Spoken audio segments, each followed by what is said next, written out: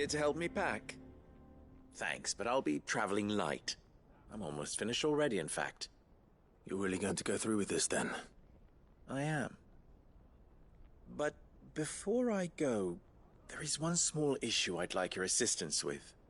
Well, two, in fact. If it's within my power to help you, I will. It's the children. I refuse to let them share in my disgrace. And if I leave them here, they surely will. Our friendship would see them ostracized forever. But I can't take them with me either. I can think of only one place where they are certain to be safe and provided for and loved. The Hideaway.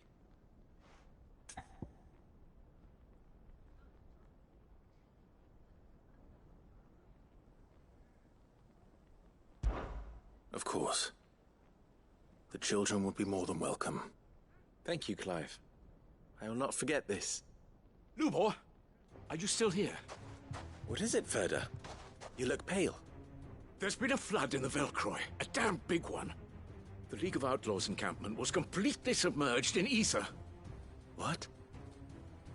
Every last one of the bastards has turned, and they're headed this way. Bandits are one thing, but Akashic bandits are quite another. The town guard won't stand a chance against them. We need to evacuate. There's no time to lose. Ferda, gather the men. The Akashic may strike at any moment. We must make ready to cover the townspeople's escape. Well, what are you waiting for? Yes, my lord. Clive, change of plan. The children stay with me for now. I need you to find Conrad and Natalie. Tell them to prepare for a full and immediate evacuation. Understood. I'll do what I can to convince everyone else. Wish me luck.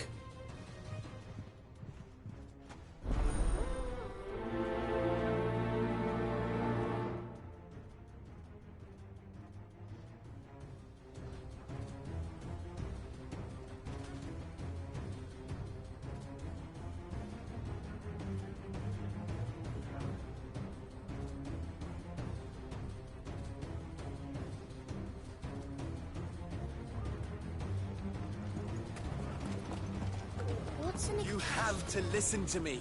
They're coming. You need to evacuate. Why do they always have to make such a...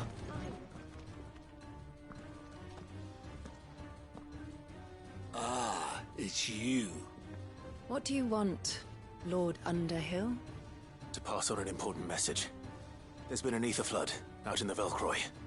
The camp where the so-called League of Outlaws were gathering has been swallowed. They're no longer just bandits. They're Akashic now, and they could be here at any moment. You need to begin preparing for a full-scale evacuation right away. Oh, do we?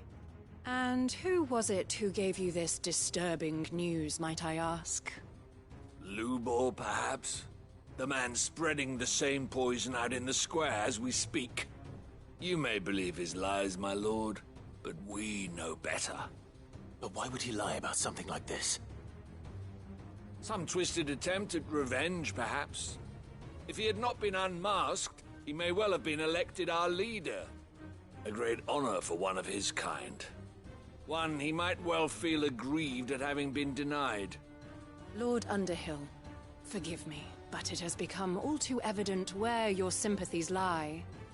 Lubor cannot be trusted, and neither, therefore, can you. You may not trust me.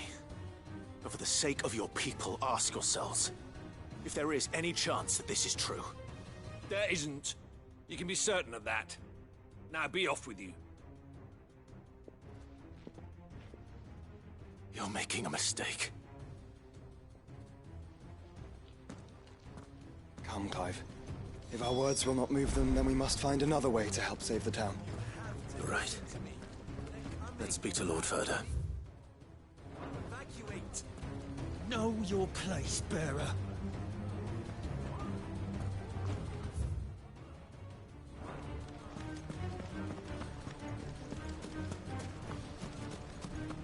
I think we'd better shut up. What's Lubor raving about now?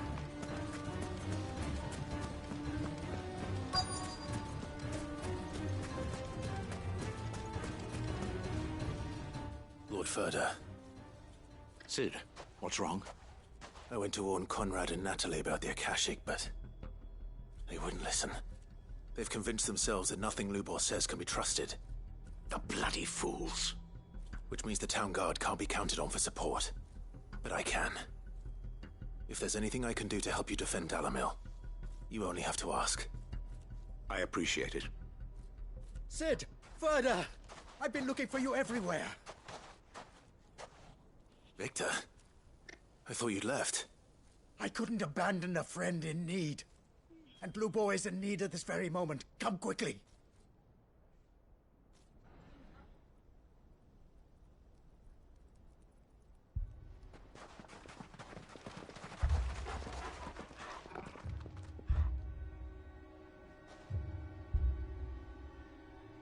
You have to believe me! The Akashic are coming!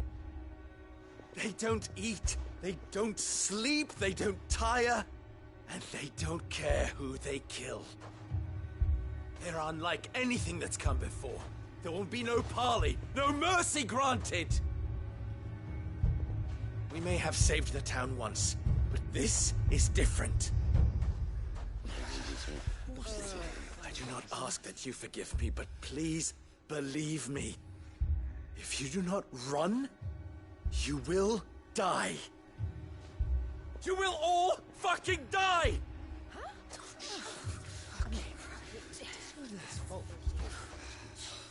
You'd like that, wouldn't you, bearer? Yeah, with us out of the way, your kind will be free to claim Dalamil for yourselves. You should run! Run, bearer! Yeah, run! Run! Far away! Run! Just go! Yeah. Yeah. Yes! Go! Come on, then. Go on! Go! Just go. Just go. Lubor. Wait. Someone's coming. Go. Come on! Stop! You're hurting him!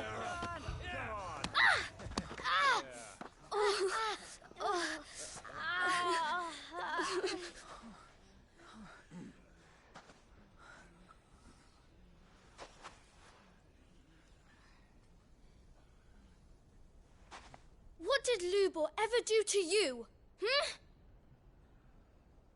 He solves all your stupid problems, and he keeps all of you safe. You know there's nothing he wouldn't do for this town. Who was it who made that cleaver you use every day, Conrad? And what about your counting table, Natalie? Who fixed that? Whose men make sure the streets are clean so all your boots don't get dirty? Who spends all day, every day making sure things run smoothly around here? And none of you ever say thank you. Ever. But did Lubor ever complain? Well, does he ever stop smiling? He keeps this whole place going. And you act like he doesn't even exist.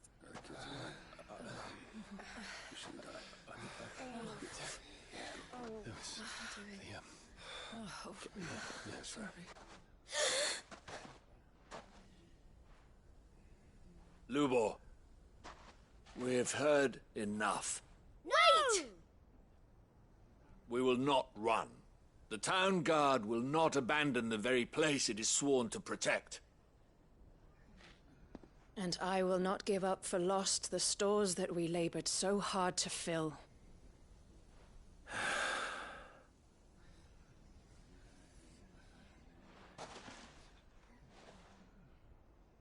So tell us, how do you propose we deal with these Akashic of yours?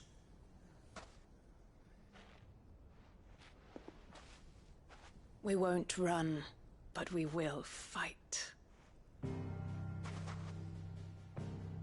All right, then.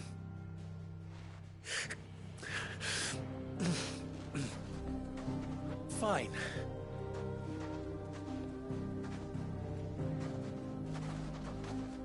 Gather round if you don't want to die.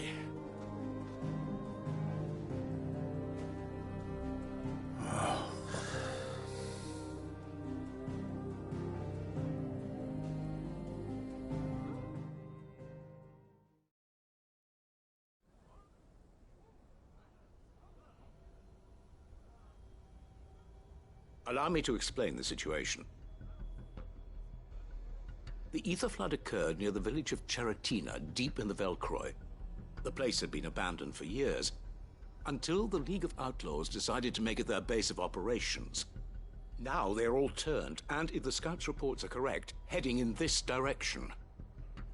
They are mindless monsters, driven only by hate and rage, and they are utterly unpredictable. With the bandits, we at least knew how and where they were likely to attack. When these creatures come, Dalimil will have the bitterest fight it has ever faced on its hands. The town guard will muster at the north gate. The rest of us will take the south. Both forces will provide men to serve as scouts and messengers, ready to spread word of the size and nature of the Akashic Force as soon as it is spotted. And as soon as it has been, we will converge on its position and see that it is driven back from Dalimil at all costs. Conrad, can I count on the support of the town guard? Always. I leave the selection and coordination of the messengers in your hands, Victor. And the command of our men in yours, Ferda. If you would both be so kind. Consider it done. As you wish. Natalie, I would ask that you and your people have the townsfolk barricade themselves inside the bathhouse. And tell the merchant not to waste time securing anything beside the essentials.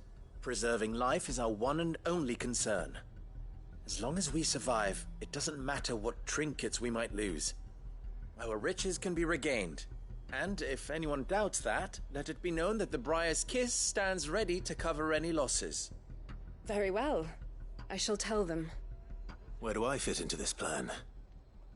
Where else but the most perilous place of all? I would like you to travel to the home of our erstwhile League of Outlaws, Cheratina itself. The main host is most likely still there, and Dalimil will not be safe until it is eradicated, root and branch. A little gardening. How pleasant. I doubt it. I have a feeling these weeds will be particularly stubborn. Luckily, so am I. So you are. All right then, we all know what we have to do. Now it's simply a matter of doing it. For Dalimil.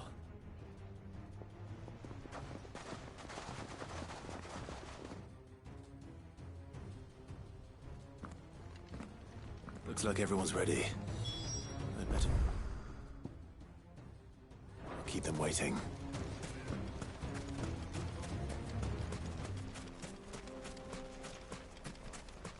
Good. That will keep some of them out. Any man sighting an Akashic is to raise the alarm immediately.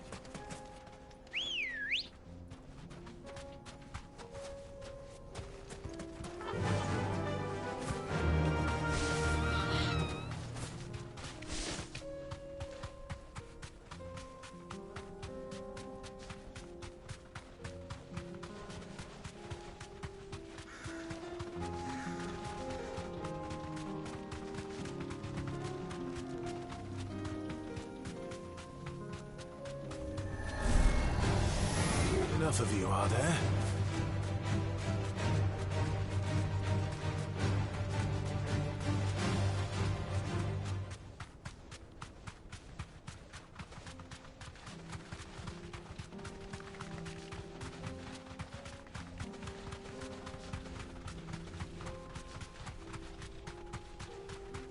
There it is. The flood. But what's waiting for us inside?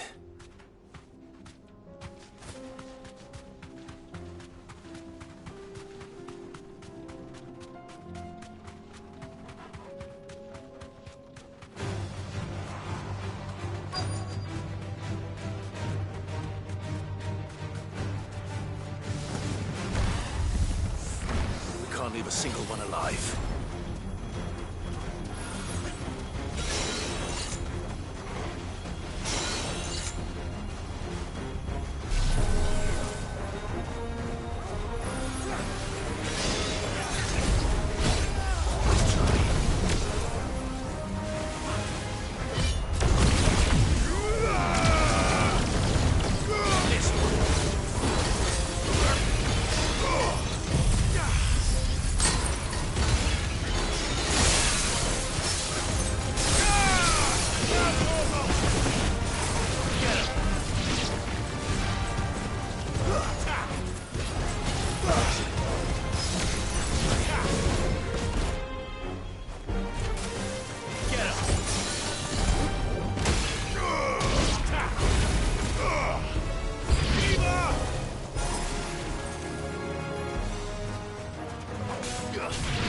Go for it!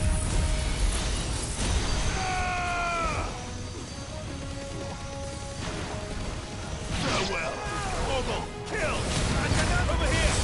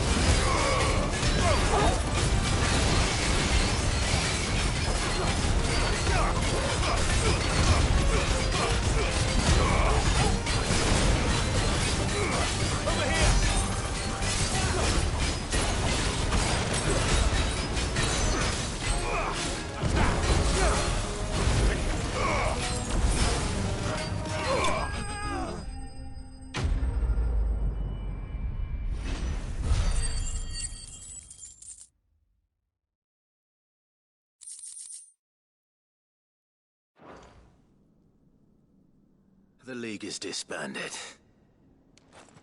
I should get back to Dalimil and see how the others fared.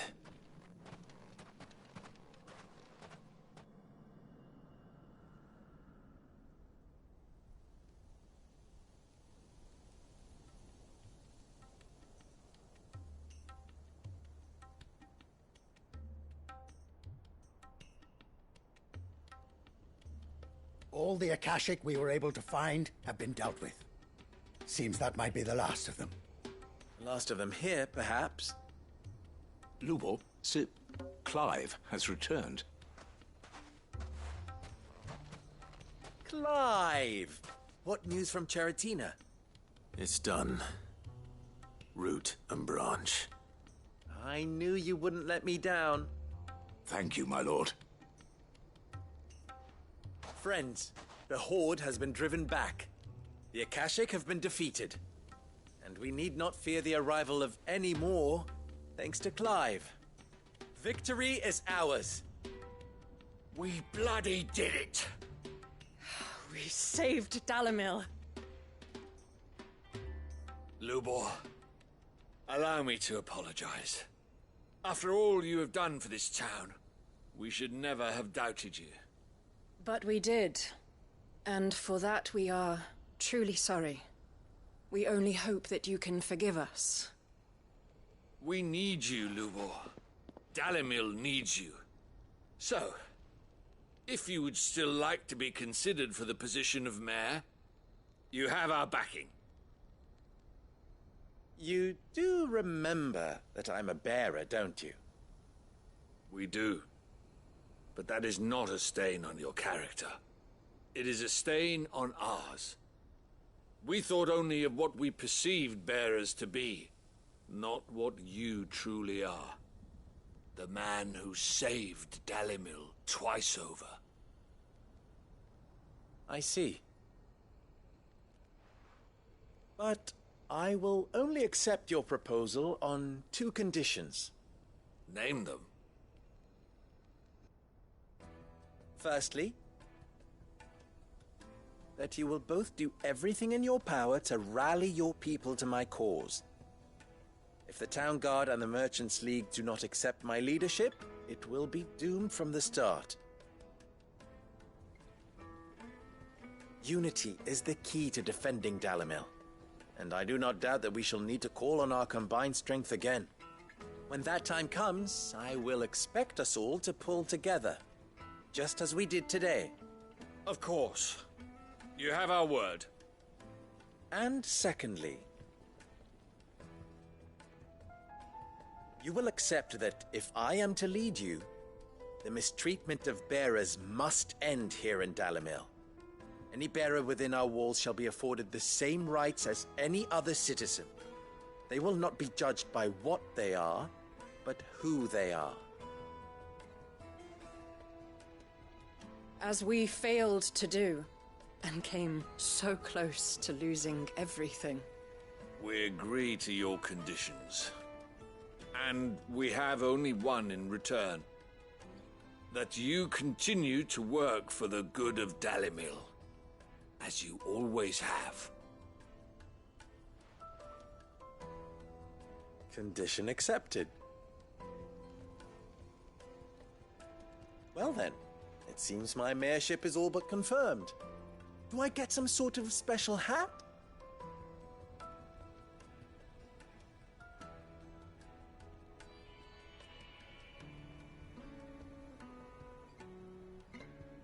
How fickle fate can be. Not so long ago, I had resigned myself to leaving Dalimil in disgrace. And now, I find myself her leader. Here. For everything.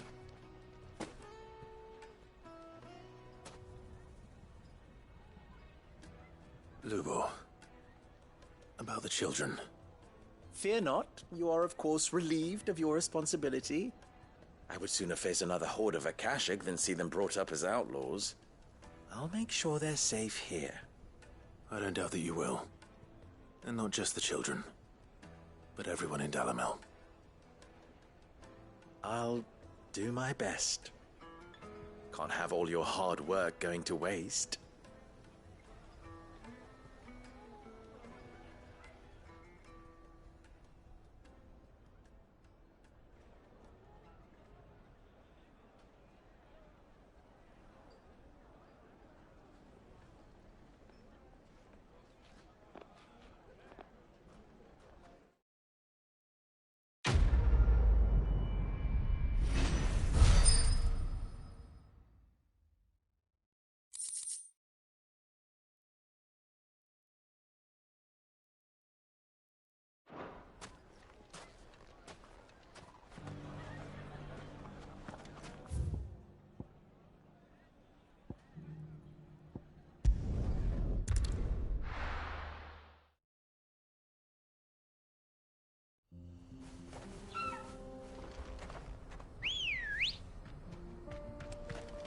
Ready, go? Faster!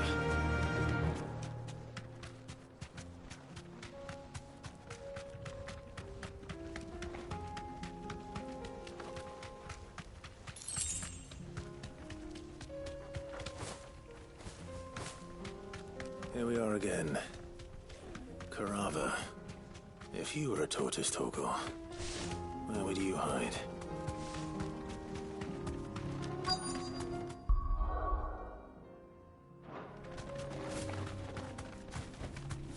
You deserve a rest.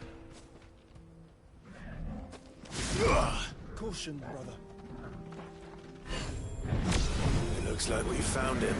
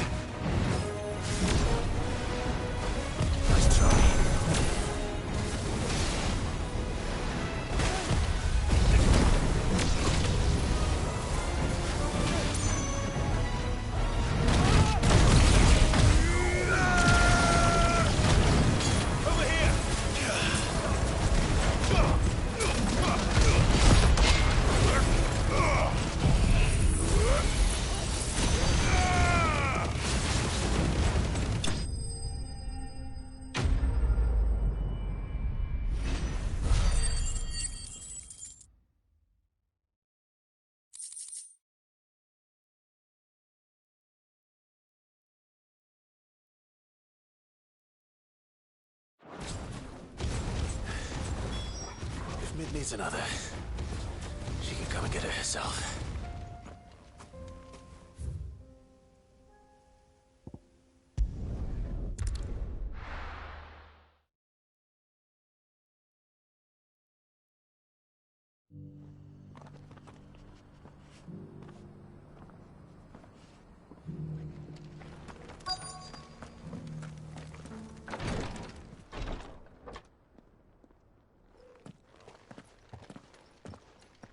Your Grace, my lord, I trust your journey was not overly onerous.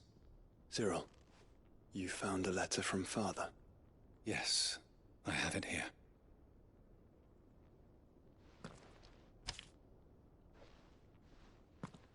If you would do us the honor, my lord.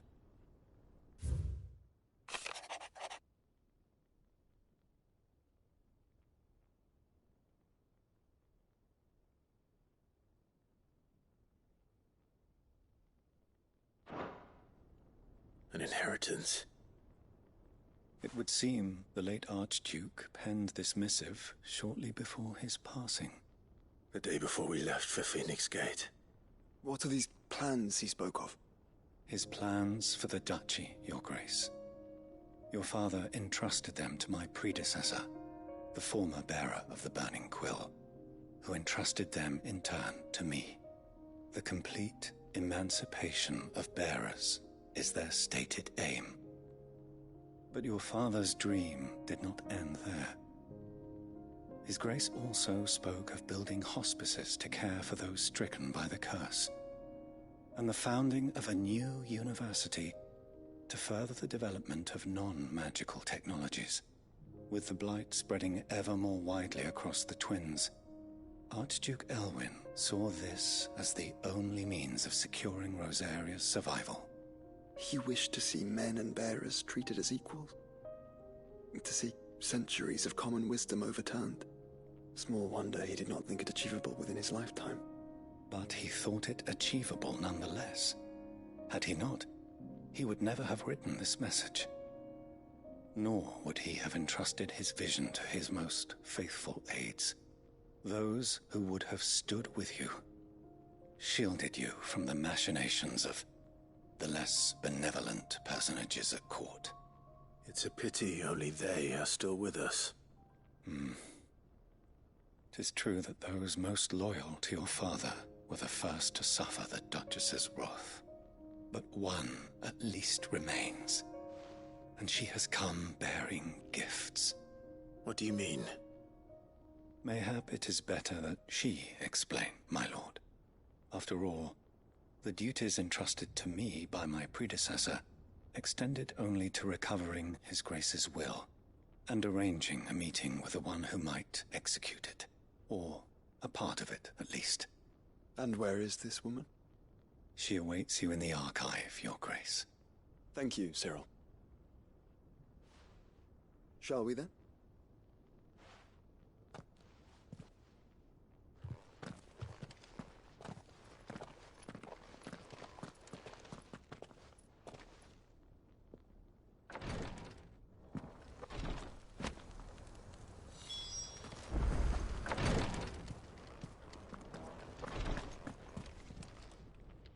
Lord Marquis, if you have a moment. What is it, Cyril? One of our brethren lately journeyed across the strait in order to pursue a new avenue of inquiry in our ongoing investigation. He sent an owl some while ago, but we have heard naught from him since. Was he surveying another fallen ruin? No. The object of his study was a savior cult that has arisen in Ash in recent years. We believe it may have some connection to the Circle of Malleus, an ancient religion that worshipped Ultima as its god. By gaining an understanding of this new faith, we hoped to learn more of the Circle's original beliefs. And so you sent one of your brothers to Ash? A continent teeming with orcs and Akashic? Fully cognizant of the risks, yes. I entrusted the mission to one of the most able of our order, the Third Chair, a master of the arts of combat and survival both. Though he has been silent for some days now, I have thus far refrained from sending any others in search of him, lest they be lost in turn. Yet, it seemed only right to inform you of the situation, given your unique experience of the perils of Ash. For as you so earnestly advised me, it would not do to abandon a man to his fate, when he might yet be saved.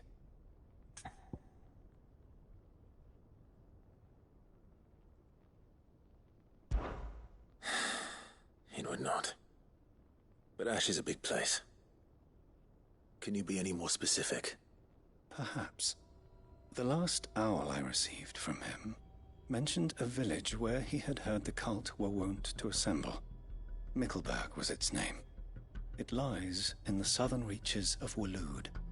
If aught ill befell him, I expect it did so there. All right. I'll see what I can do. You are much too kind, my lord. Go then, with my hopes, and may the Firebird's flame ever burn in your heart.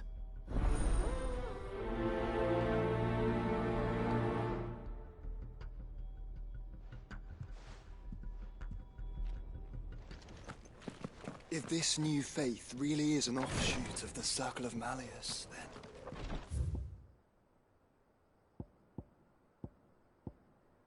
Let's concentrate on finding the third chair first, shall we?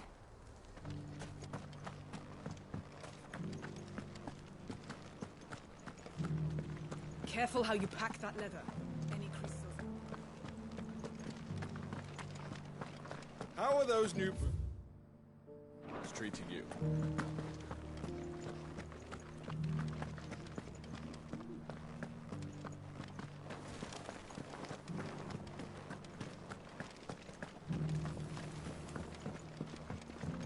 So it's these stones to Canva, and the rest of the boxes to Dalvin.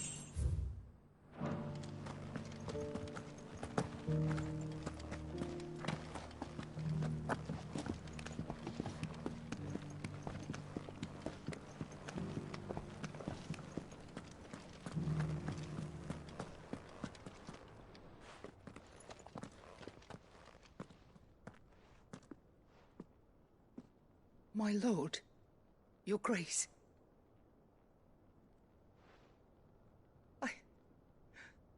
I hardly recognize you. I am Goditha, retainer of House Rosfield, loyal servant to the Phoenix and his shields. Your father, the Archduke Elwyn, entrusted me with the delivery of a gift. I only hope you can forgive my tardiness in bringing it to you. Lift up your head, Lady Goditha. You have our gratitude for your service to our house and to our father. I merely did my duty, as any proud Rosarian would. My lady, perhaps you could explain a little more? What exactly is the gift you bring? As I'm sure you know, it has long been the custom for the children of House Rosfield to be presented with certain keepsakes upon their coming of age. Indeed it has. Our father often spoke of the day when our turn would come. And had he lived to see it, he would have presented you with the treasures I bear.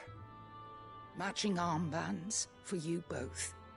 Alas, he did not live. Indeed, he was taken from us even before they could be completed. He had intended to claim the Heartstone with which each armband was to be finished himself, but it was not to be. And his gifts remain incomplete. I see. It saddens me to bring them before you, as they are.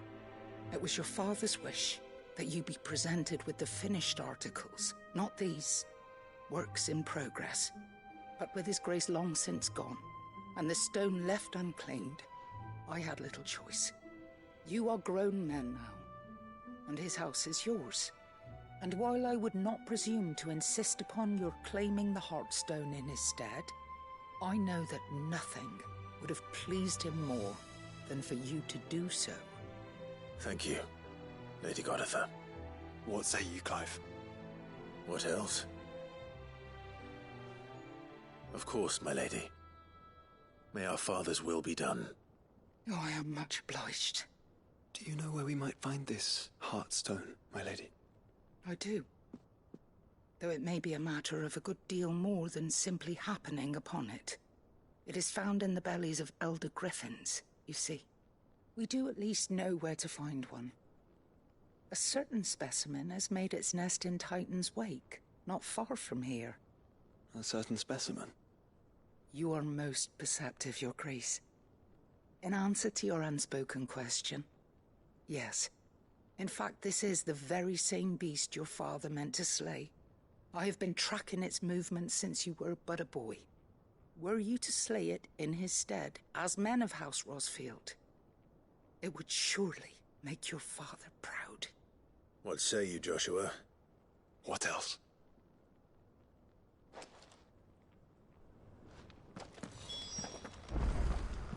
Titan's Wake is to the south of here. But we must not be hasty. The good lady has been disappointed once already.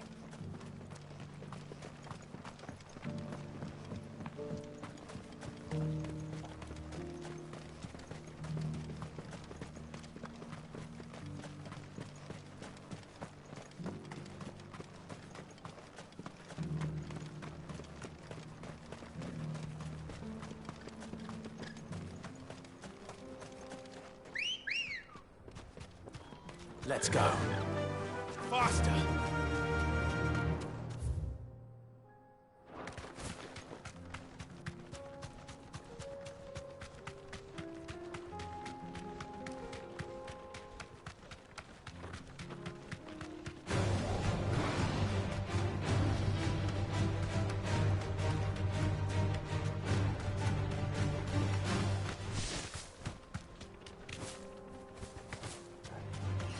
Enough of you, are there?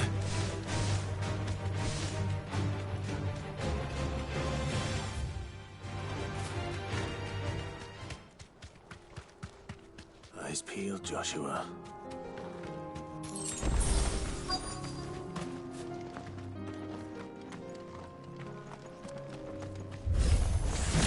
There it is. For House Rosfield.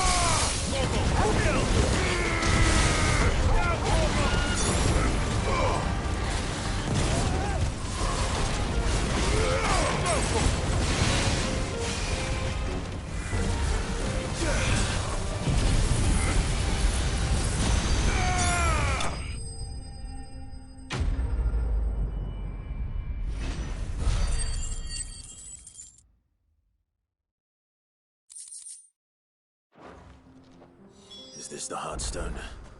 I expect Lady God.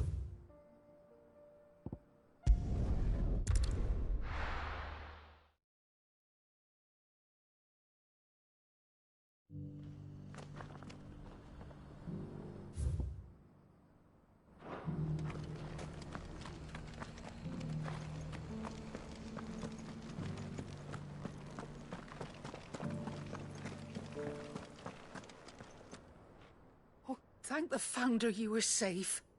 The Griffin is slain then? And the Heartstone claimed.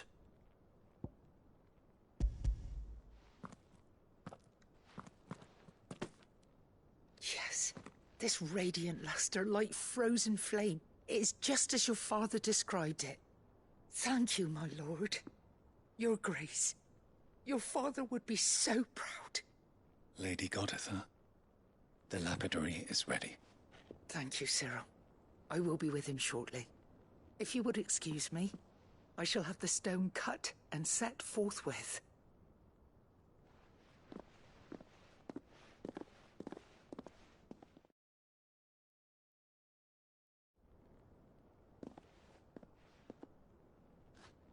The armbands are complete. Pray, take them. They are yours, after all. Heartstone is harder and more enduring than garnet, or even ruby. It symbolizes unwavering will and devotion, and the graven vines encircling the stone represent the unbreakable bonds between you. It's a message. Father knew we had enemies both inside and outside the duchy. Enemies who would thwart his vision.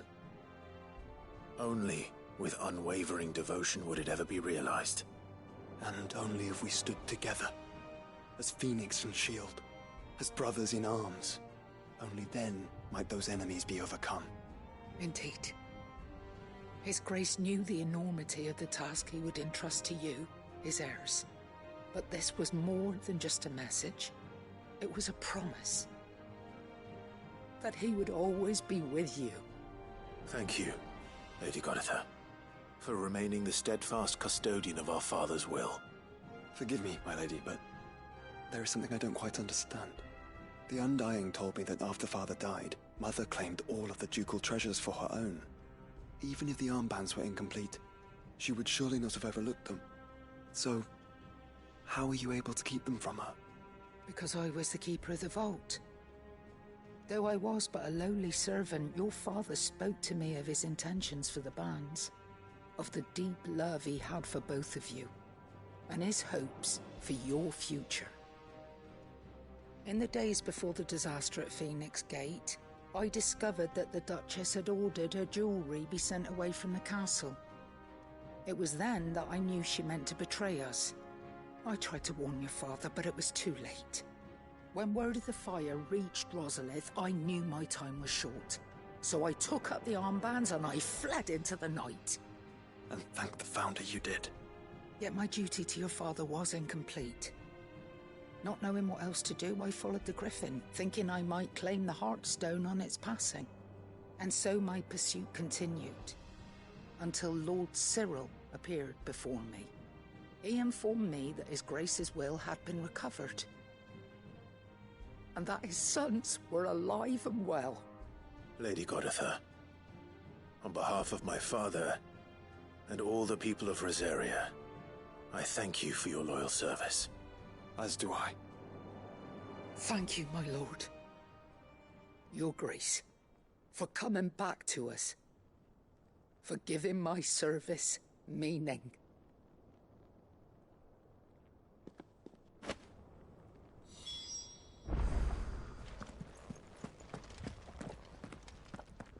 The bands suit you well. It must be gratifying to finally receive the inheritance that was denied you for so long. It is. And we thank you for the part you played, Cyril.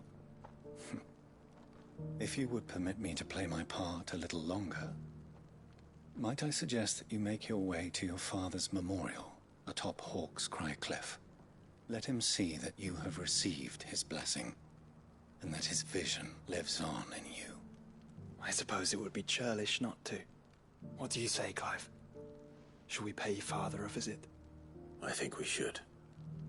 I was hoping to be able to offer him my thanks before we left for Origin.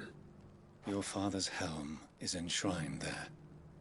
It has been since the day we recovered it from Phoenix Gate.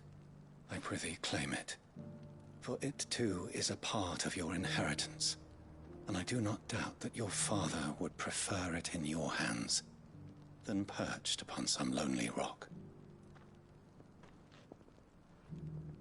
Thank you, Cyril.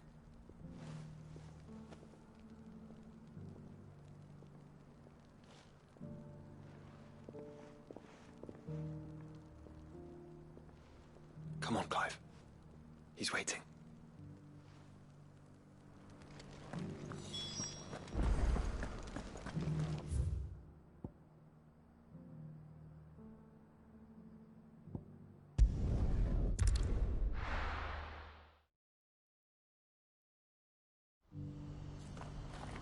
Do you see that too?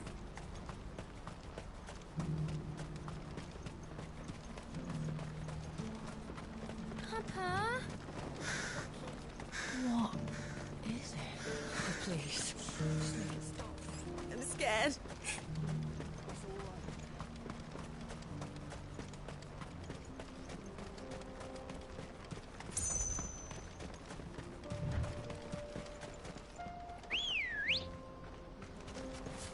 Come on.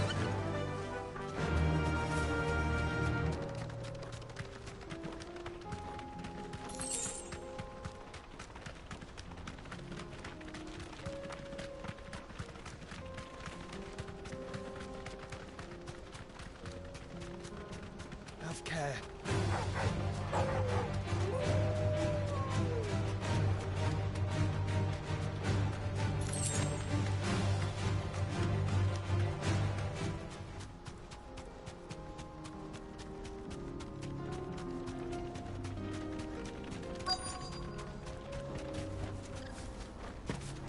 It can't be Rutherford, can it?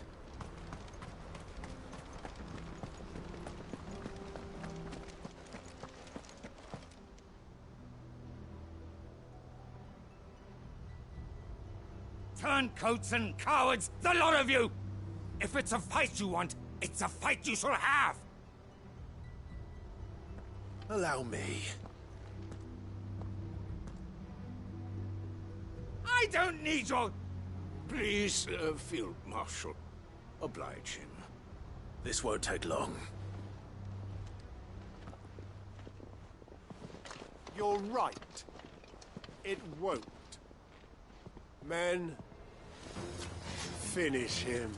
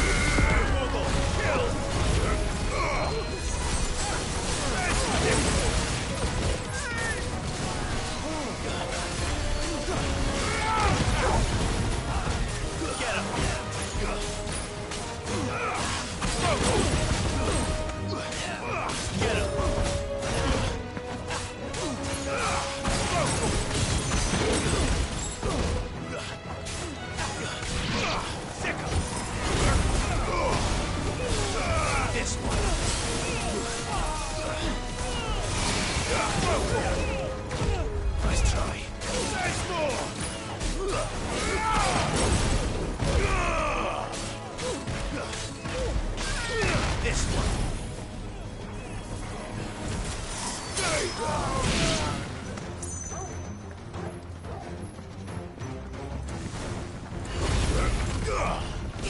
him! Over here!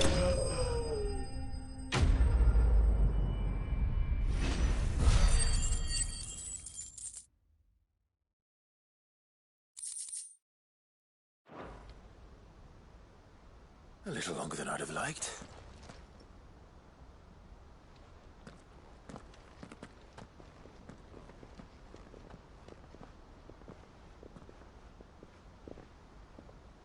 Field Marshal Havel, I presume. Are either of you injured? No, my lord. You arrived just as our escort turned on us. Fucking traitors. I'd heard reports of soldiers in the outlying regions abandoning the oaths they swore. But I hadn't thought the corruption had reached so close to the heart of the Republic. It's a fucking disgrace. Your interfering old bastard of an uncle tried to warn me, of course. My lord Marquis. Or is Sid the Outlaw more to your liking? Call me what you want. It doesn't change who I am, or the urgency of the message I bring. My uncle has a plan to right the realm, and he needs your help to see it through. Before I agree to anything, I'd have you answer one question. What do you stand to gain from all this? I won't deny that I might benefit from further chaos. But I seek a new beginning for all of us. And while the choices I've made may not always have been the right ones, I know I made them for the right reasons. For so long, so many of us have been told how we could live, how we could die, when it should have been our decision all along. Now, we have a chance to put things right. But in order to take it, we must stand together. Even if it be beside those with whom we don't see eye to eye.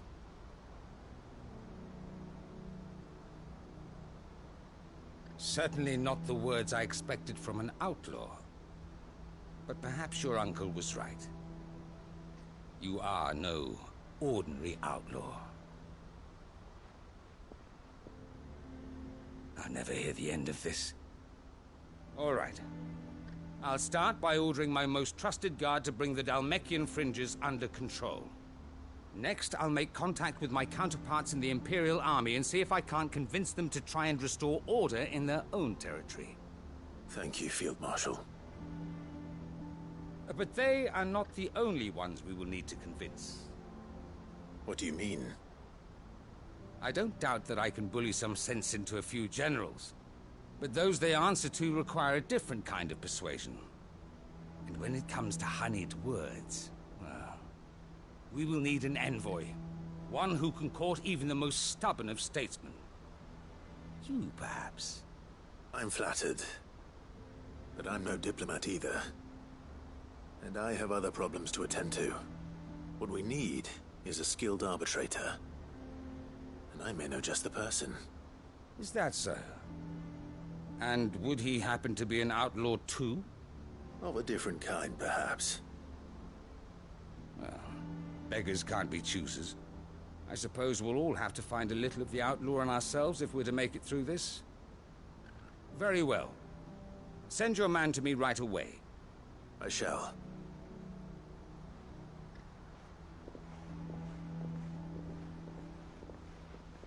My Lord Marquis, your Lord Uncle bade me escort the Field Marshal to his manor in Port Isolde. And I will see that my associate joins you there. Very good, my lord.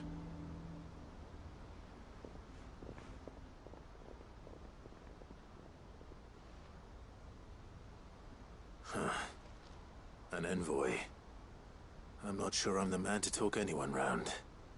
I can barely convince my brother to take his medicine. No. This is a job for someone with experience. Someone like Quentin. I hope I can convince him at least.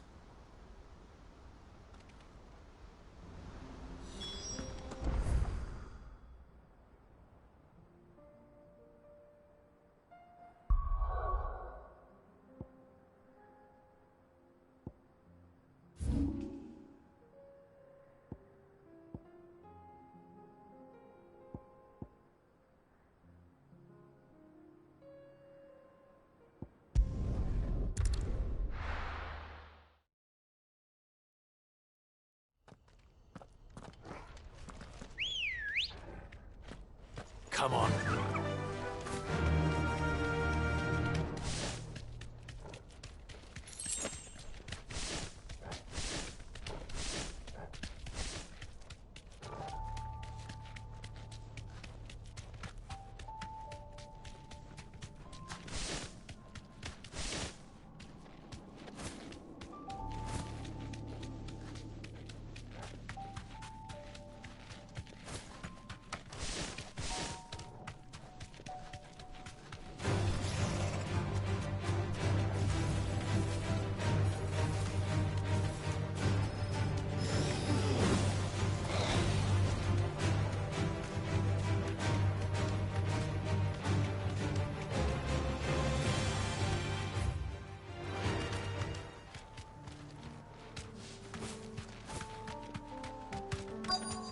This be Mickelberg.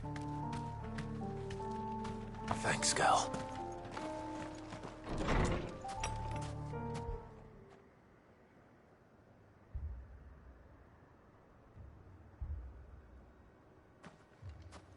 These people aren't turned. And the village seems safe enough at least.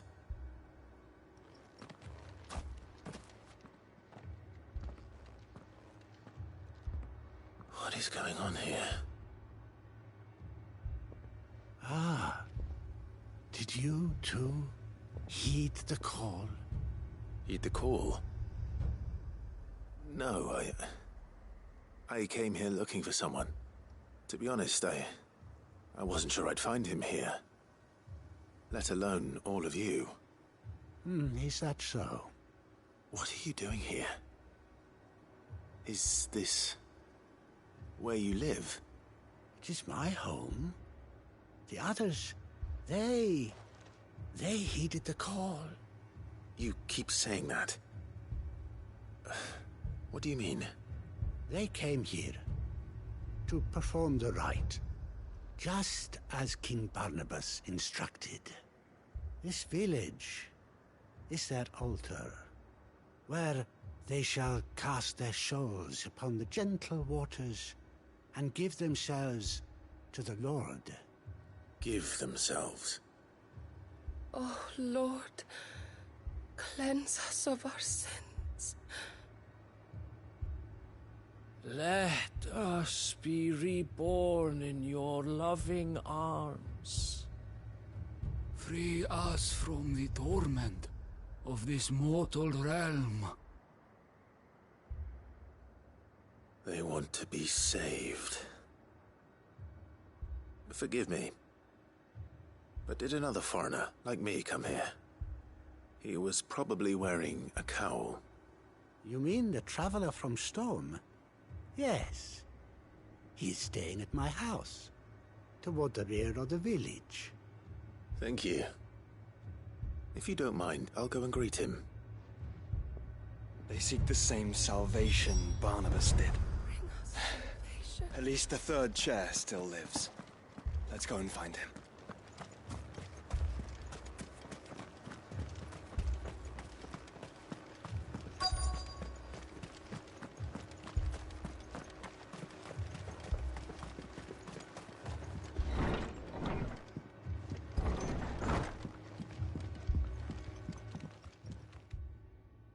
Excuse me. Are you with the Undying? I am. And so it would appear, are you? Lord Rosfield, if I am not mistaken. That's right. And you must be the third chair. I am. Cyril was worried for your safety. He sent me to find you. Then I must apologize. I did not mean to trouble the bearer of the burning quill. Much less you, my Lord Marquis. He said that you had failed to report. Is there a reason for that? I came here to study the followers of this new faith. But the more I learned of them, the more my own faith began to falter.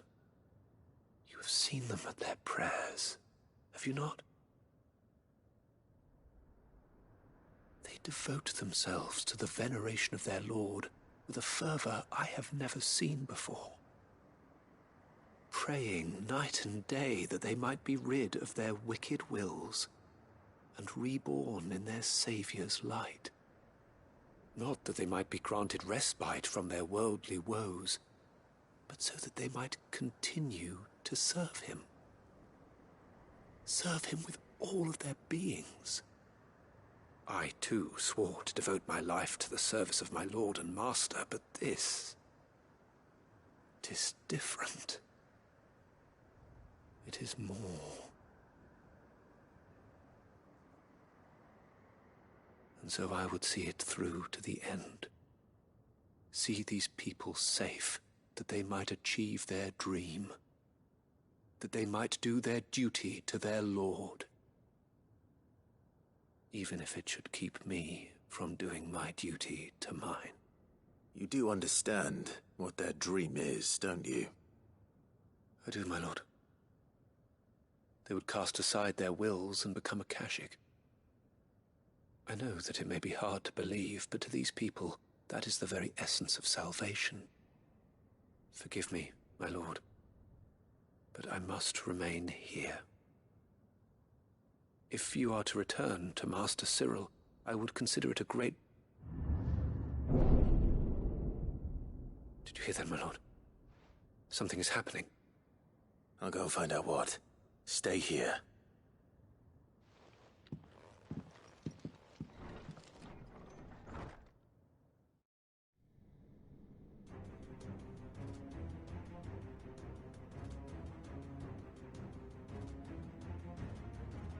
An ether flood. Oh no. There must be something I can do.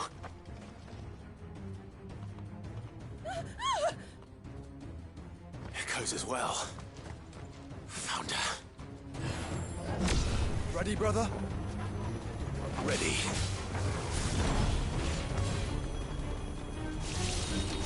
Nice try.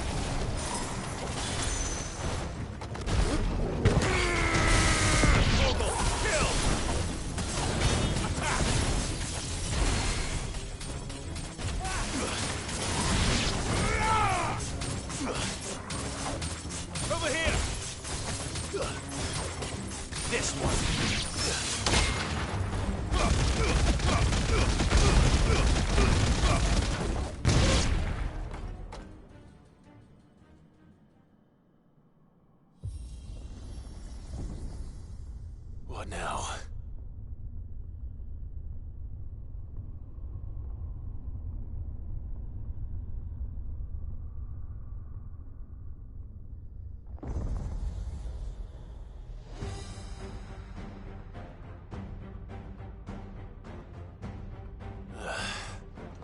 We meet again. I've killed your kind before.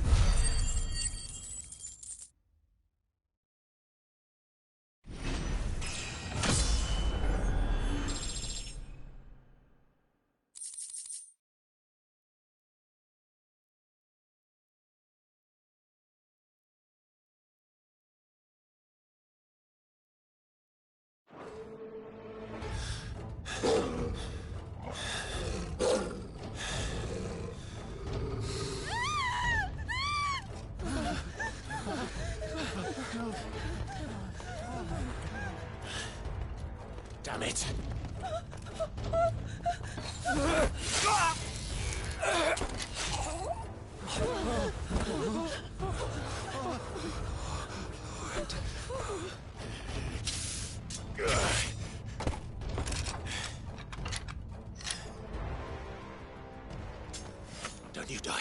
Come on, speak to me.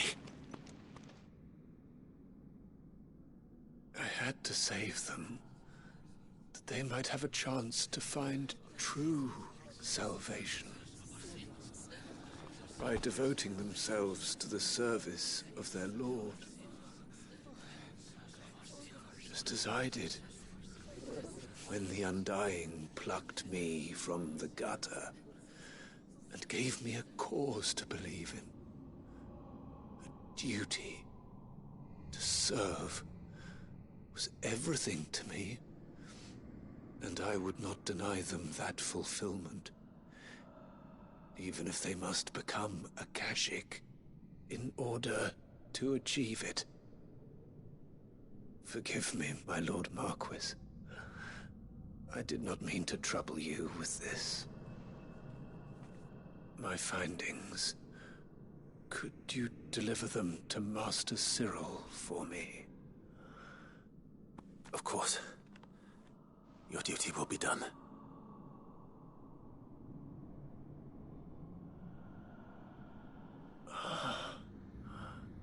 Look, my lord.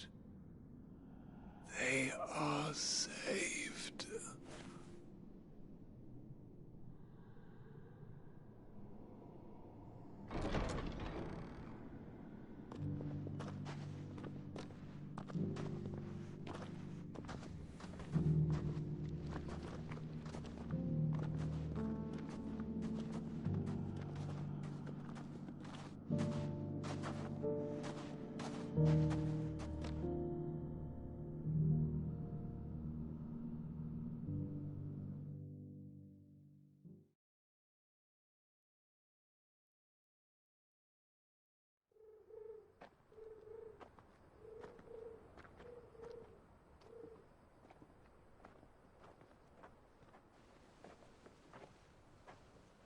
They are saved.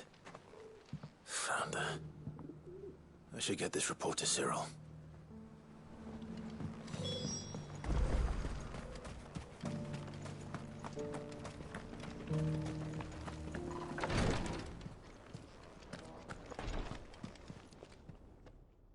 My Lord Marquis, welcome back.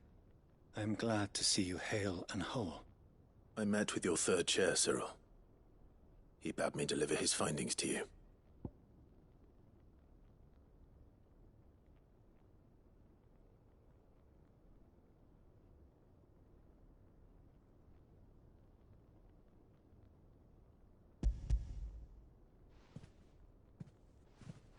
Thank you, my lord.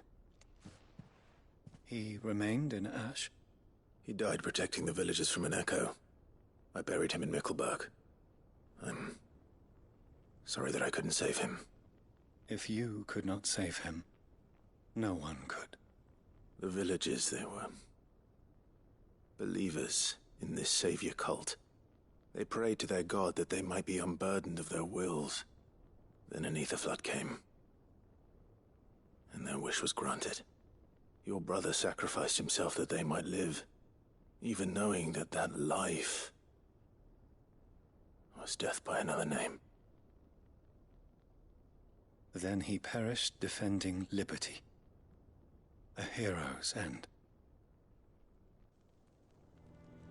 For the right to choose how one dies is no less sacred than the right to choose how one lives. Sid would agree. He wanted to build a world where people could die on their own terms. A noble ambition.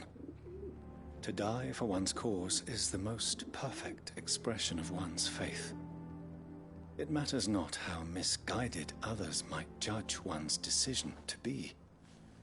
Only that the decision is one's own. We live according to the teachings of our order. We believe in them, we protect them. And yes, we die for them. For better or worse, that is our creed.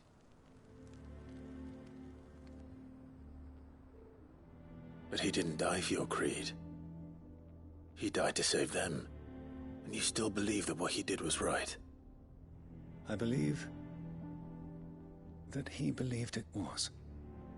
We of the Undying are not slaves, but willing servants. And this was his will, the ultimate expression of it. All right. I'd like to know this man's name, Cyril. To know the names of all the Undying who've fallen in the line of duty. They died serving my house. It's only right that I remember them.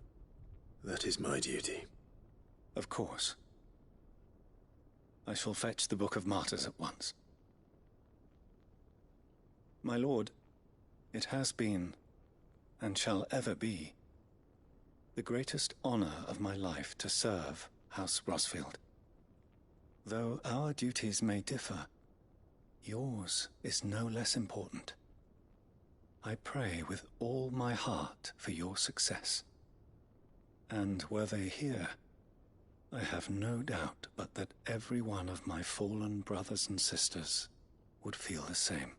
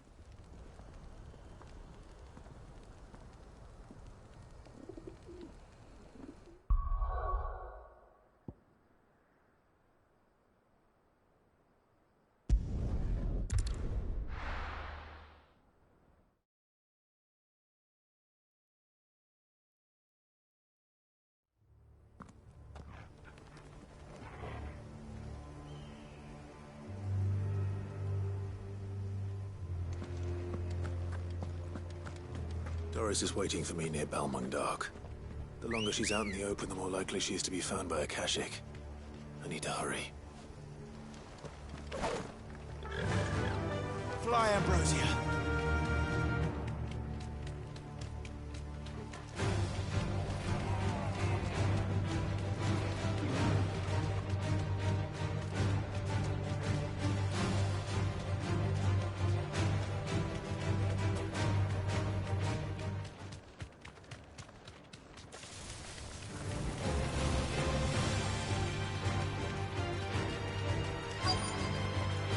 I can walk from here.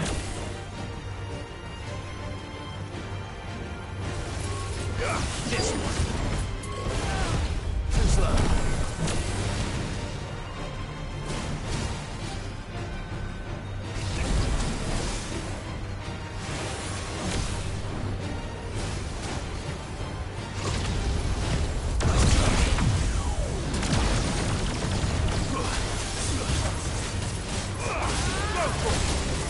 Get him!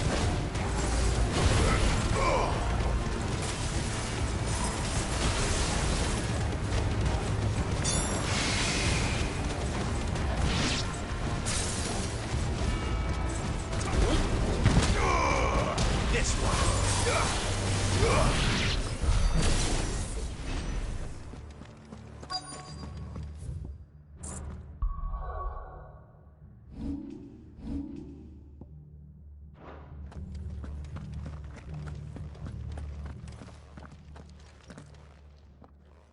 There were no guards, I take it. None manning the gates, no. It's a different story inside, though. The corridors are crawling with Akashic. Most likely guards left behind when the Wardens ran. If Chadwick was being held here, I worry that he may already be. Don't give up hope just yet. But let's move quickly. Let me check the ground floor. The ether stick is there. Then I'll search the upper level. Good luck, Sid. Stay safe.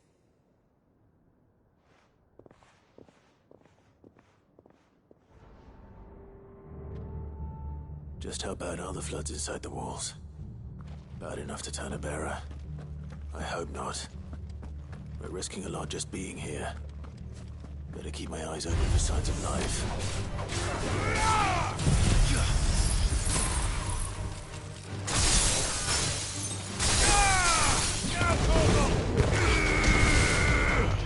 Stay down!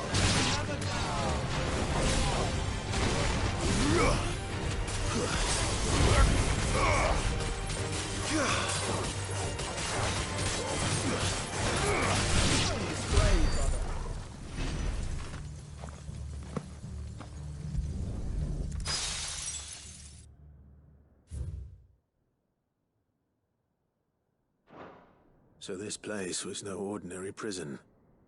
And I doubt they'll have taken the creature with them when they fled.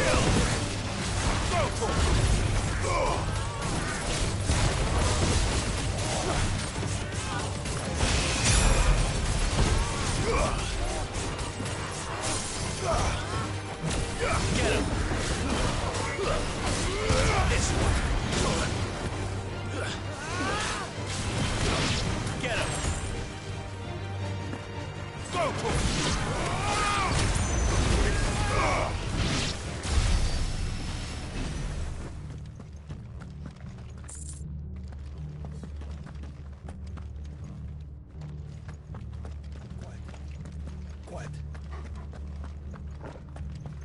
Have care. Caution, brother.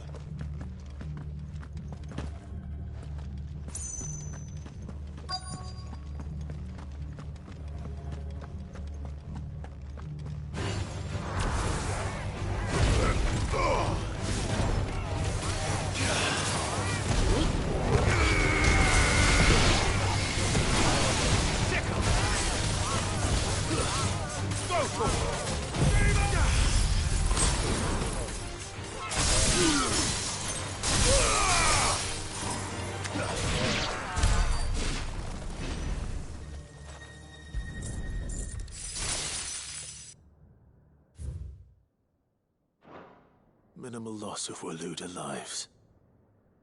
And what happens when they run out of bearers? Even the Imperials take better care of their branded than that.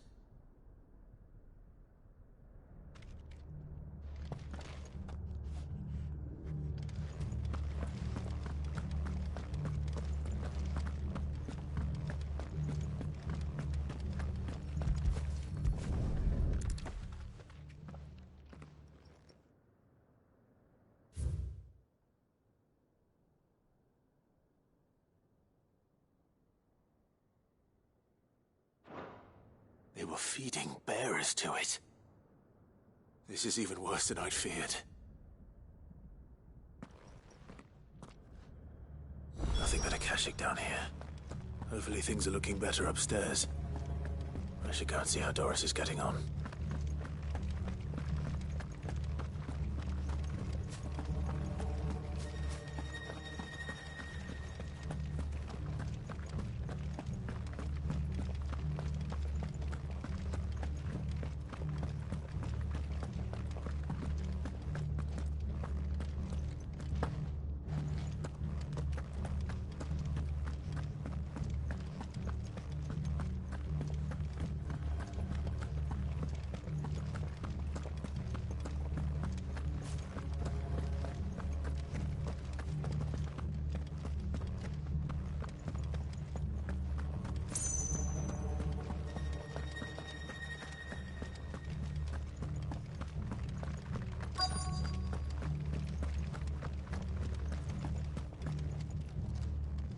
No lock downstairs. But I did find out that this place was more than just a prison. Something far more sinister was happening here. I know. I've been reading some of these documents and... it can't be true, can it? Bearers die every day in service of their masters, but this is so much worse. Pitting bearers against a wild beast armed with nothing but their wits? And all in order to bring about more death. And not just those who could fight, but the elderly, children even. And those who wouldn't or couldn't were disposed of. Whatever that means. I'm afraid it means they were fed to the monstrosity they kept here. Then we're too late. And I was a fool to bring you here. Don't say that. Did you find anything else? A key. But it doesn't fit any of the locks on this floor. Perhaps it will fit one of the doors downstairs. There's a corridor I haven't searched yet. Finish up here, then come and find me when you're ready. All right. I'll be there in a moment.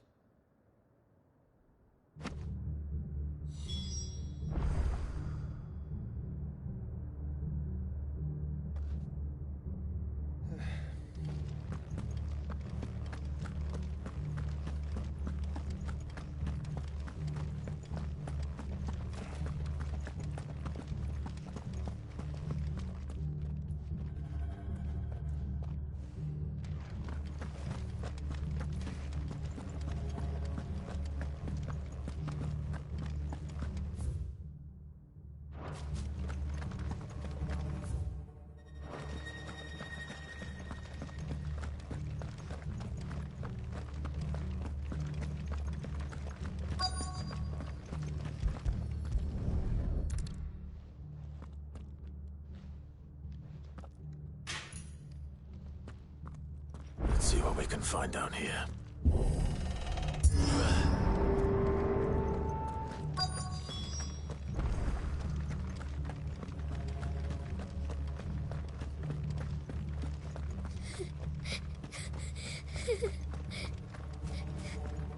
A survivor. And she sounds close. Who are you? There's no need to be afraid. Are you alone? Are there any other survivors? Some of the guards. They're still here. But something's wrong with them. Everyone else was eaten by the monster. Of course there were. Thank the Founder. It was worth our coming. But I'd rather we didn't linger. Are you ready? Ready when you are. You poor thing. He must have been terrified. Did Jadwick send you? What? He fought the monster. Distracted it so I could run away. He must have sent you. He promised to free the others too. Where is he? He opened your cell, didn't he? He wouldn't be here otherwise. Jadwick.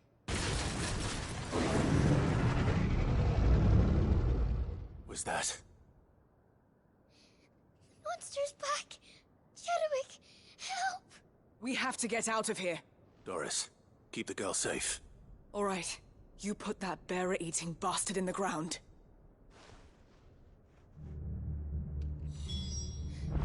We have to run! You're safe now. It's out there waiting for me. I can't let it live. Not if it's got a taste for bearers.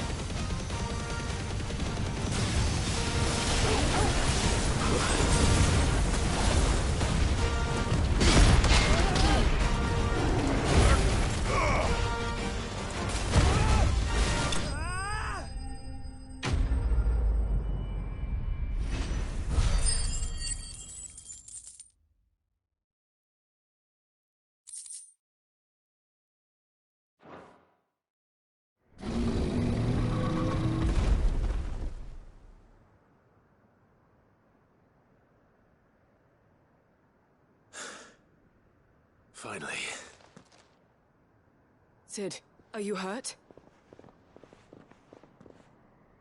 I'm fine. I think.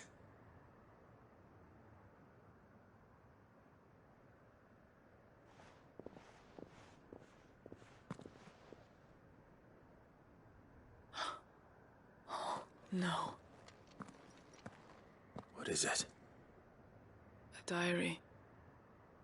I gave it to Chadwick before we went our separate ways. He was here. Do you think that creature? I'm sure he fought bravely to the last. The girl is safe thanks to him. Chadwick. You fool. Come on. We have to get her back to the hideaway. We don't want his sacrifice to have been in vain. No. Of course not. I'll see that she's looked after from now on. It's the least I can do.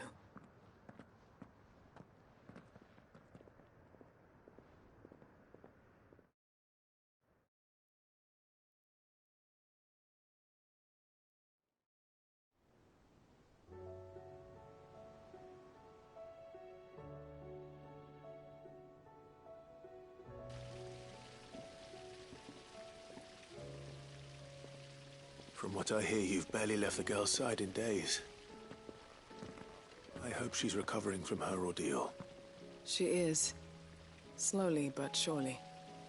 She's far tougher than she looks. I thank the flames we found her. If we hadn't... I know. But we did. I'm sorry we weren't able to save Chadwick. There's no need to apologize. Without your help, I would never have found out what happened to him. How he fought to the bitter end to save her. To save Haida Marie. That's the man I remember. The man I thought of as a brother. I wish I could have met him. I'd like to hear more about your past. If you don't mind, that is. Of course. You already met my former master. She trained Chadwick and I to do two things. Kill and obey. We were supposed to be sold to the highest bidder when the time came. But no bid was ever high enough to convince her to part with us. For years, we were her daggers in the shadows. But we could never quite shake our doubts about the things she made us do. And then, one day, we just couldn't do them anymore. So we escaped. But staying together was out of the question. They would have found us too easily. After so many years of training, the pull to serve was always strong. It scared me to think he might have taken another master, become a dagger in someone else's hand. But even in captivity, the battles he fought were his own. And he died not as someone's tool, but as a hero. Haida Marie is proof of that. Bearers can cast off their shackles. And the Cursebreakers will show them how. I'll fight until my dying breath to see it done. For Chadwick, and for all of us. Thank you, Doris. We'll be counting on you.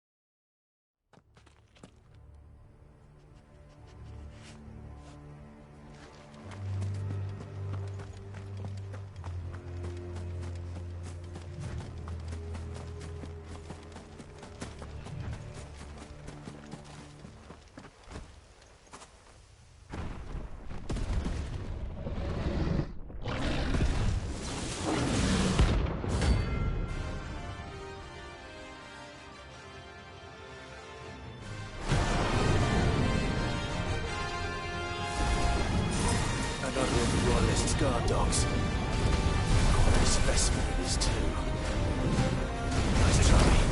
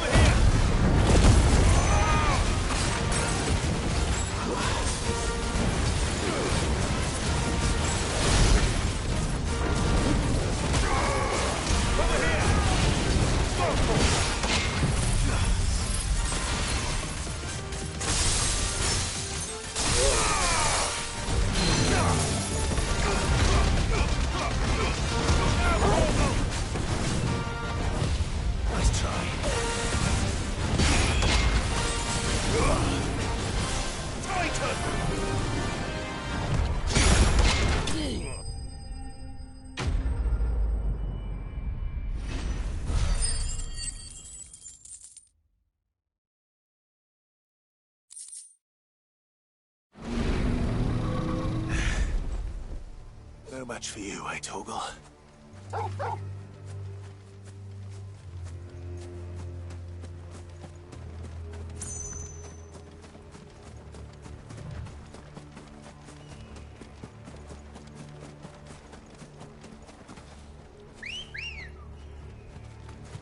Good girl. Fly, Ambrosia.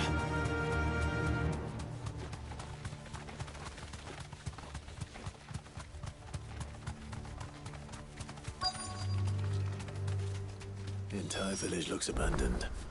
Now, which house would a bookworm live in?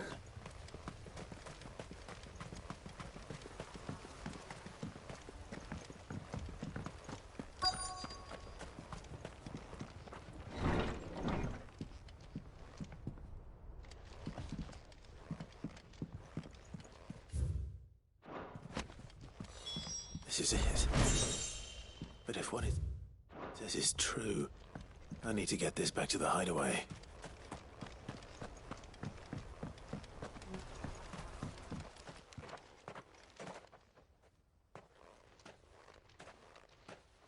Leaving so soon, stranger? We've been watching you. From a distance, so to speak. Subtle. I know who you are. Then we need not waste time on introductions. Hand me the book. Leave it in our care and return to your life. Your care? Do you mean to burn it or bury it? That is not my decision to make. But by one means or another, its contents shall be removed from the common record. Then I'll have to politely refuse. I won't let you erase our history. Then we find ourselves at an impasse. Very well. The book can just as easily be pried from your dead hand.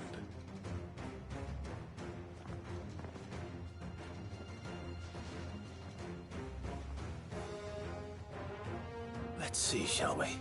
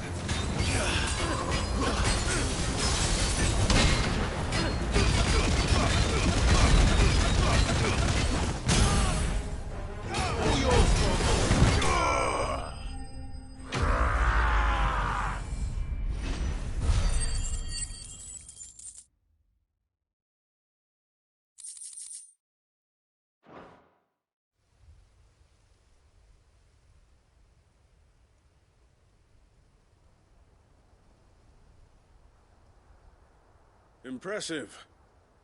But we have other means. We shall claim the book yet. Why do you want it so badly anyway? It lays out in no uncertain terms the vanity and avarice of mankind. It tells the shameful history of the persecution and oppression of a gifted few by a giftless many. Would you say that this interpretation was correct? I don't know. You don't know. Your sword may be sharp, but your wits are dull. So let me answer for you. There is no correct interpretation of history. that a series of events took place may be proved beyond a doubt. But there can be no single, immutable explanation as to why they came to pass. It is a question of numbers and of belief. If enough people believe that a set of events occurred for a reason, that belief becomes the truth. So you're trying to control the truth? We are trying to protect people from themselves, from knowledge that would bring them naught but pain. That is all. You may keep the book, for now. The world is small. We shall meet again. Until then. Wait! Damn it. Let's get this back to Vivian. Perhaps she can explain what that was all about.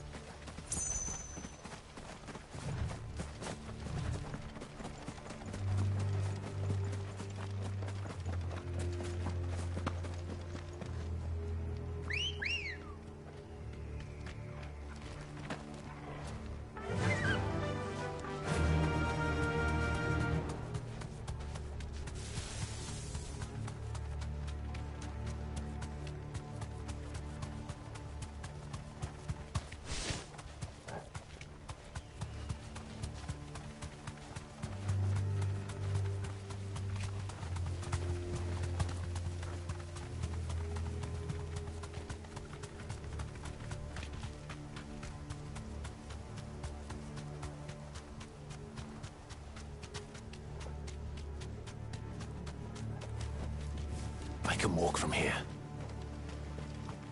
This must be the orphanage. Hopefully the registry is still here.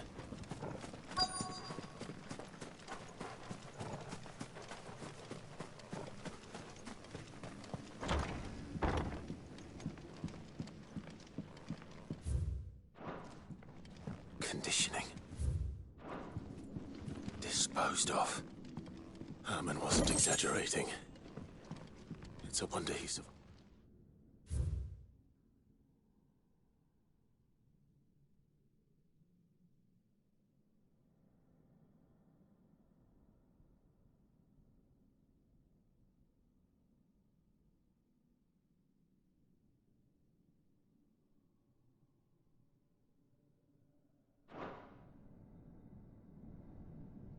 This reads like a suicide note.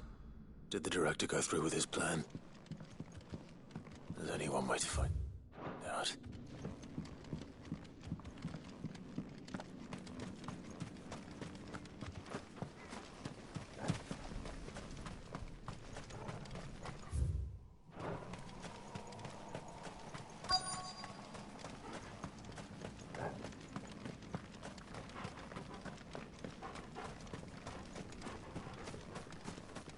A forked white tree. This must be the place.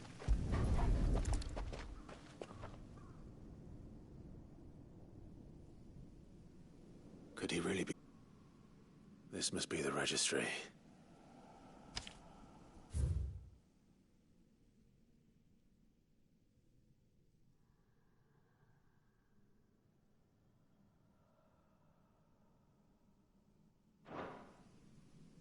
So many names. This place was a slaughterhouse.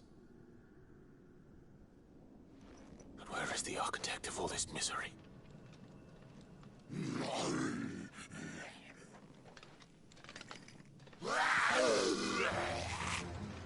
It was only a matter of time, I suppose. This place is cursed.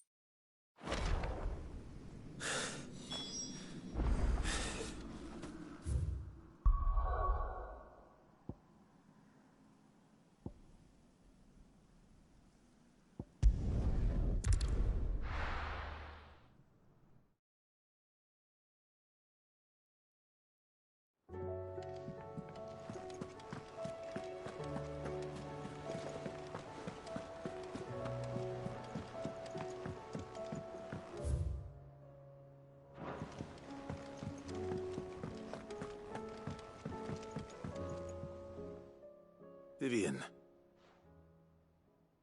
I found it. The book you lost.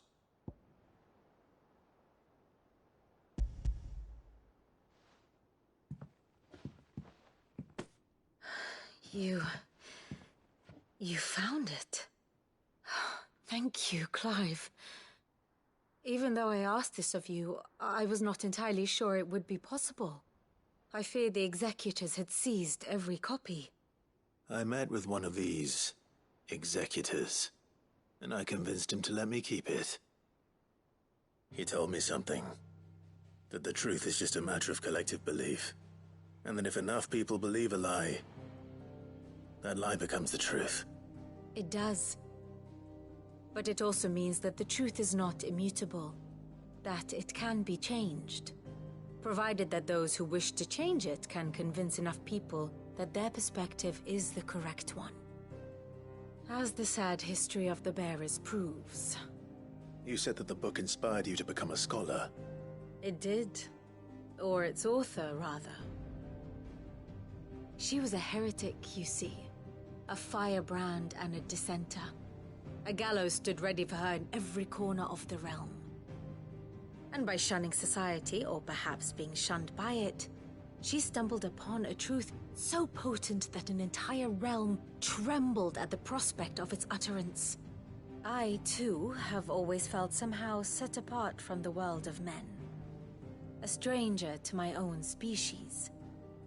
She taught me that my solitude was not a curse, but a gift. And that, though my journey to the truth might be a lonely one, what I found at my destination would be more than worth the cost. Do you still feel that way? That you're not one of us? Honestly, I'm not entirely sure anymore. Since coming to the Hideaway, I find my thinking somewhat clouded. Perhaps the result of studying mankind from a rather closer perspective than I had intended. But the more I study, the more I find value in this perspective. In looking not from the outside, but from within. So if you'll permit me, I'd like to continue my work here. Remember, Clive, when enough people believe, belief begets truth. Give the men and women of this benighted world the gift of truth. Make them believe in you, as I do. I'll try, Vivian. I'll try.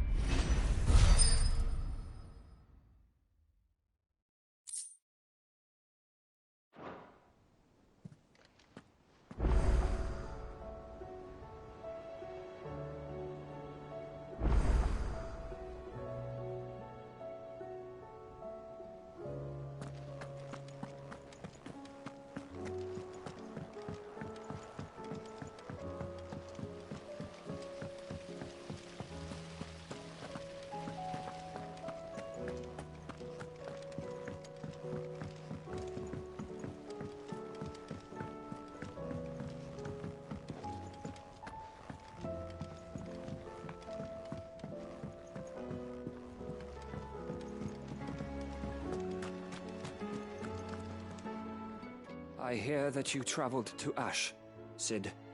Did you by any chance recover the names of my fallen friends? I did. Yes.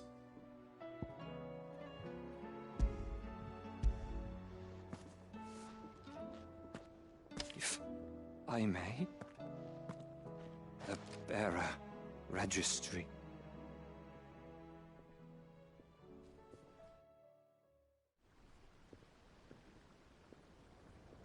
The director was a brutal man. He got no worse than he deserved. The registry was all I found beneath the tree. There was no sign of a body. Nor any record of what happened to the children after the orphanage closed. I pray that at least some of them survived. All their names are here. The ones we lost. My friends. My light in those dark times. I can still remember their faces, like it was yesterday. Children who were taken from their bunks in the morning, never to return. No explanation ever offered.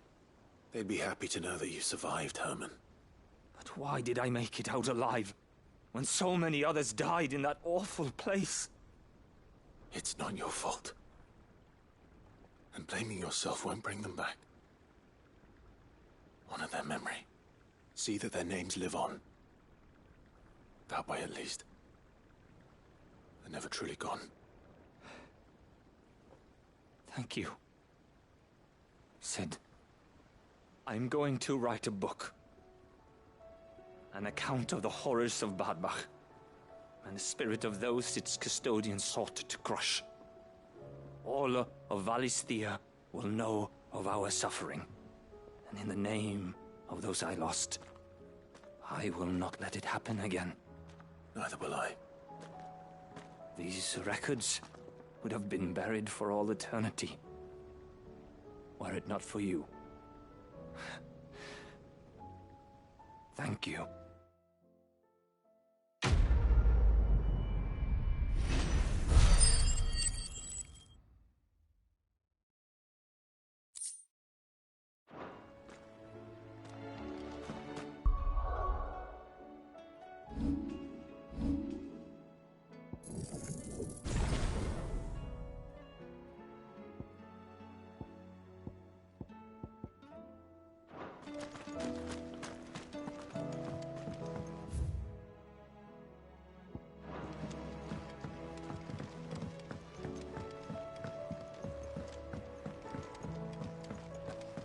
Has Midadol mentioned?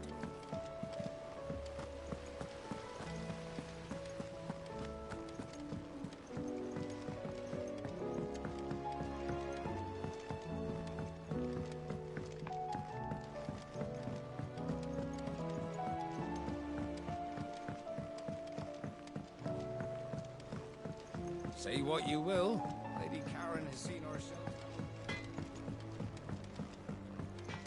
First the skies, then the crystal.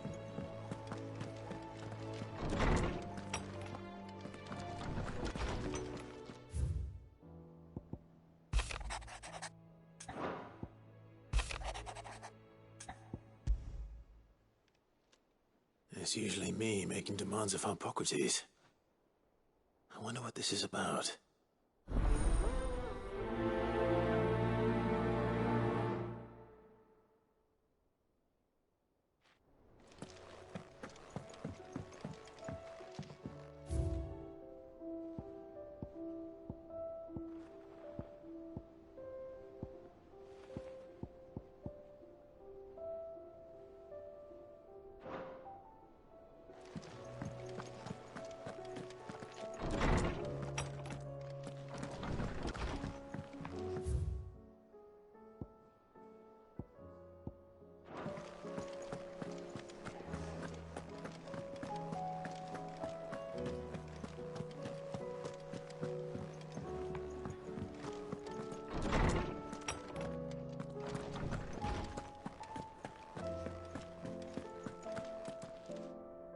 Lawsman Harpocrates. I received your note. Ah, yes. I expect you're wondering what this is all about. You spoke of making amends with Dion, but I can't imagine what for. Then I should begin by telling you that I was once his tutor. This was some years ago, of course, before I joined Cid in his hideaway. At that time, I was counted among the foremost scholars of Oriflamme, and was accordingly invited to the palace to supervise the young prince's education, all to ensure that the future emperor had a firm grounding in, well, everything an emperor should. History, religion, commerce, government. Alas, our time together was cut short when Dion left to join the Dragoons, his studies no longer being deemed necessary. I had not expected to meet with him again, least of all here. Have you spoken with him? No, I have yet to find the right moment. His Highness always seems so preoccupied. especially when alone. I would not wish to disturb his ruminations with idle words of greeting. Not when I know he dwells upon the evil Ultima had him commit in the Dominion. The guilt weighs heavily on him, I know. But as you say, that was Ultima's doing. Surely you can't blame yourself. When I first met him, it was not guilt, but his people's expectations that weighed heavily upon him. And I did nothing to ease that burden. He bore it alone, until the day he could not bear it any longer. It is one of my greatest regrets that I only ever offered him my wisdom, when what he truly needed was friendship. The blame for Dion's transgressions lies not only on his shoulders, but on mine. I see. I'm ready to help you in any way that I can. Then I beg that you bring me a wild wyvern tail. Apothecaries across the ages agree that even to glimpse such a flower is to be granted inner solace. Fabulists and fraudsters all, of course. But there is oft a seed of truth to be found where even the most outlandish opinions align. Well, it can't hurt to try. Where can I find this flower? And how will I know it? You have seen cultivated wyvern tails before, I trust. The lily-white blossoms from whose roots the poisonous ink for the brand is distilled. Well, those which grow in the wild differ only in their purple hue. The harsher the environment in which they are raised, the deeper the colour. There is a waterfall in Rickmal's roost across the strait, where the flowers once grew in abundance. Whether they still survive there, I know not. But try as I might, I can find no likelier location. It's all right. I'll find you a wyvern tail one way or another. Thank you, Clive. And please, be safe.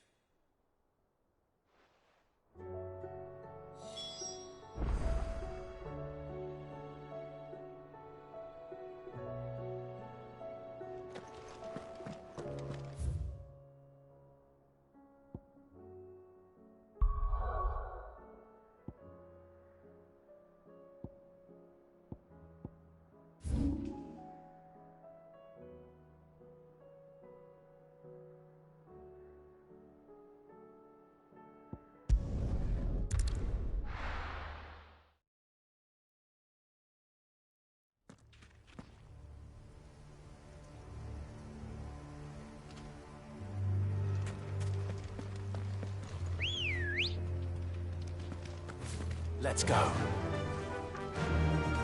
Faster!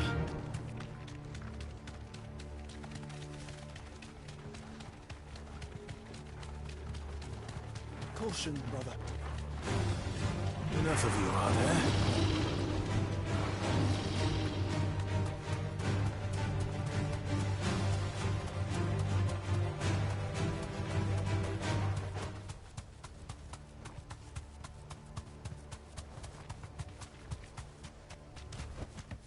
No need to ride from here.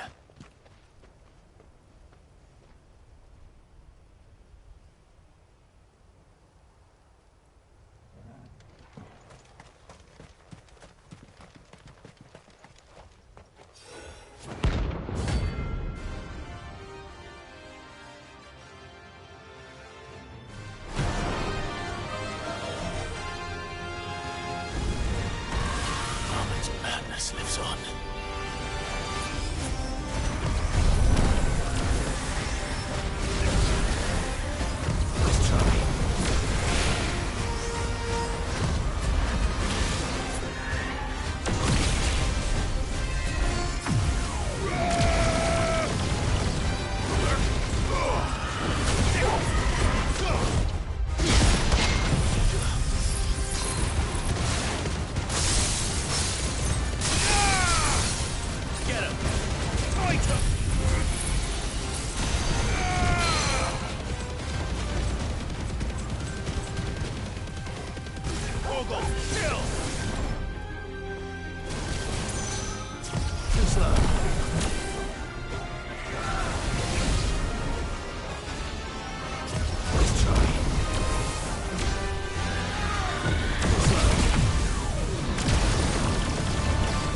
Focus!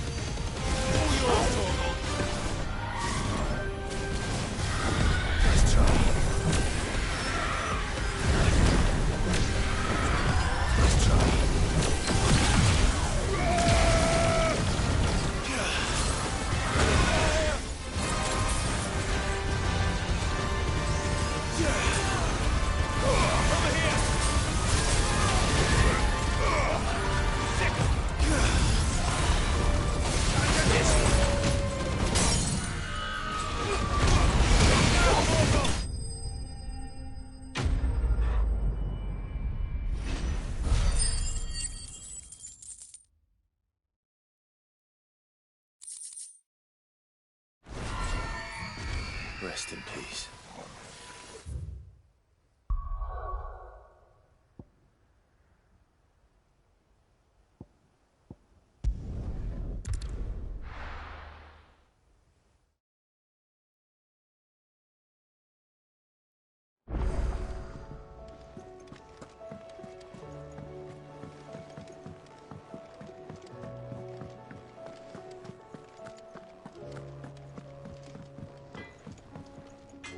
Trouble with your gear, or what do you want?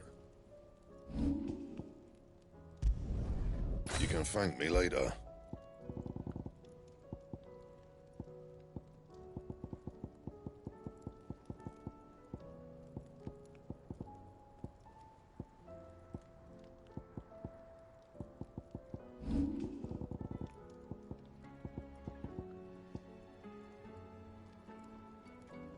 Anything else?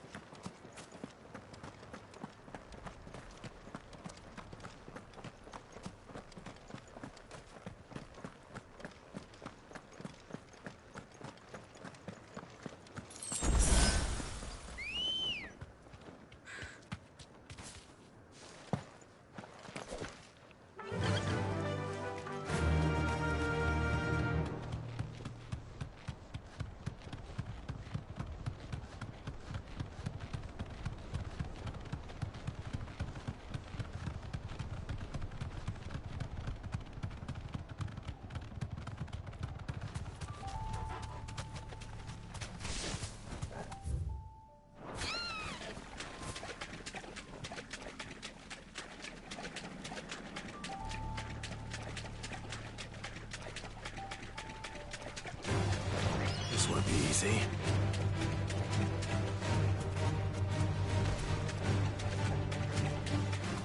Seems this place has been flooded twice over.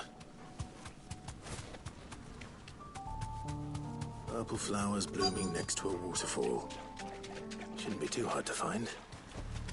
Be safe. Kill!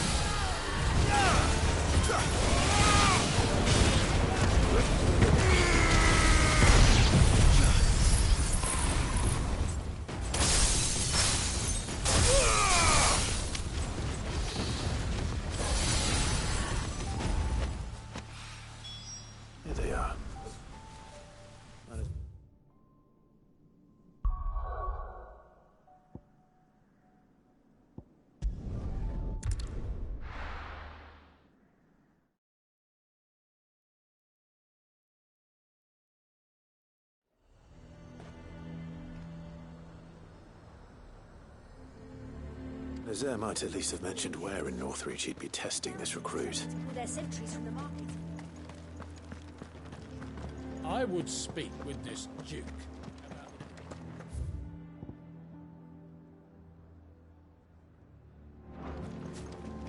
Saw the captain just now. Your town needs you.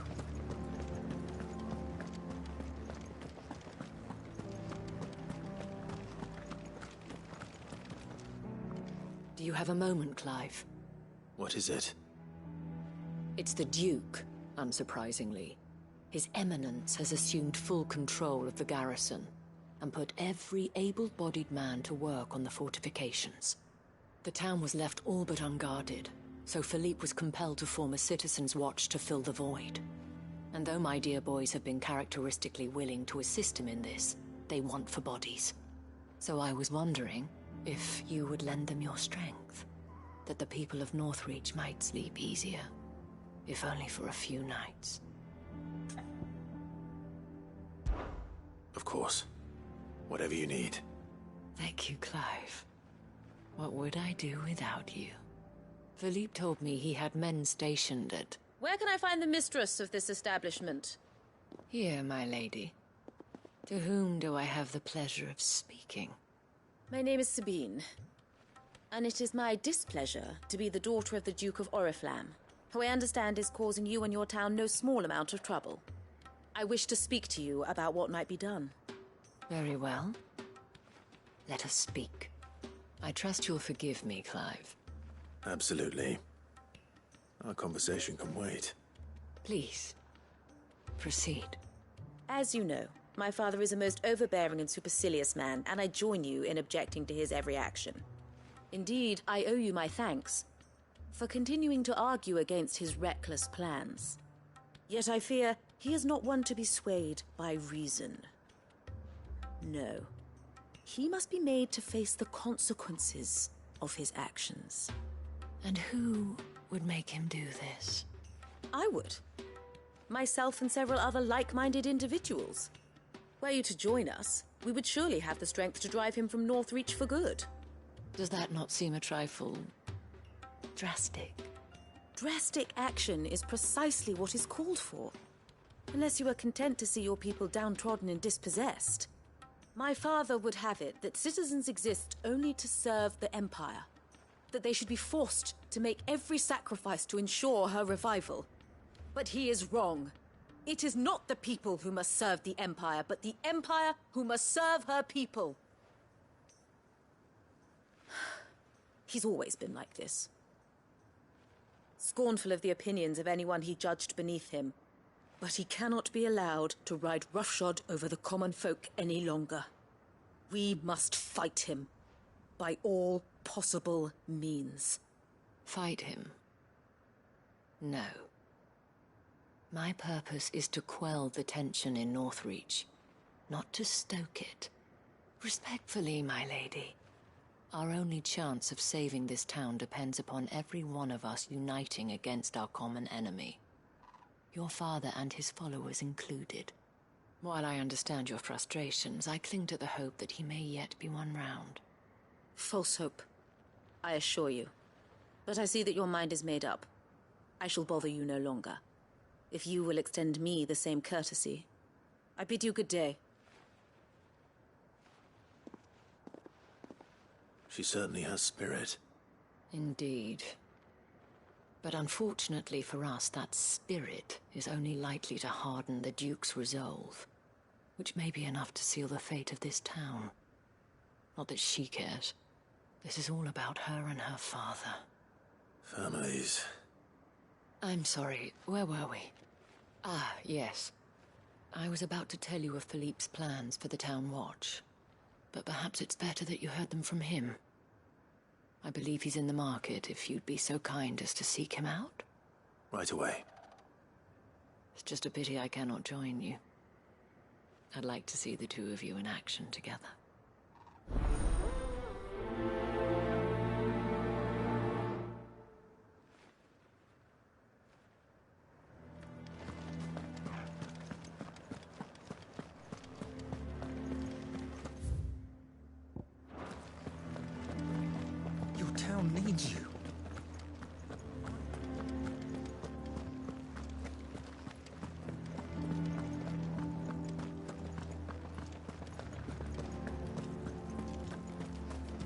way things are going at the garrison, it'll be up to us to defend it.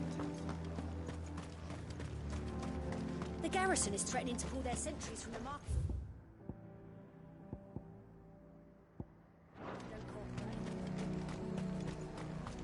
He'd have our coin, our stock and So you are content to abandon... Please, I beseech you. If you are a true son of Northreach, you must fight to defend your home. That's exactly what I am doing, milady. Or trying to, at least. The land is crawling with fiends, and someone has to keep watch. Even when our true enemy is hiding in the garrison? Fine.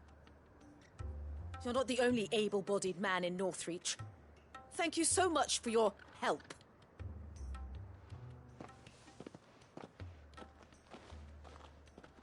She cornered you too, then?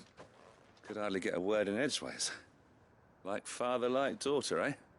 She made an uninvited appearance at the Vale earlier, hoping to convince the Dame to join her in fomenting rebellion. I bet that went well. Her ladyship seems to have a way with people. Anyway, what brings you here? Our mutual friend thought you might welcome some help. Oh, she did she? Right as always. In fact, you're just the man. We've had some reports, you see. Sightings of, you know what. They're back. Seems that way. All over, too. We haven't been able to confirm anything yet, but if you're willing, you could go and see what's what. Right. Where should I look? You know Grieger's Weep? One of the sightings places them somewhere on its shores. I'm on my way. Thank you, Clive. I'll look into one of the other sightings. Let's rendezvous back here later.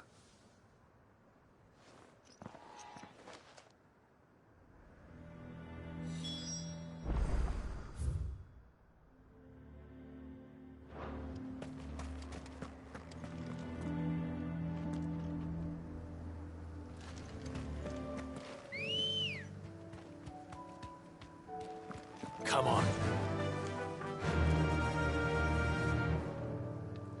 Faster!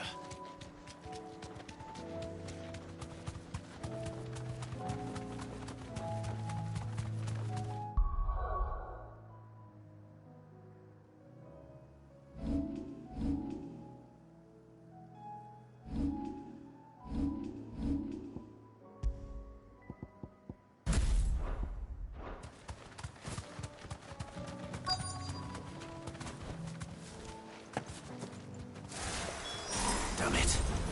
The reports were true. I need to stop them before they get to the town.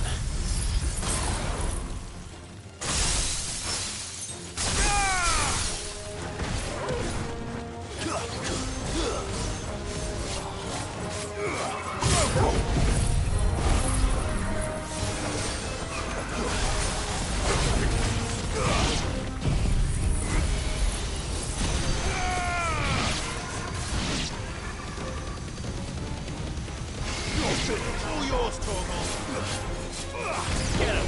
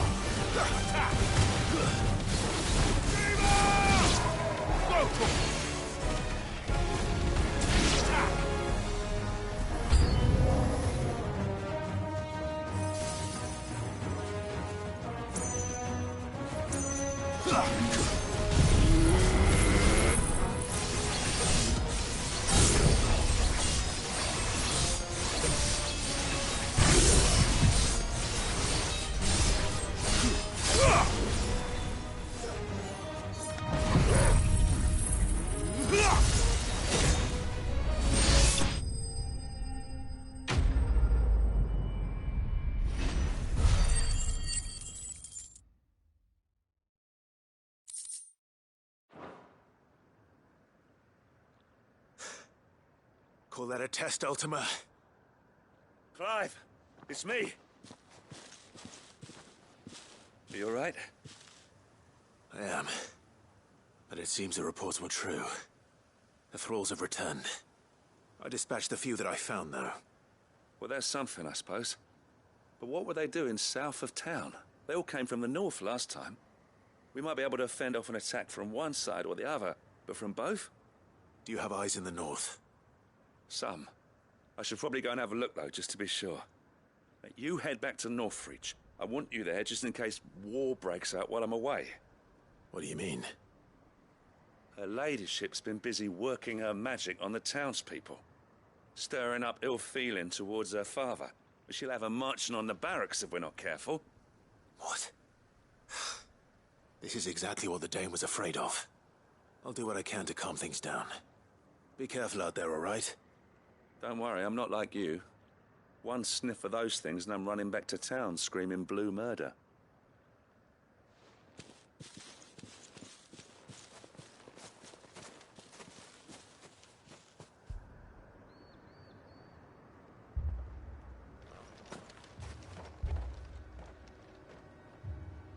Do you not see, Father? The people of Northreach have given enough, and only a fool would ask for more. Listen to me, Sabine. Where would our people be without their country, hmm? The Empire is their sword and their shield. It is she that ensures they can live without fear. But now she teeters on the brink. Without their sword, how will the people fight? Without their shield, how will they protect their kin? Can the unarmed stand against the advancing hordes? No. But there is yet hope. A new shield, a new sword. A new empire. We can rebuild Sandbreck, just as Great Griga wills it. Perhaps we could, Father. But we don't want to. Not if it is built on the broken backs of the people. Please, let us not quarrel in the street. You must see that no good will come of this. Our fight is not with each other, but with the threat that draws ever closer to our gates. A threat that your sword has yet to rid us of, Your Eminence. You will hold your tongue, whore! You may have filled my daughter's head with your heresy, but I will not be corrupted. Corrupted? Your daughter's opinions are her own, as you would know if you had ever deigned to listen to her. At least I hope they are your opinions, and not posturing born of a family feud. Northreach deserves better than that. Northreach deserves better than you, Carla. Yes, I know who you are. The slut of Twinside who bedded a Branded.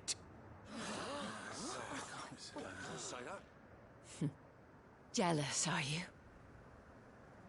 That a woman might choose a bearer over a pious man of Griga. Clive! I met a swarm of thralls coming south from Oriflamme. Hundreds of them. Too many to count. Oh, fuck. No. Work on the fortifications has scarcely begun. We will retreat to Caer Norvent and there make our stand. Did you hear me? That was an order! While this is but a heartfelt plea, let us make our stand here and protect our homes. Protect those that we love. Together, for Northreach!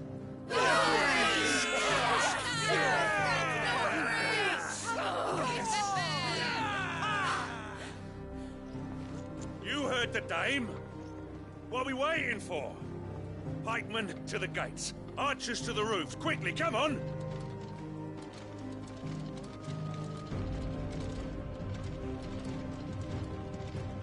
But she is but a common... whore, yes. And we'd follow her to the gates of hell.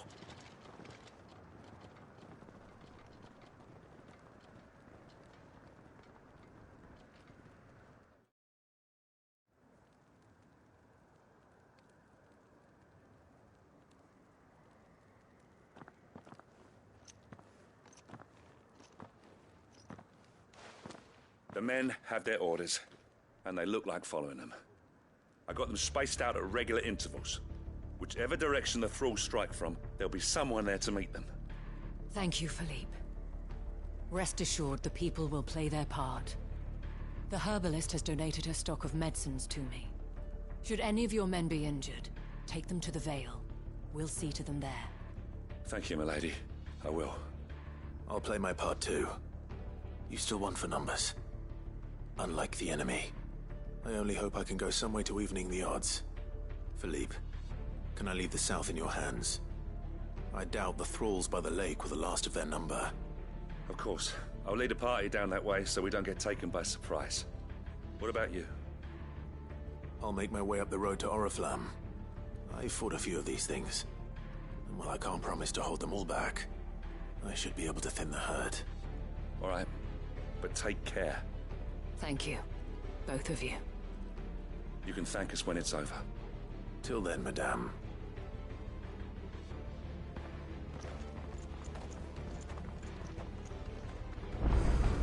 When the fighting begins...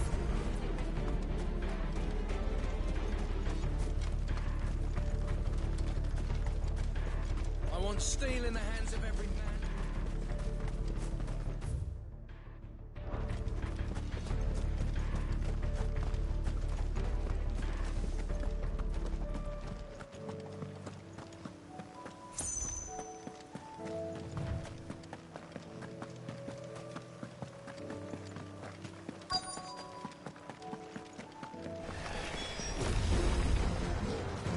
There are so many of them. Not for long.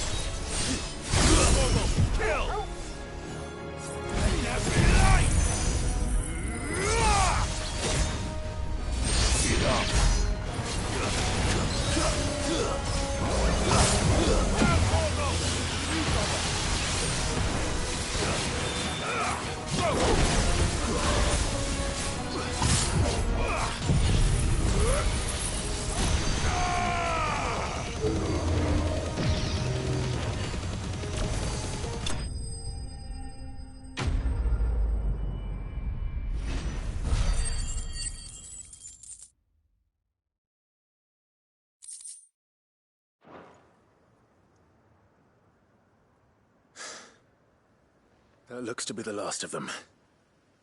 I wonder how the others fared. Better hurry back to town. Come on, Torgal.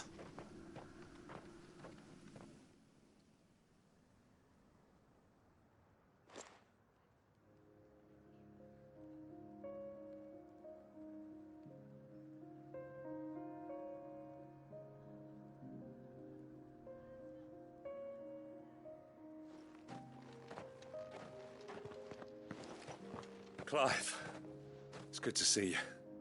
And you. The road to Oriflamme is clear. How did you and your men fare? Well, we ended up fighting for our lives down by the lake. Took a few nicks, but nothing the girls of the Vale can't put right. Glad to hear it. Well, it seems we've survived. For the time being, at least. I thank you both for answering the call. You were right.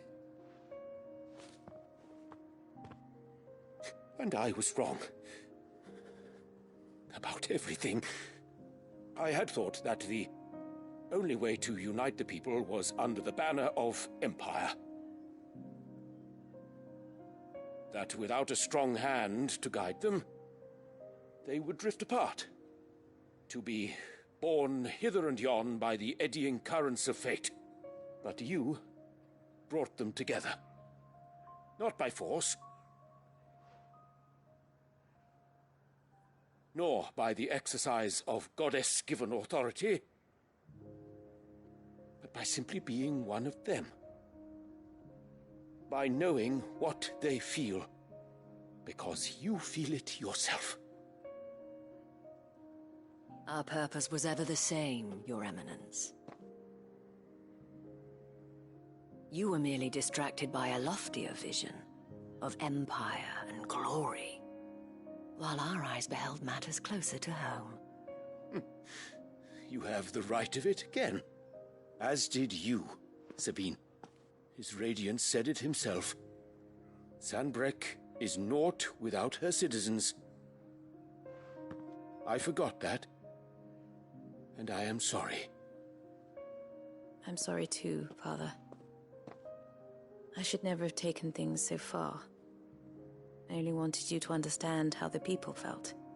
How I felt. But my anger got the better of me. Do not blame yourself, my dear. This was my doing. I should have listened to you. To all of you. Your Eminence, your Ladyship, I do not doubt that you came here with the best of intentions. But I believe the same could be said of us all. We all want safety, security, prosperity. Not just for Northreach, but for the entire realm. And we may yet achieve it. If only we work together. Will you join us in this? Yes. We shall. Thank you, Your Eminence. Now that that is settled, I must go and see to the wounded. The Vale's doors are always open to any soldier in need of relief. And today there are more than ever before.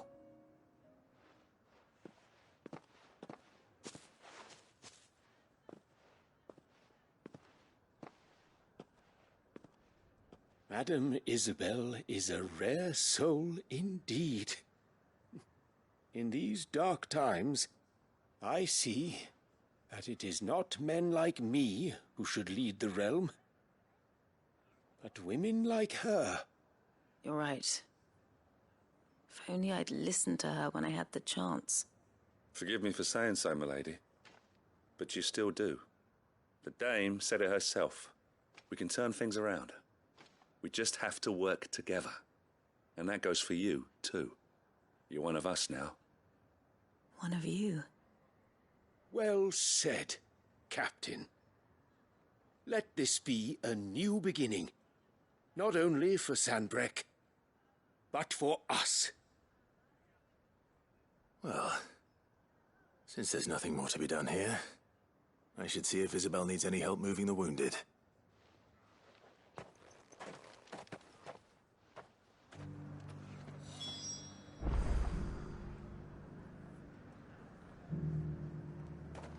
Can we get you anything?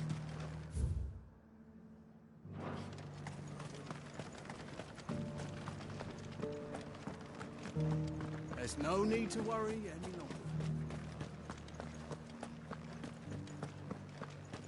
I saw several soldiers being carried to the Vale.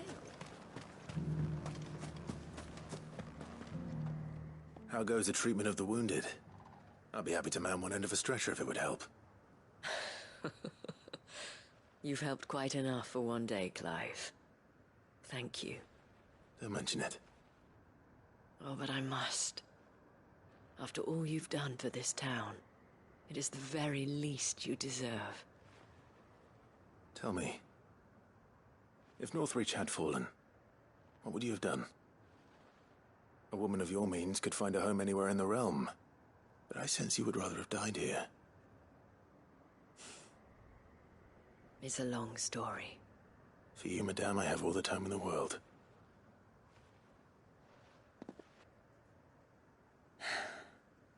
Very well. Long ago, I had a life in the Crystalline Dominion. I was Carla then, courtesan to the nobility. So sought after was I that it was only they who could afford my time. Alas, those halcyon days were not to last. For naive as I was, I fell in love with a bearer. He was my master's guard, the gentlest man I have ever known. After they discovered us together, he was whipped bloody and forbidden from ever looking at me again. And so we fled. Not that we had anywhere to flee to. We wandered, aimless and starving, half dreading, half praying that the next day would be our last. Until we found ourselves here, in Northreach. It was the Vale that took us in, that fed us, clothed us, and healed our hurts. Those that could be healed, at least. My love was already too far gone. He passed away. He did. Not long after we arrived. But at least we were able to share a few moments of peace before the end. It was the greatest gift I have ever received.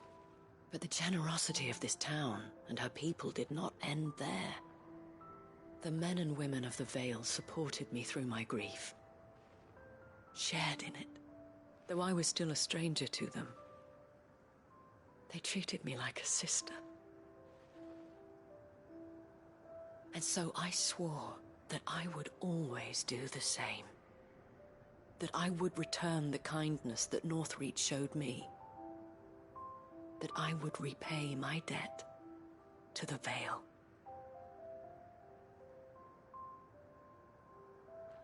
Thank you, Isabel, for sharing this with me.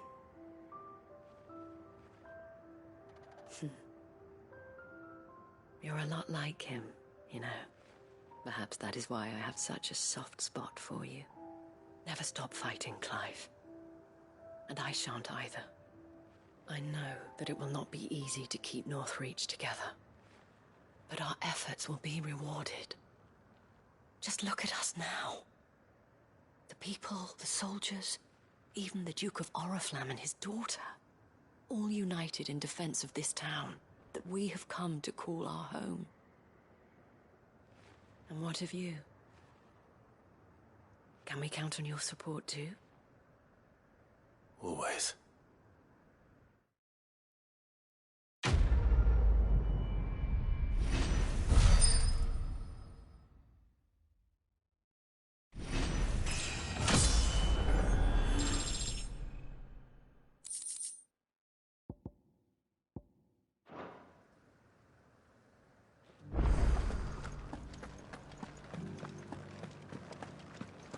This the last one? Just a little further.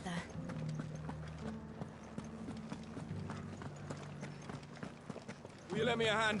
There are still injured in the markets.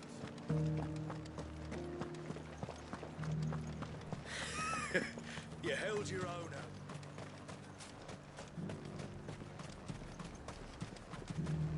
And what can I do for you? You've a keen eye. I could give you another elixir. Well met, Cid. This is the Initiate. Ember, present yourself. At your service, Master. Please, just Cid. There are no masters here. Your life is your own. Oh, of course. Thank you, Cid. The Sergeant says you'll be evaluating me at my trial. To become a scout, yes. You are aware of the dangers inherent in that role. I am. But I swore I'd face them. Just like the man who saved my life. Who would that be? Gav. It was him who found me and freed me. No magic, no support, just one man and his nose. Came and sniffed me out. It taught me what one man can do if he puts his mind to it. And I've been training ever since, so that one day I can be someone's saviour, just like Gav was mine. I'm sure he'd be flattered. You clearly have good intentions, Ember. And it sounds like you're under no illusions. Stick to this path and you'll make a fine Cursebreaker. So, what? Have I passed? You haven't even started yet. Now listen.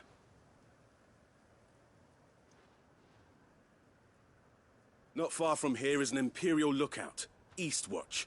The guards there record all their sightings in a logbook. You are to find it and bring it here. And bring it here, right. Anything else?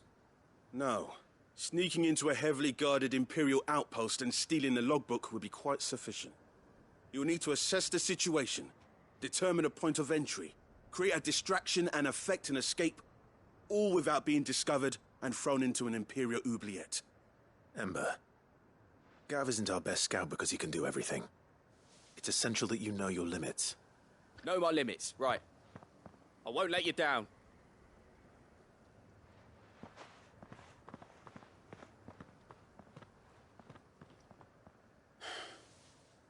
It shouldn't be as dangerous as I made out. But keep a weather eye on him all the same, would you? On my way. All right, Ember. Impress me.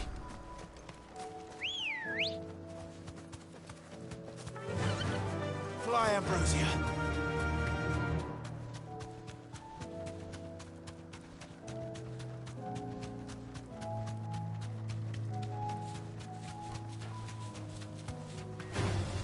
All right.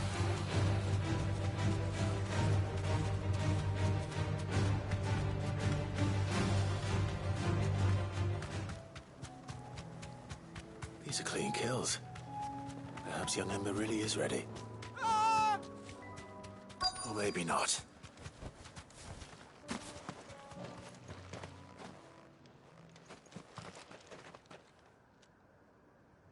Damn it. Ember, draw your sword! I can't! Then run! If you want him, you'll have to go through me.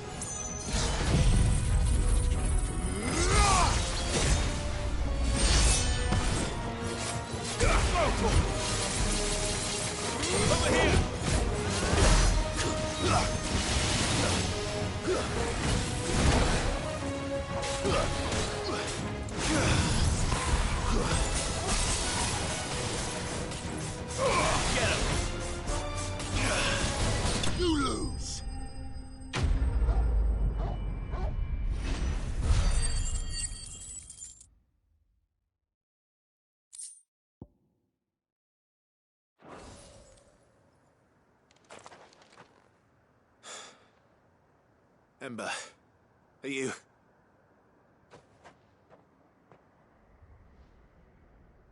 Gone. Of course. Scouts really are a rare breed. Back to Northreach it is, then.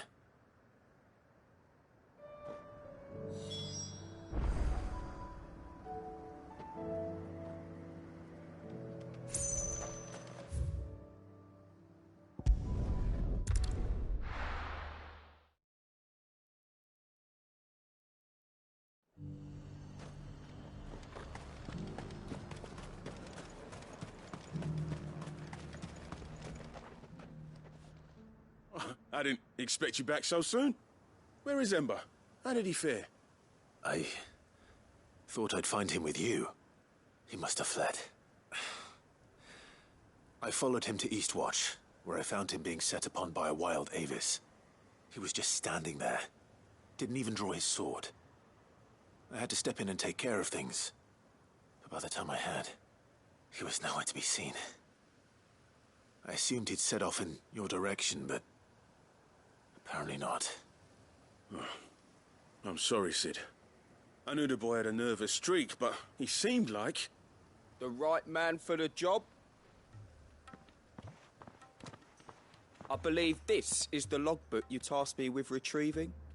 Eh? How did you... Don't you tell me you breached the tower while Sid was busy saving your skin. What? Wasn't that what you asked me to do? To bring the thing back without getting caught? He has you then, his heir. And he did it all on his own. But Sid, he did what he thought was best. And now I have to decide whether I agree. Of course. We'll await your evaluation back at the hideaway. Don't you leave my sight. Yes, Sergeant.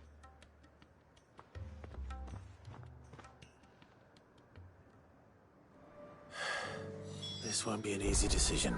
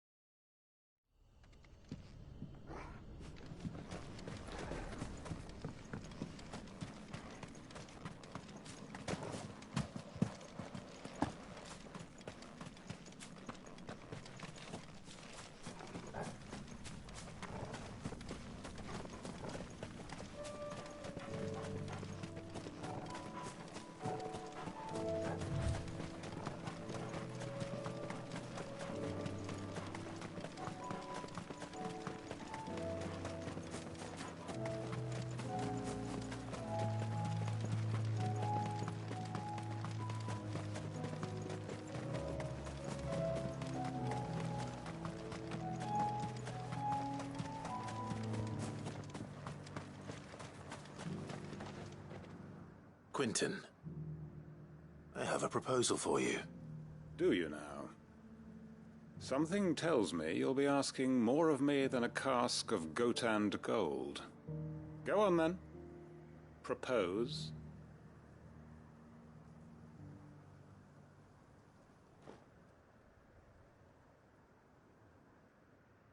You'd have me convince the chiefs and chamberlains of the realm that they should simply swallow their pride and do the one thing that has proved impossible for thousands of years. Was there anything else? Perhaps I can fetch you a meat pie as well. I know it's a lot to ask, but I can think of none better suited to the role. And you'd have me give up what little I have left to do it. I told you, Clive. The people of Lostwing are my family, and I cannot abandon them. You'll have to find someone else. I'm sorry to hear that. So am I. And why might that be? What he's asking. How's it any different to what you've done so far? They want you to speak for those who can't speak for themselves. That's what you do best. If it's the vineyard you're worried about, we'll see that the grapes are picked and the tons filled. You know we will. It's not that. Then what is it? You said yourself we're family. Don't you trust us? You know that's not what I'm... Then what are you saying? That only we are worth saving? Why turn your back on everyone else? You convinced us we could build new lives for ourselves, and if you can do that, who's to say you couldn't convince the entire realm? A stirring argument. I fear that any rejoinder I make might fall somewhat flat by comparison. So you'll join us? Where do you need me? Field Marshal Havel will want to speak with you in person. He's currently in Port Isolde. I can arrange for a party of Cursebreakers to accompany you there. That would be very much appreciated. I hear the roads are far from safe these days. Hopefully not for long. My uncle will want to know that his plan is taking shape.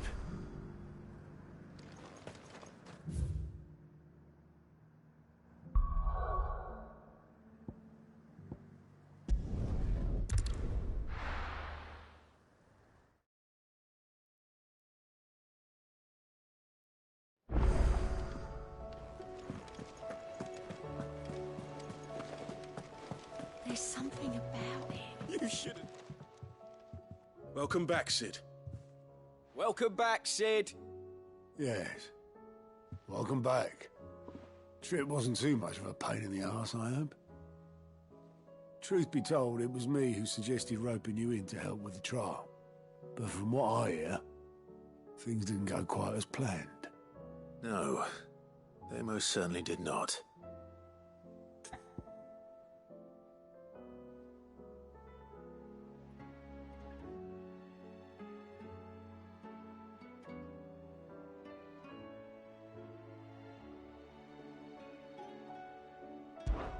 Ember lost his nerve in the face of a beast of prey, but he didn't lose heart.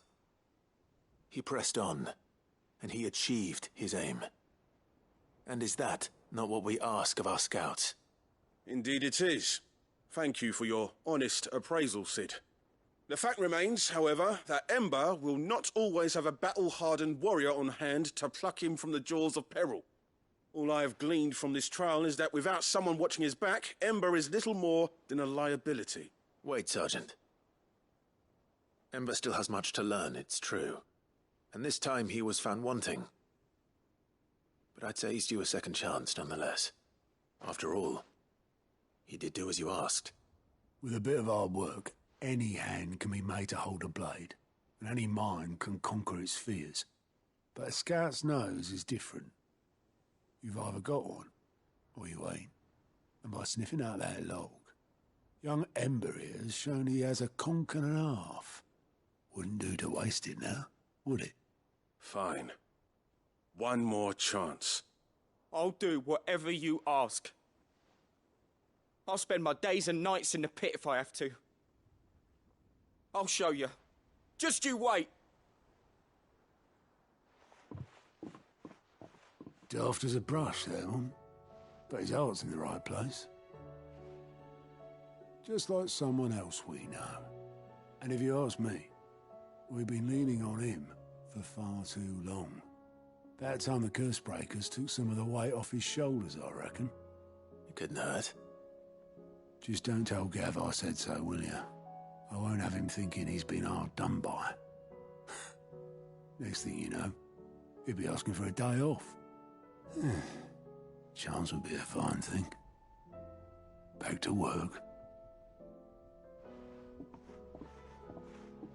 Forgive me, Cid. This did not play out as I expected. Things really do these days. But that's why we need men like Ember more than ever. Men who can make the best out of a bad situation. Remember that. I will, Cid. Thank you.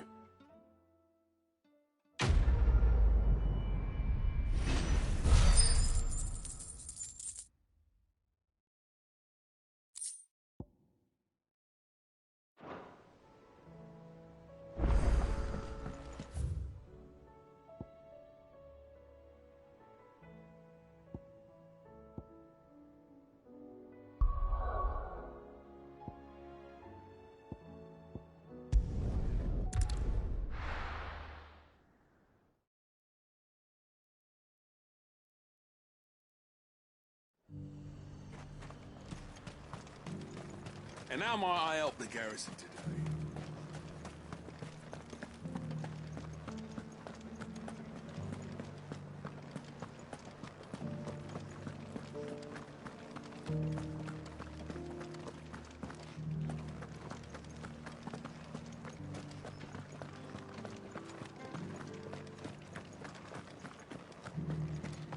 Haven't seen any of those beastly blue eyes.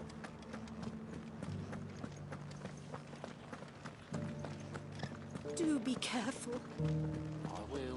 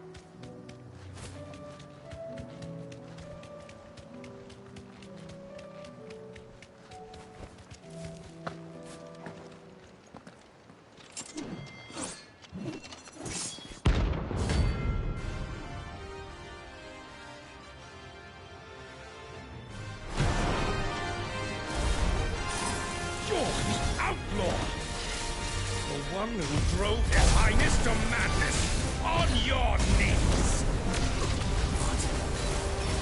He hasn't heard. And he doesn't look like he's willing to listen. Get him!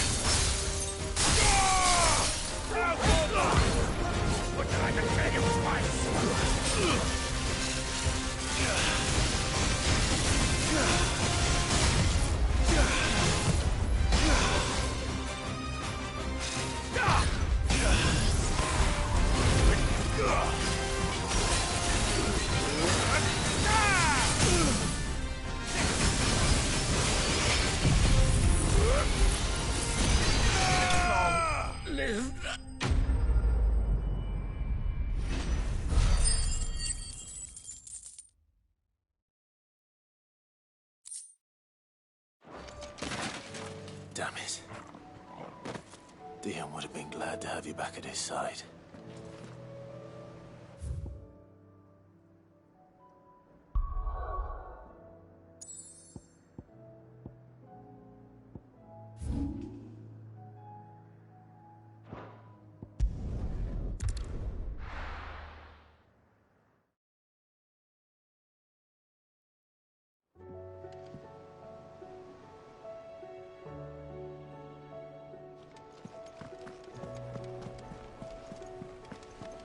There's something about it.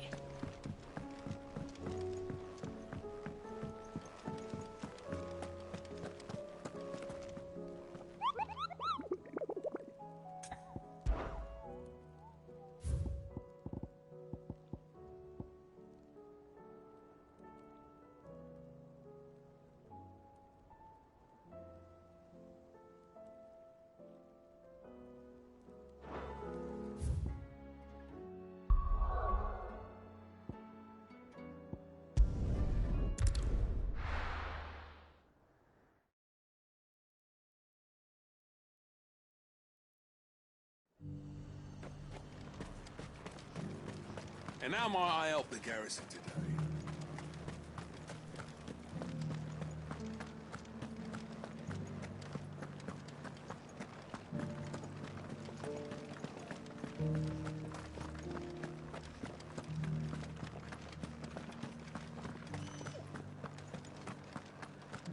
Haven't seen any of those beastly blue-eyed things.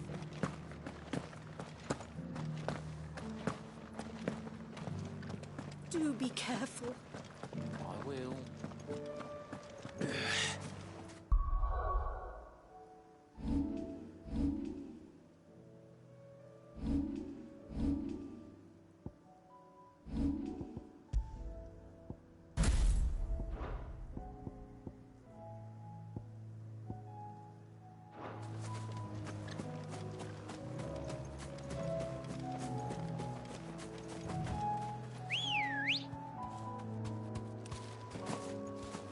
Good girl.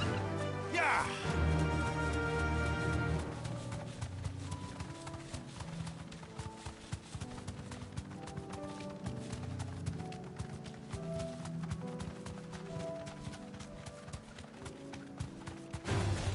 Someone's brave.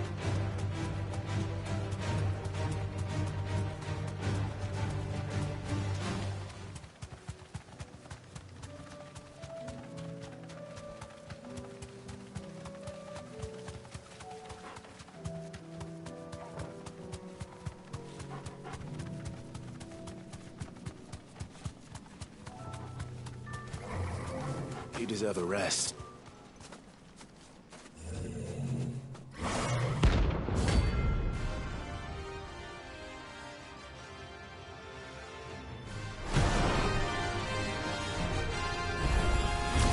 Not another one.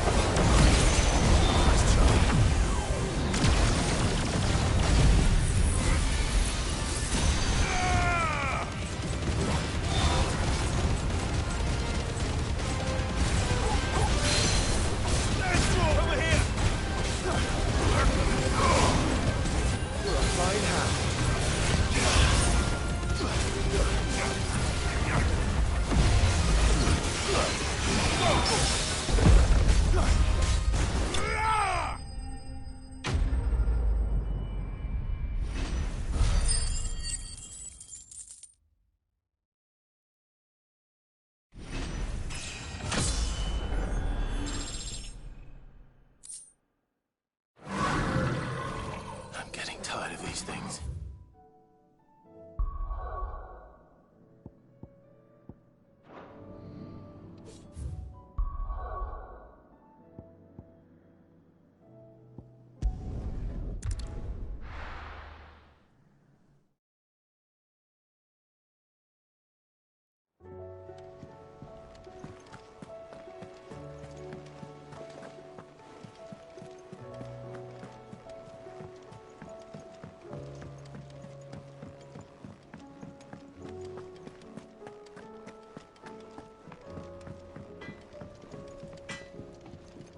So what do I owe the honor? What do you want? Should last you a good while. Not bad, if I do say so myself.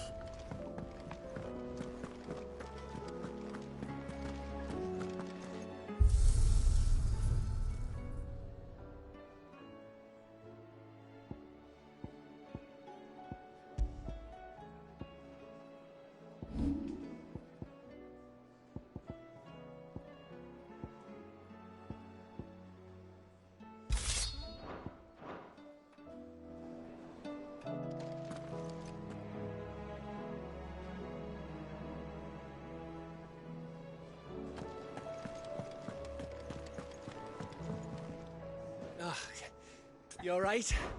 Something troubling you? No more than usual. It's just... Eda's baby will be coming soon, and I wanted to make something for it. I'm sure she'd like that. Back in the north, families would always make gifts when a bairn was on the way. Yeah, let the little tykes know they were welcome in their new homes, like. So, what's the problem? Well, the problem is that Eda's due any day now, and I don't know if I'll be ready in time.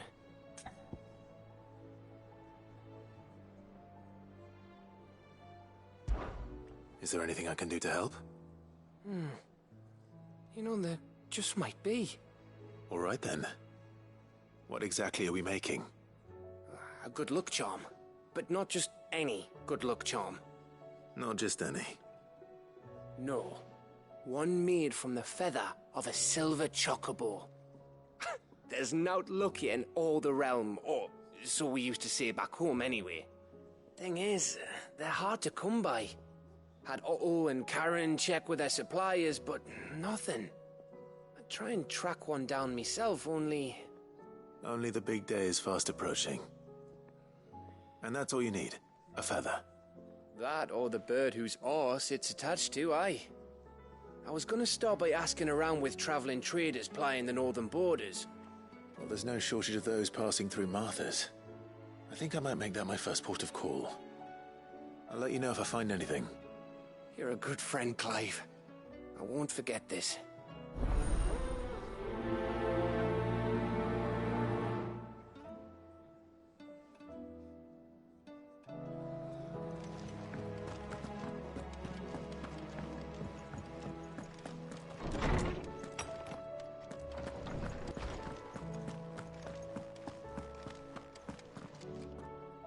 Lawsman.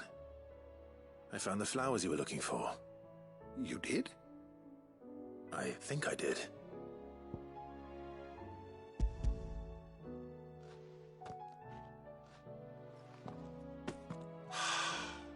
You did indeed.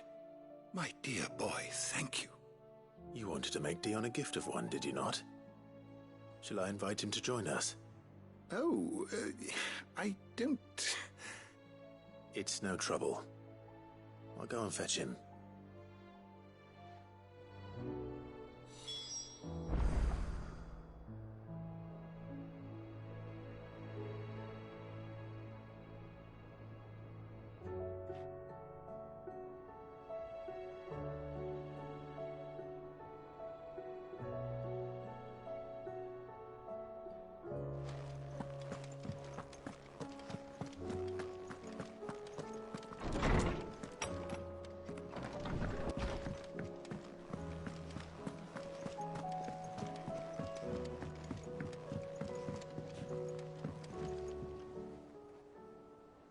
Your Highness, would you do me the honor of accompanying me? Now. It is time, then. No. Only to the shelves. Our lawsman has something he'd like to give you. Master Harpocrates? No. I dare not show my face before him.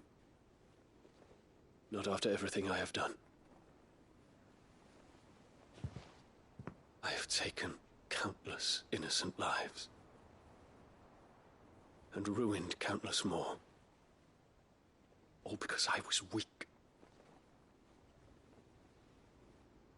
I have sworn to atone for my crimes or die in the attempt.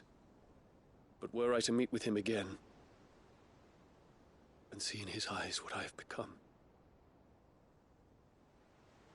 I fear that my resolve might falter. Then that is all the more reason to do it. Test your resolve. Prove to yourself, and to him, how strong it truly is.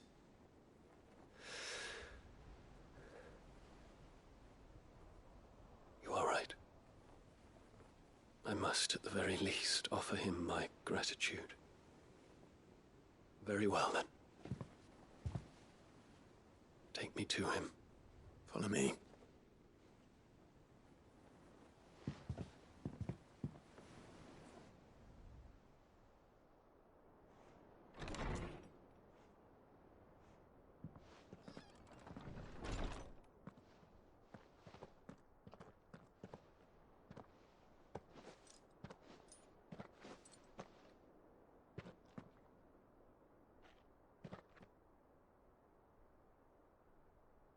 Even now, I hesitate to approach him.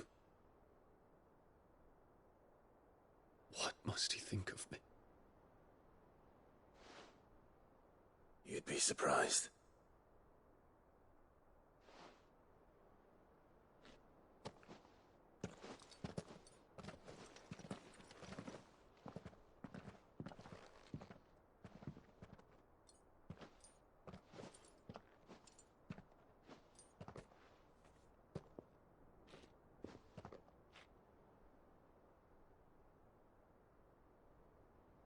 Master Harpocrates, pray, accept my apologies for leaving your tutelage before my studies were complete. Your lessons opened my mind to a world quite unlike the one I had imagined from within the gilded confines of the palace. And I shall be forever grateful for the efforts you made to enlighten me. Lift up your head, Your Highness. The deeds of youth require no apology. That you took the time to visit me says much about the man you have become. Now, there is something I would like to show you.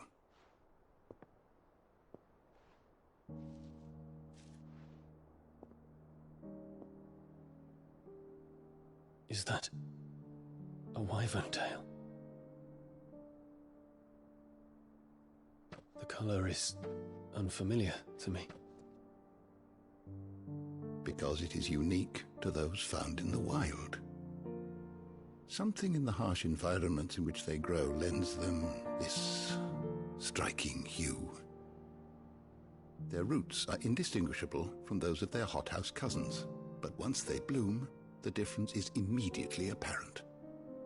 In this flower, I see you, Your Highness. Its roots were the roots of a wyvern tail, with all that implies. But they do not define it, just as yours do not define you.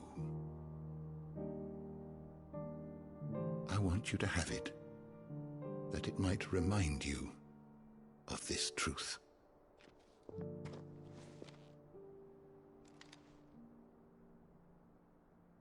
Master Harpocrates, I would ask of you a service. Keep your gift until I have fulfilled my duty to the realm, for only then shall I be deserving of it.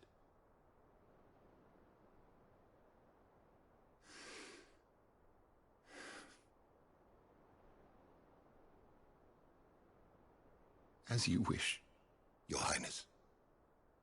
I shall await your return.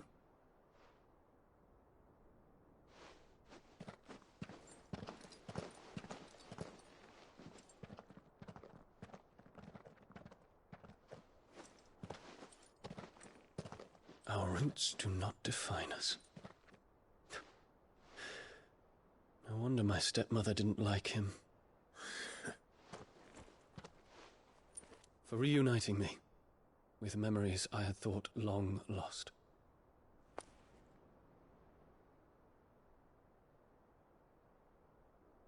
I shall not forget this.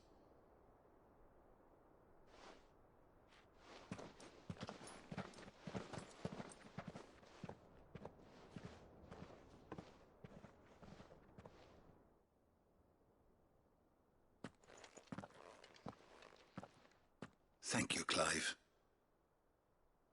Were it not for you, I fear I might never have found the right moment to speak with him. Not to mention the wyvern tales. I shall plant their seeds, that I might not disappoint His Highness upon his return. I hope the soil in the hideaway is to their liking. Why, these flowers bloomed in the bleak, black wastes of Waloed. I'm sure Nigel's yard will suit them to a T.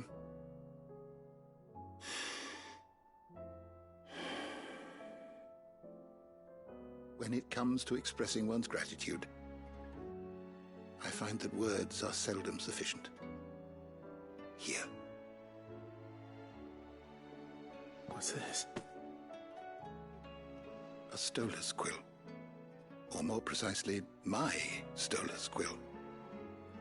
'Tis said that an owl's feathers are steeped in the wishes it hears over its long lifetime. All those words just waiting to pour out onto the page. So consider this my wish for you. That one day you may put down your sword and pick up that pen. Well, when that day comes, I'll certainly have a lot to write about. Thank you, Harpocrates. It shall have pride of place in my chamber.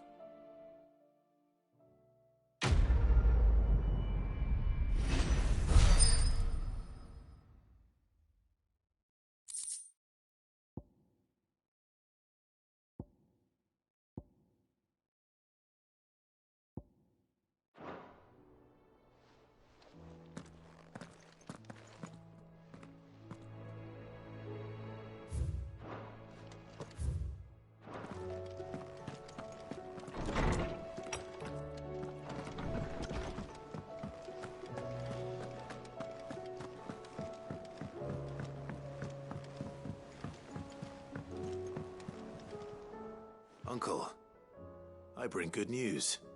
The Field Marshal has agreed to your plan. Ha! Of course he has. I didn't doubt you for a moment, dear boy. Rutherford is accompanying him back to your manor in Port Isolde as we speak. They will await your return there.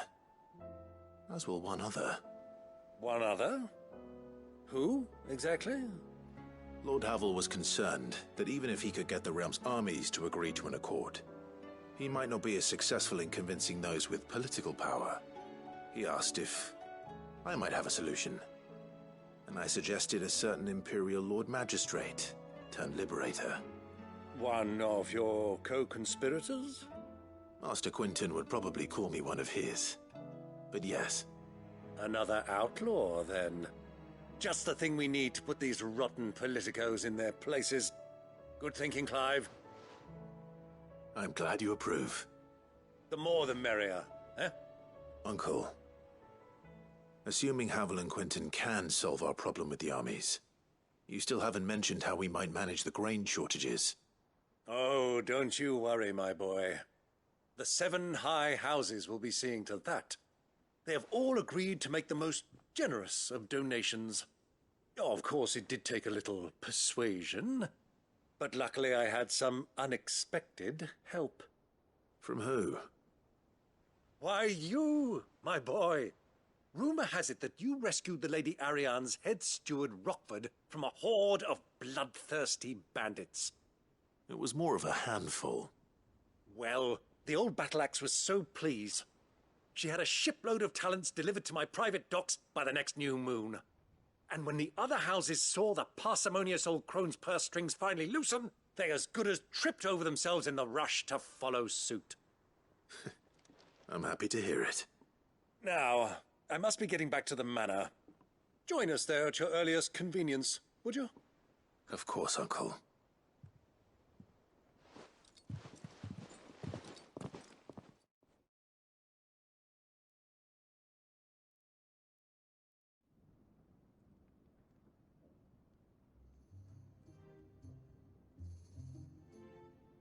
And how, pray tell, will we get that grain to the capital if the roads are still overrun with Akashic? You'll find another bloody road. I only have so many men, and I'm not about to send them headlong into an ether flood. That is, unless you'd have them turn as well. Well, I'd certainly eat less. Says the man with a belly bigger than a band of curls. My soldiers actually need their rations. Without any food to keep them going, they'll be dead even before you've sent them on your fool's errand. If I may, gentlemen, perhaps I might suggest an alternative approach. Though supply routes are indeed disrupted, there is no shortage of ships. Indeed, they bob away in every bay from here to Randalar, awaiting a safe haven. Allow them to make port and fill their bellies full of grain. And once those who crowd the cities are fed, ferry the displaced back to the countryside to work the fallow fields. But I'm sure that you wish to continue your discussion. Forgive the interruption. 2 such firm friends as yourselves need no help from the likes of me. Rutherford spoke fondly of the great bond between you. Us? Friends? I can't stand the man! Clive, I'm beginning to question the quality of the company you keep. And what kind of company were you expecting him to keep? The man's a criminal! Criminal? How dare you? You are not fit to breathe the same air as this fine, upstanding young gentleman. Upstanding? He calls himself Sid the Bloody Outlaw! Once more onto the breach.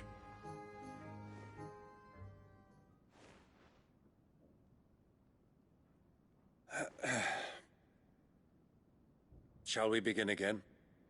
What we seek here is not to create a new nation, nor to claim the thrones of those that already exist.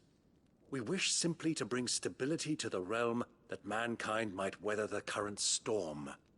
And to do that, we must convince those in power, the generals, the statesmen, the nobles, that our cause is just. There will be disagreements, yes, and I imagine some resistance, much resistance. But we cannot let that deter us. If we show them the path, show them that we walk it ourselves, then I am confident they will follow. The fate of the world lies in my nephew's hands, but the well-being of her people lies in ours. And we must not squander the chance that Clive has given us. Uncle Byron, Now, with that settled, let's move on to the signing of the Accord. For what great moment in history hasn't been accompanied by a little ceremony?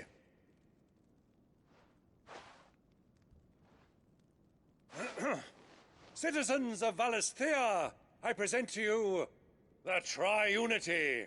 Rutherford, Mike Will.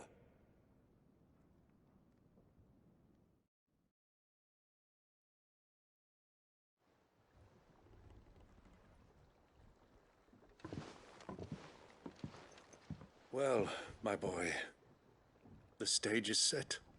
That it is. This is the role you were born for. Now I ask only that you trust in the talents of your supporting cast. We shall play our parts to the best of our abilities, that you might have the opportunity to shine. The realm needs its Sir Crandall. And there is no better Crandall than you, Clive. I want you to keep this signed accord as proof of our faith in you. I will. Thank you, Uncle.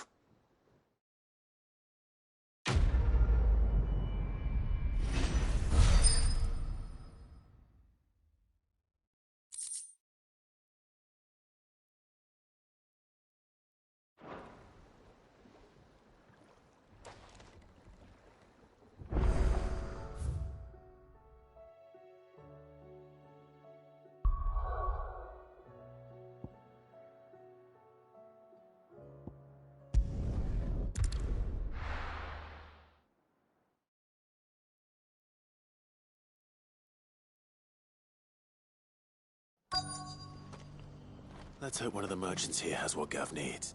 Excuse me. I'm looking for something. Oh, well, then I'm your man. A silver chocobo feather. Oh, or maybe not. Though you're not the first to mention the bird around here. There was a man stopped by the rest not long ago, claiming he was attacked by a silver chocobo. Near some gutted hovel, not far from Eastpool. Most took him for a braggart and a liar, but who knows? Perhaps there was some truth to his tale. We'll see. Thank you.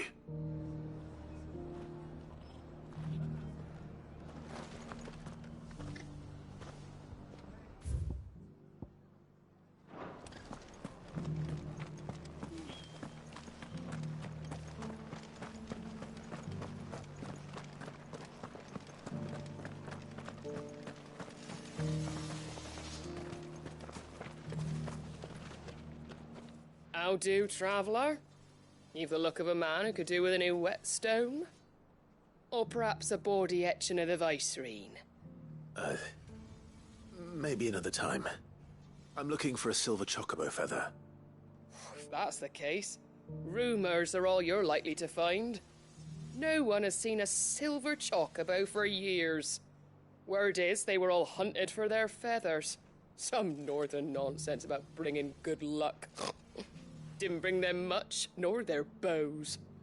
If any are still out there, I reckon they'll be doing their damnedest not to be discovered. You're probably right. Thank you anyway.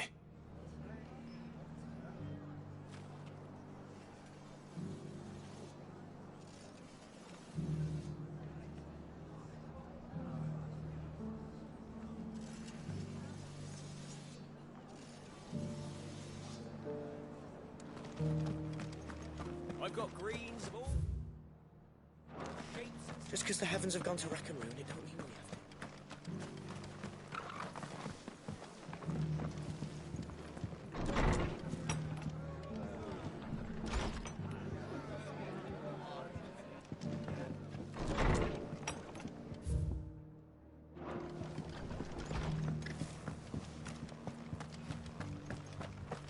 We've got a few rooms going spare now.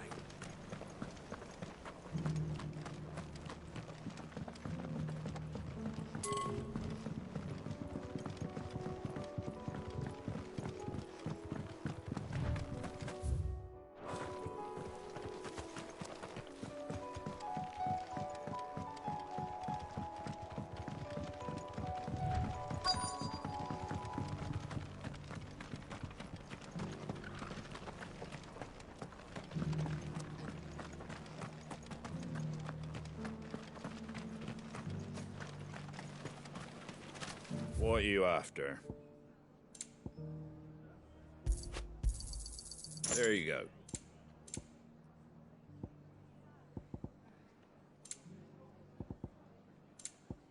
That all, is it?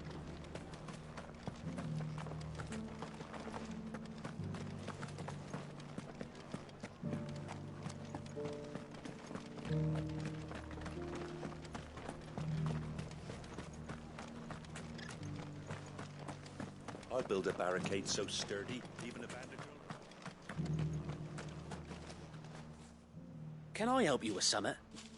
You wouldn't happen to sell silver chocobo feathers, would you? I deal in fruit, not fancies. But if it's fancies you're after, I suggest you try Rhiannon's ride. Was a silver chocobo seen there? Oh, yes. If you believe the ravings of a madman. It wouldn't be the first time. A silver chocobo sighted in the hills near Rhiannon's Ride. It sounds almost too good to be true. But...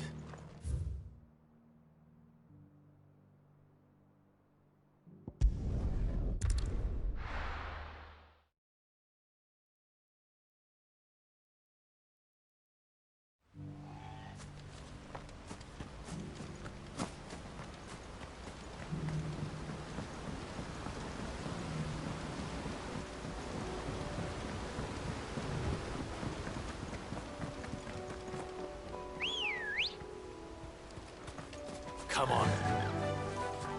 Yeah.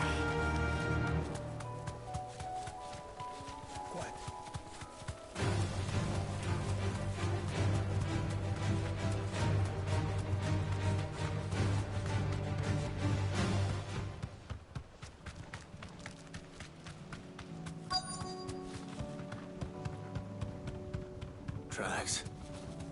They're not left by bandits for a change.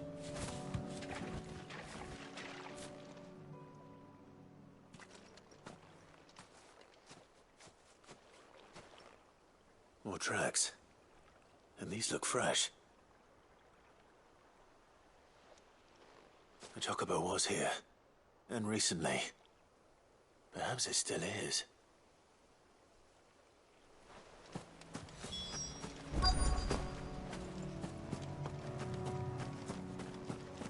I don't hear anything.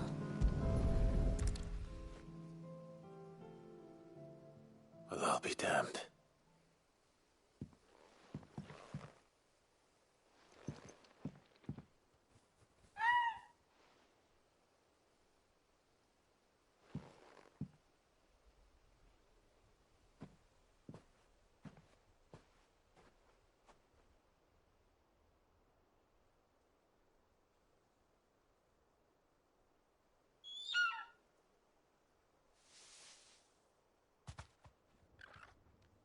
It's all right.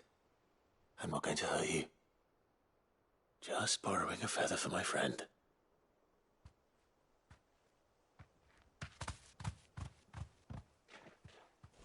Thank you. Let's get this back to Gav before they change their minds.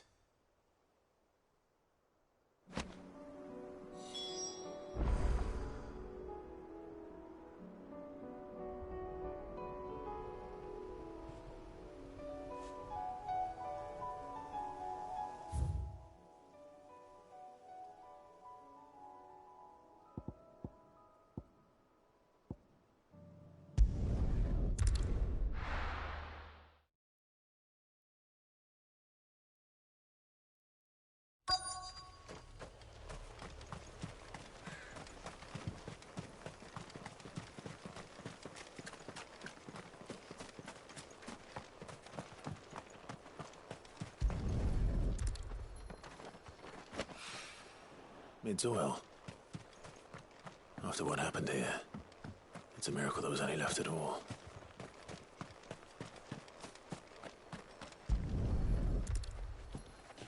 I better get these materials to Mid so she can finish her prototype.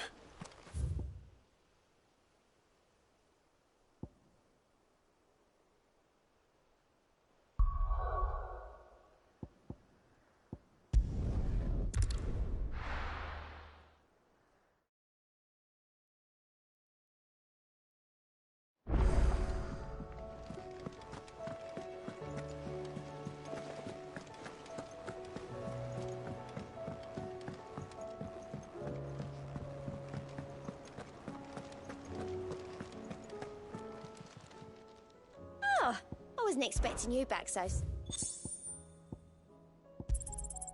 All yours. You earned this. Come again. I may have more for you.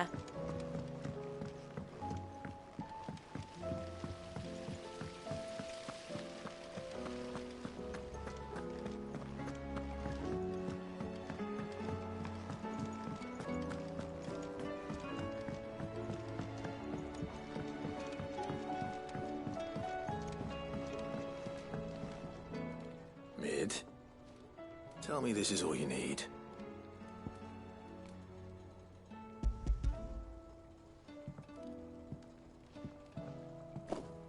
Aw, you make it sound like I asked you to save the world or something. Tell me this is all you need. It's most of what I need. After you left, I went over the figures again, and I realised I'd forgotten a 1 and a 0. And a cogwheel. Just a tiny one. Though, that's the problem. Gears that small are a bastard to make, and I may have lost the one Blackthorn spent a fortnight toiling over. Wait. The children. When they took apart your scales, there was a tiny brass gear. Now that I think about it, they didn't use it when we put the scales back together. The young'uns? But why would the... You know what? I don't want to know. I'll keep working on the model. You go and find that cog.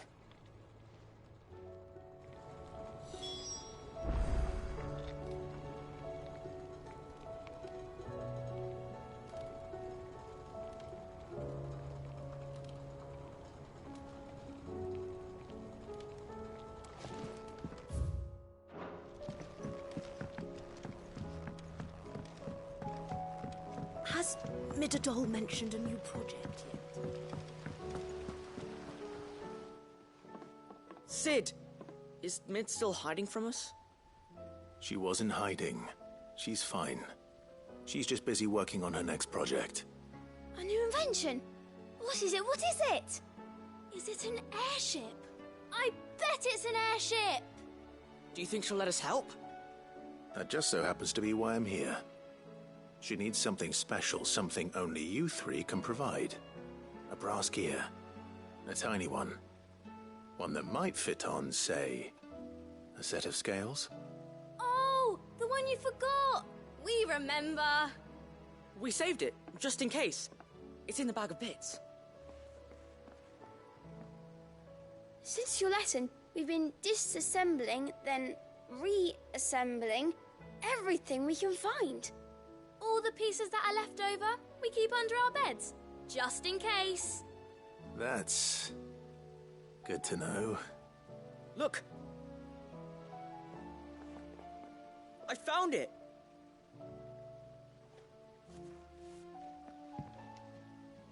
Is that all?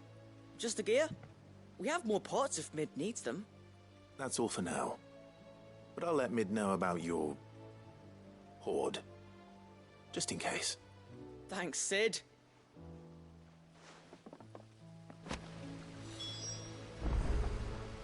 The children. You've inspired them all to become writers themselves. Is that so?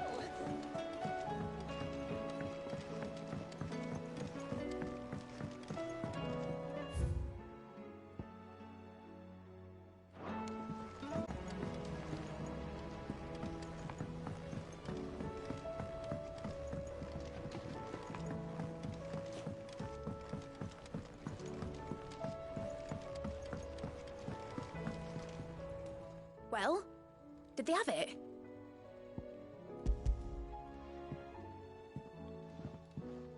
They did. And they kept it somewhere nice and safe. Will it work? Will it work? He's perfect! You're a genius, Clive. What exactly are you going to use it for? Only the most important job of all. The wings aren't going to move on their own.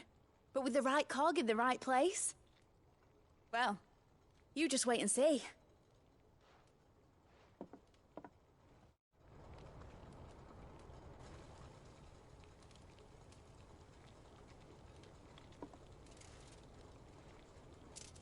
That should do her.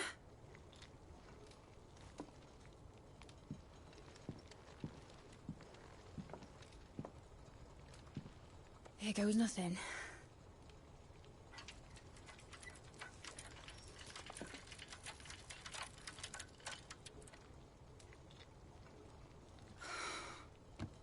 Titan's tits. It wasn't supposed to fly, was it? Of course it was supposed to fly. Wouldn't be much of an airship if it didn't. Honestly, these bloody engines are driving me mad. I was so sure this would be the day she soared. The Mithril engine was made to make dreams come true.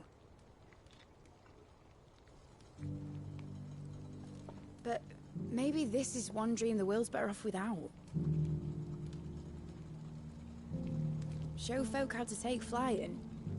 It won't be long till they're raining death down on each other. People will lose their homes. Children, their mums and their dads. Like I lost mine. I'm sorry. So am I, Clive. So am I. Sorry that I have to choose. Do I follow my head? Or do I follow my heart?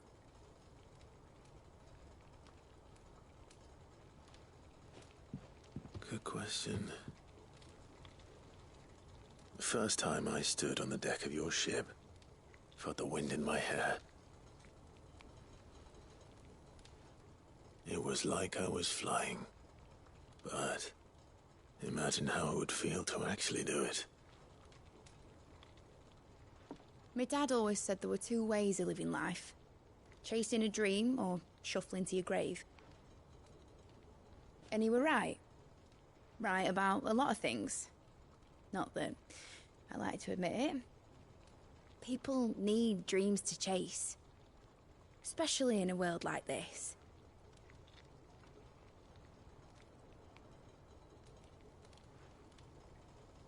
Right. When this is over, I'm gonna take all my Mithril engines to Zemeckis and sling them over the edge. I won't have my dream end up turning into someone else's nightmare. But all that hard work... All that hard work will not be used for war, Jamie. But it ain't like it'll be gone. Tell me, Clive, have you ever been on a treasure hunt? Not since Joshua and I were boys. Why do you ask? Because I'm gonna bury the engine schematics and leave behind a little riddle telling people where to find them. A really hard one, so that only the most dedicated dreamers will ever be able to work it out.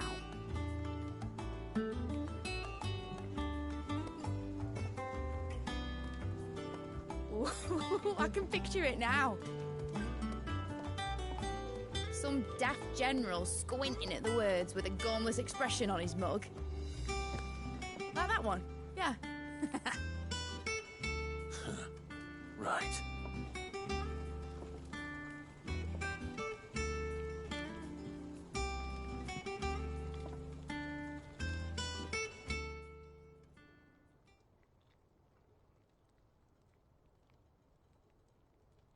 Of course, if I'm putting this engine at the end of a treasure hunt, I'll still need to make it a treasure worth hunting for. Won't be much of a prize if it couldn't even make a toy boat fly after all. My dad always said, dream big. But it ain't the size of a dream that's important, is it, Clive? Only that it's a good one. And I reckon I've got a fair few good uns left in me. I'm sure you do.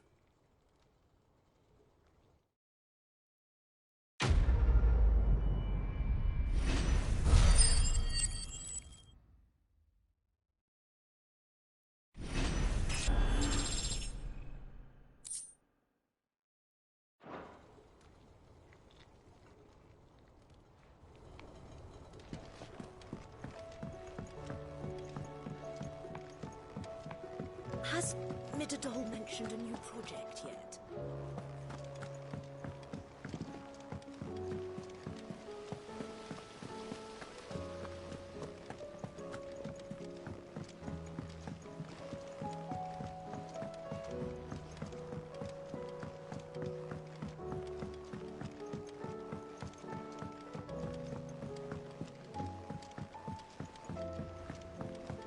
Say what you will, Lady Karen has seen herself.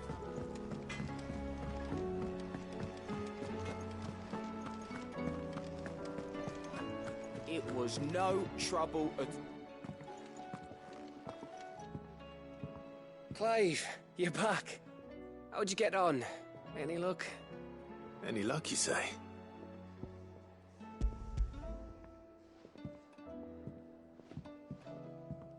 Crystal's crack. Is this what I think it is?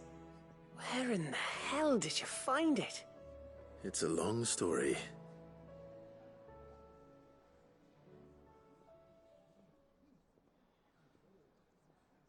Right there on the road to Eastpool. Who'd have thought it? Everything up there's been abandoned for years. The empty cabin made for the perfect shelter. Though I fear my presence may have forced the poor creatures to look elsewhere. Don't blame yourself, Clive. The Blight's right on Eastpool's doorstep. They'd have had to move on before long, even if you hadn't have turned up. They'll find a new home. Trust me. After all, that's what us endangered animals do. Anyway, what matters is, you managed to nick us one of their quills before they could run off. And now all that's left is to fix it to the carving. I didn't know you could carve. Reckon there's a lot you don't know about me. Like the fact I'm as good with a whittling knife as I am with a sword. And that bone Ember gave me's a dream to work with. What did you say it was from again? An Avis? But it weren't your Avis, Sid. I slew one of my own at last. So all those long nights in the pit finally bore fruit. I'm proud of you, Ember. Don't speak too soon. I ain't done my trial yet. There we go.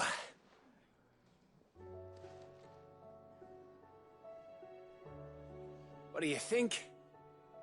I think if you ever hang up your scouting cap, you'll be able to make an honest living. Oh, will I? I should go and see if Ed is awake. Give it my best. You can give it to yourself. Come on.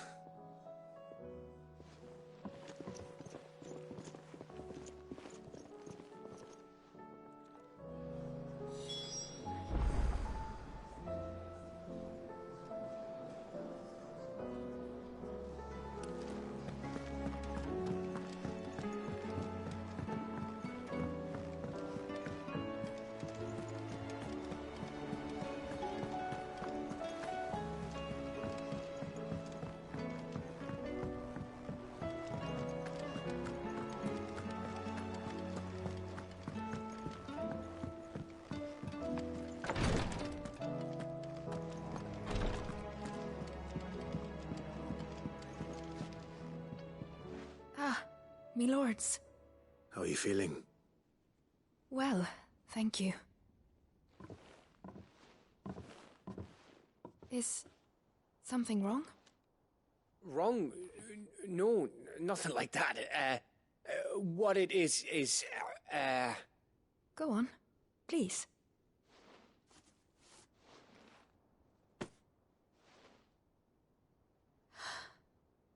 It's beautiful. Did you make it? We did. It's from all of us here at the Hideaway. Your new family, like. It's a good luck charm. We may come up north when a band's on the way. I mean a baby. To let him know that they're part of the family too. Oh, I hope you like it. I don't know what to say. I thank you, me lords, for everything. If there's anything you need, just let us know. I will. Clive, fancy a swift off? I'm thirsty. I could be convinced.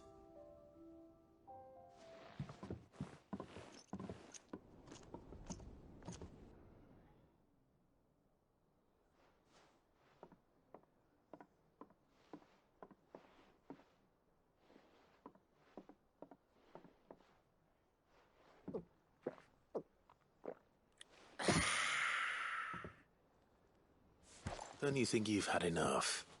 No, we're celebrating. I'm gonna be a father. I think Edda might have something to say about that. Ah, you know what I mean. Bit of light in these dark times.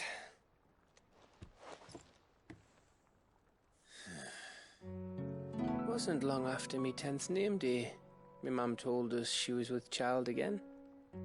I was over the fucking moon.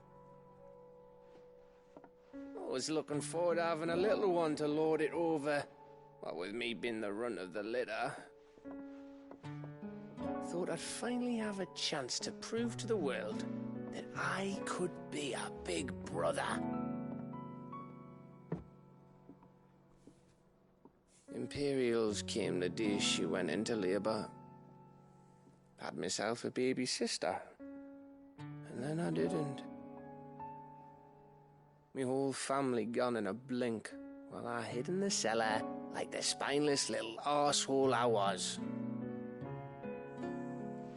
Great brother I turned out to be.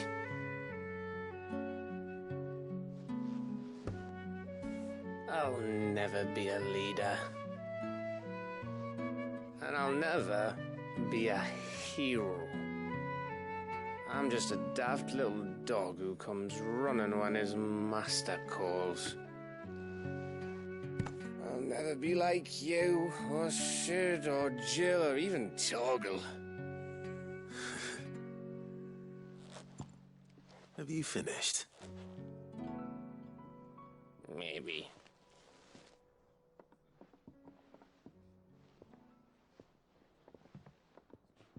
Do you know why you're our best scout? Because you don't need anyone to hold your hand. Without your resourcefulness, your courage, your determination, I don't know where we'd be. Maybe hanging off a cliff like, That was only the once. Exactly. You learned from it. And here you are, after Founder knows how many missions, stronger for everyone. And let's not forget Rosalith. Who was it who freed me from the dungeon? Who was it who ran to Jill's rescue? That would be me. Because you're our brother, Gav. My brother.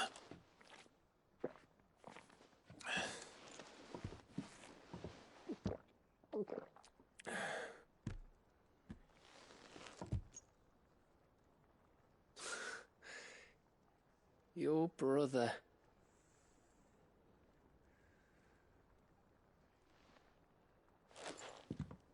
Which means that when the time comes,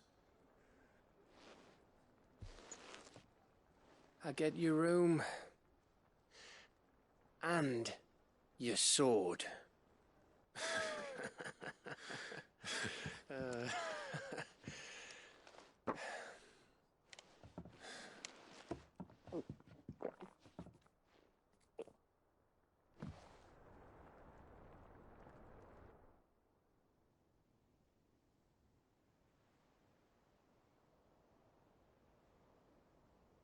I may have had one too many. You may have had 10 too many. I said I was thirsty.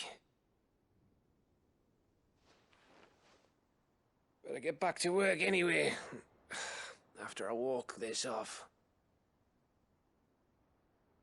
Clive? What is it? Thanks for, you know. I know.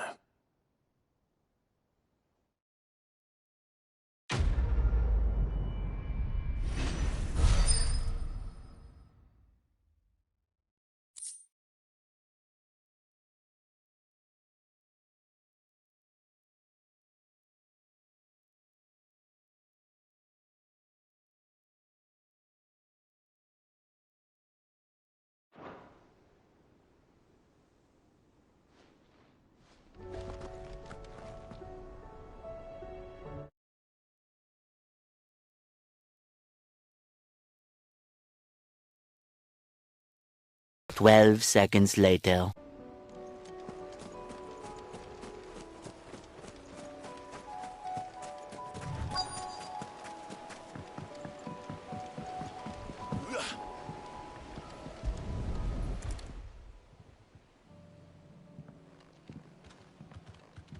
It's still here. After all these years. A lot smaller than I remember. And you're a lot bigger. You might have to swim, boy.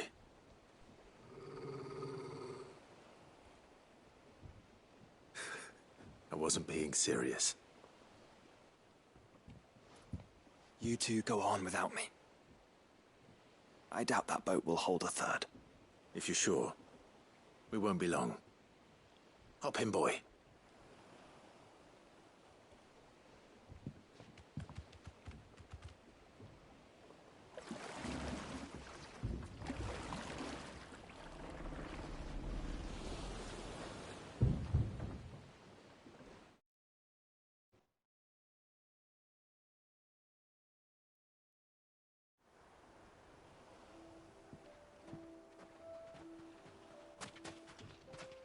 This place hasn't changed at all. The rookery's right through those trees. Come on. Race you there? I bet I could still beat you.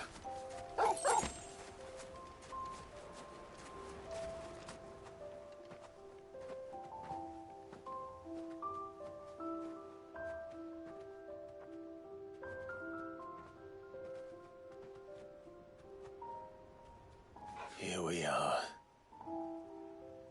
This was our hideaway. Wasn't it, Torgal?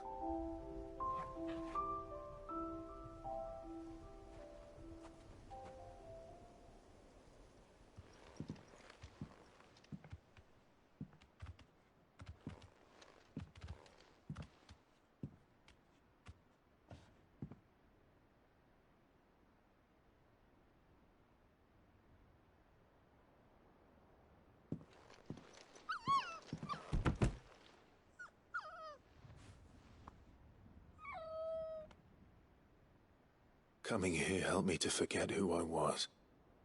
Or wasn't. Prince, Shield. Son his mother could love.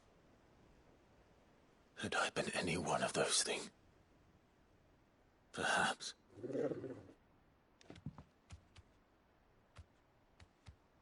What is it, boy?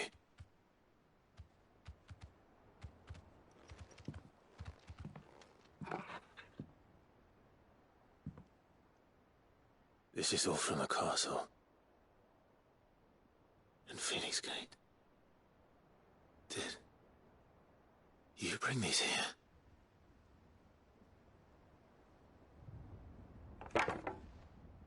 My sparring sword.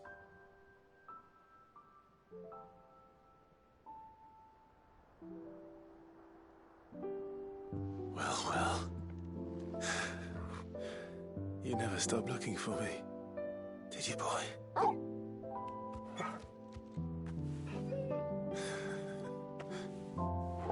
Thank you, Torgal. For never giving up. For never forgetting.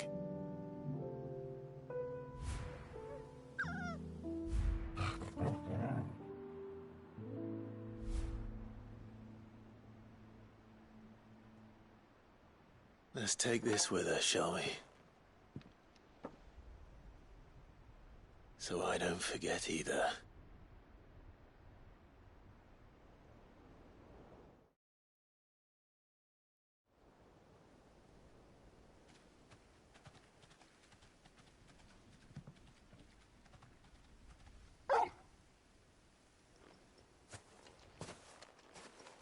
That's not the way back to the boat, Torgal. All right. I'm coming.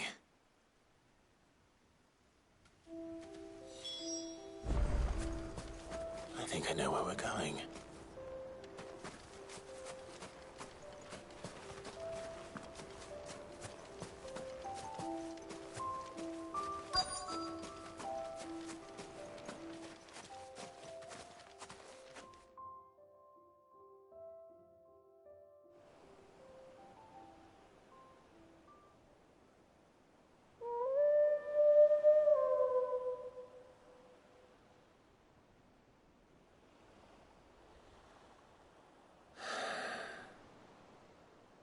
People always talk about the importance of putting the past behind you. But without it, we wouldn't be who we are today. And we certainly couldn't steer our way to a better tomorrow. Come on, Torgal. Let's go home.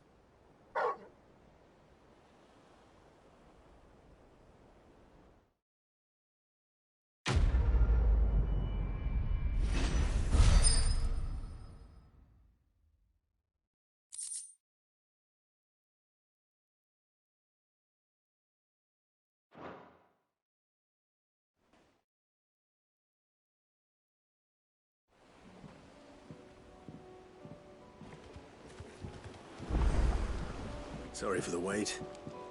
We're ready.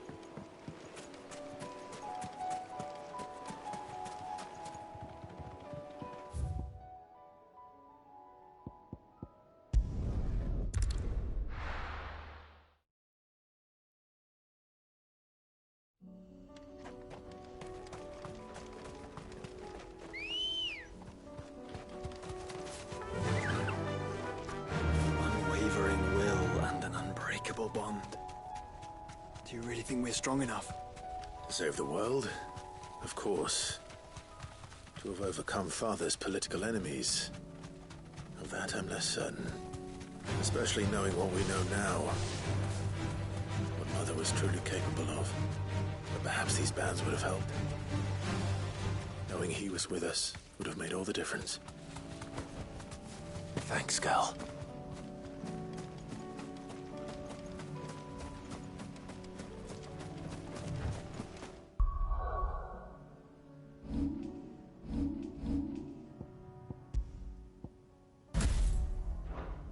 It's just back there.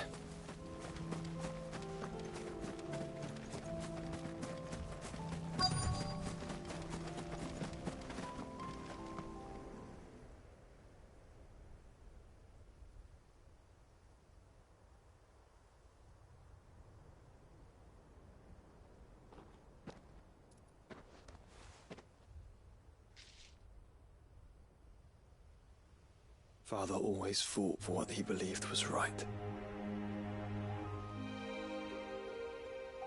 It wasn't until that night at Phoenix Gate that I realized I had never fought for anything. I always had someone else to do the fighting for me.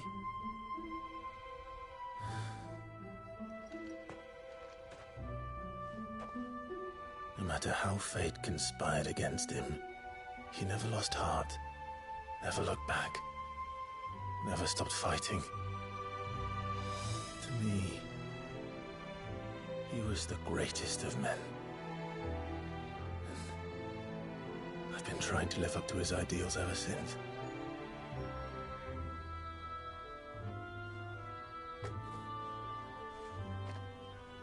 We all have, Clive. We all have. And we'll keep trying. Because that's what he would have wanted. What he would have done himself. Even if it meant standing against the very gods in the heavens. I shall be borrowing this, Father, if I may. That you might watch over us as we follow in your footsteps.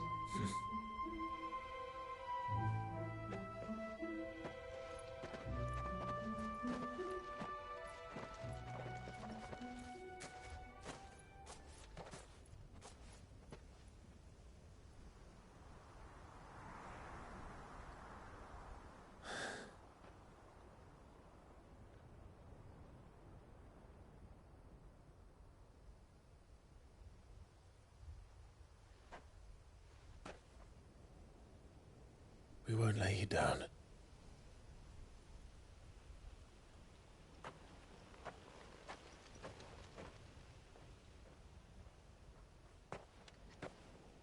Onward, then?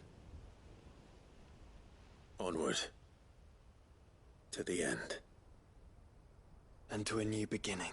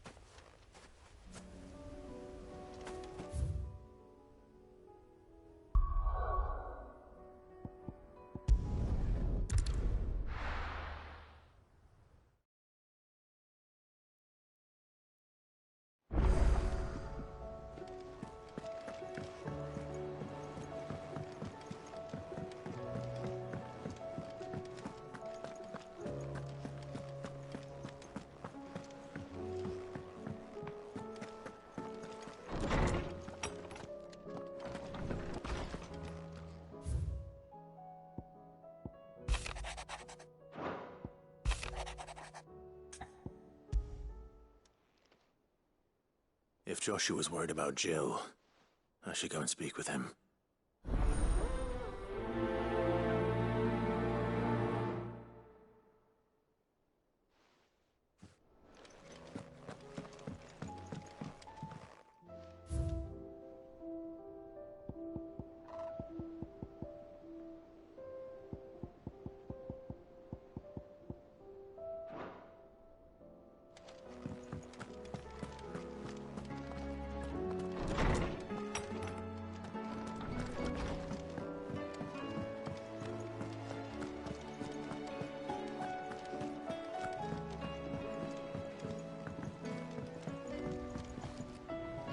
Joshua, I read your message.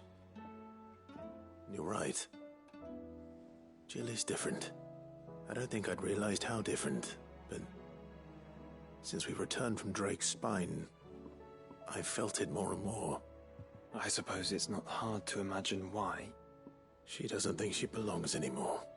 And that's why we need to remind her she is still one of us. To let her know that we still need her. Now more than ever. That you still need her. But how to do that? When last we were truly close, we were but children. Of course. Do you remember the time we accompanied Father on his annual tour of the Duchy? And Jill and I broke from the procession to ride up Man's Hill? To see the snow daisies, I remember. It was the first time Father had allowed us to join him. And when he realized you were missing, he had the entire retinue down to the pot boys combing the countryside. In the rain. A thunderstorm forced us to take refuge in a grove of oaks before we'd even made it halfway there. It was the Lord Commander who finally found us, and needless to say, he was none too pleased. Then it seems you and Jill have unfinished business. What do you say? Man's Hill. It's not that far. Oh, true. Though I suspect it is also much changed. Little in southern Rosaria remains as it was when we were children. You're saying I should go and scout the area for bandits? I'm saying we should first go and see if there are actually still any snow daisies left. What would you do without me, Clive?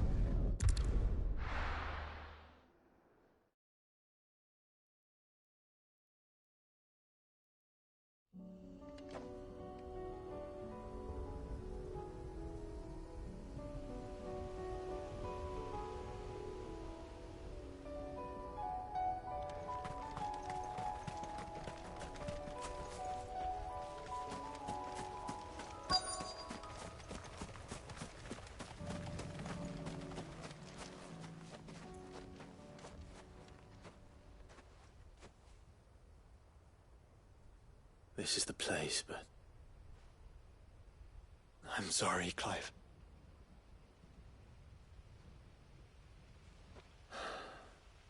There's nowhere been spared. What do we do now? We keep looking. Man's Hill cannot be the only place where snow daisies grow. Perhaps, but it's the only place I know of. Knew of. Then why not ask someone who might know of another? Someone in the backyard? To the hideaway, then.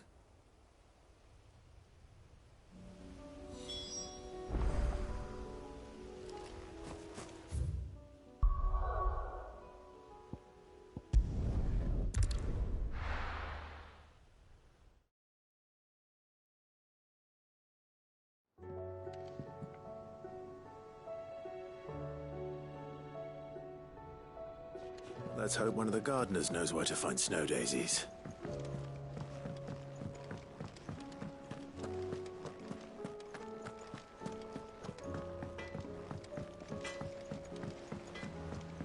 Say what you will, Lady Karen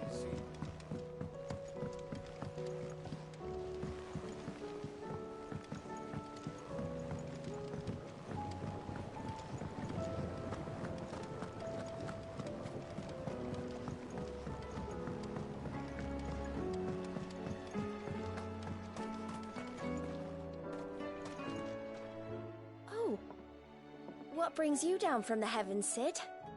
I need your advice. Joshua and I are looking for a place where snow daisies grow. Preferably in abundance. Snow daisies. Then you'll want somewhere not too hot and not too cold. And where the winds are strong enough to carry the seeds. I reckon Man's Hill would be a good place to start. There in the Royal Meadows, perhaps? Both have similar climbs and the right elevation. If the Blight hasn't claimed them yet. Right. Thank you. Did you learn where we might find our flowers? The gardener here mentioned the Royal Meadows in Sambrek. Ah, the fields beyond Northreach. Well, if that's the case, then Yote was right. I recalled that she'd kept a record of our travels, you see. So I asked her if she'd perhaps noted anywhere that snow daisies grew, and she mentioned Oilefeist Bay. Whose shores border the meadows. Off we go then.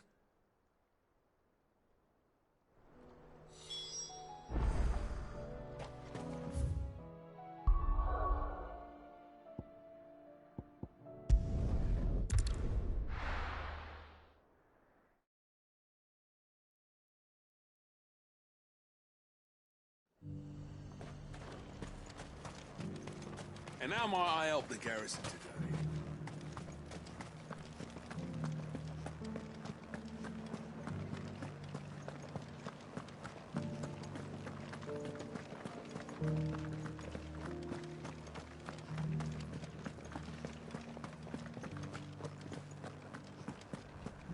Haven't seen any of those beastly blue-eyed...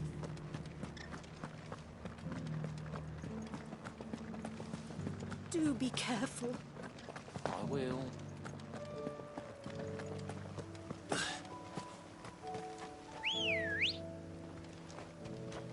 Ready, go?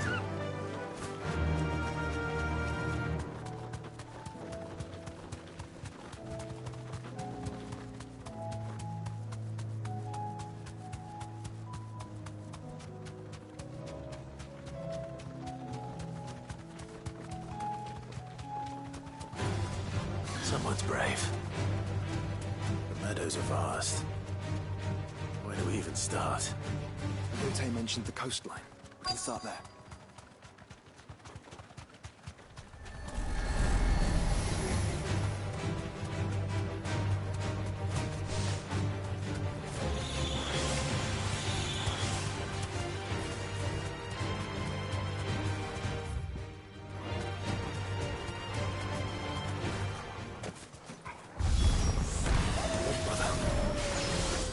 See them? The flowers and our friends.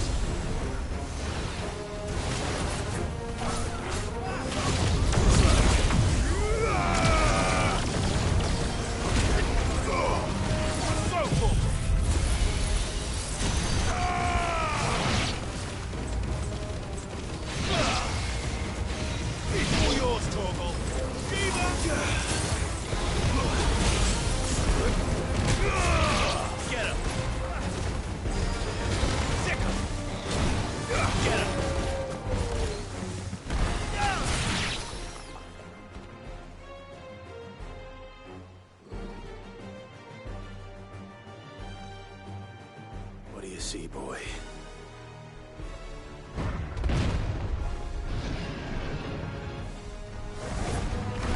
Let's hope this is the last one.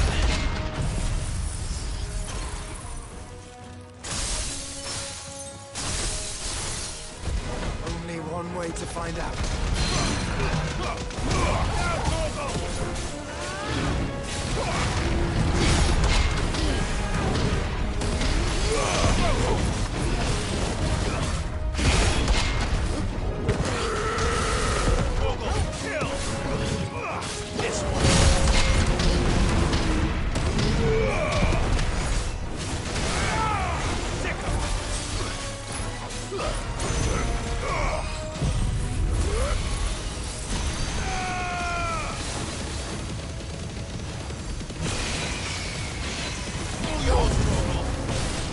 Over here!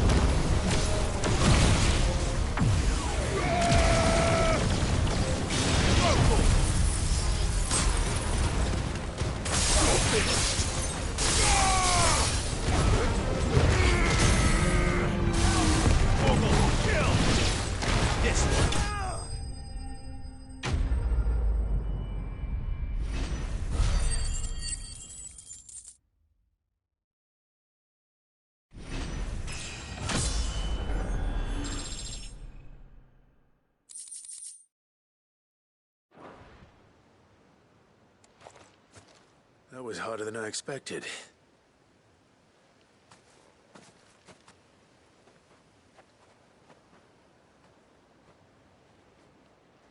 But Founder, it was worth it.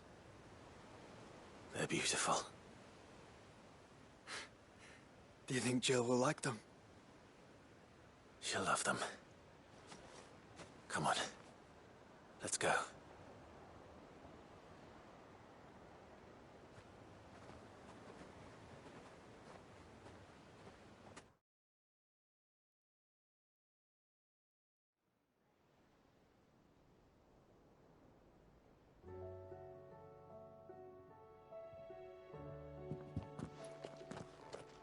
It appears my work is done. The rest, as they say, is up to you. Well, you and the skies. We wouldn't want another thunderstorm now, would we?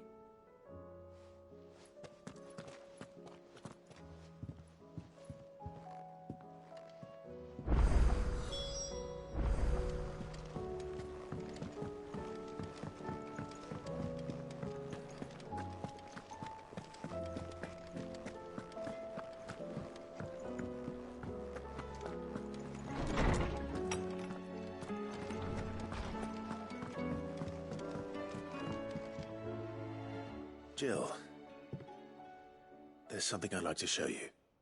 There is? And where might this something be?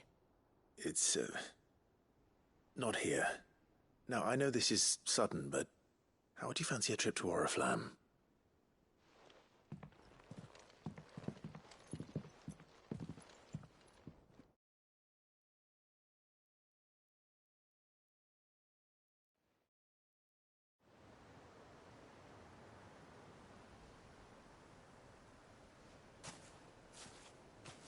There are so many.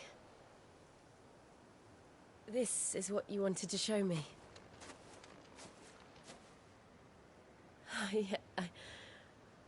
I don't know what to say. You don't need to say anything. The smile on your face is enough. We've been worried about you, Joshua and I. Do you remember when I took you to Man's Hill? Or tried to? How could I forget? You saw me crying and thought a change of scenery might lift my spirits. In the end, it earned me a nasty cough and a stern scolding from your mother. But I felt wonderful nonetheless. I'm sorry.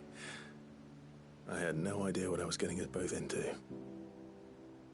But I couldn't bear to see you like that. Before we left, my chambermaid told me she'd overheard your mother talking about my marriage prospects with some of the noblewomen at court. They were debating whether it would be more profitable to marry me off to one of the high houses instead of saving me for the ducal line. No one thought to ask me what I wanted. I was nothing to them. A pawn at best. I felt so trapped. So lonely. I didn't know. But I wasn't alone. You were there. Your hand in mine as we ran for those oaks. And I knew then, no matter what happened, I would be all right. I'll never forget that feeling.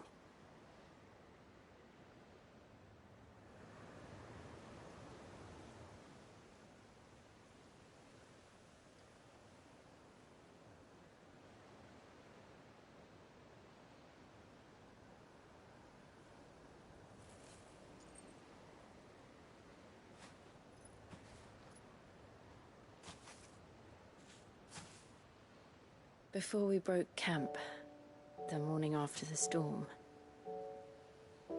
do you know what I did? No? What? I slipped away from my governess to climb the Tor. And from there I saw a sea of petals, all reaching for the sun. And I realized that no No matter how terrible the night, dawn would always come.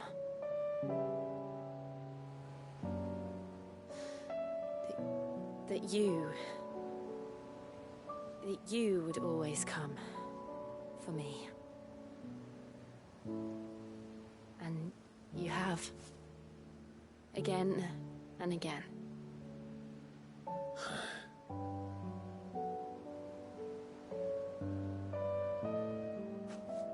Where do you see us? When all this is over?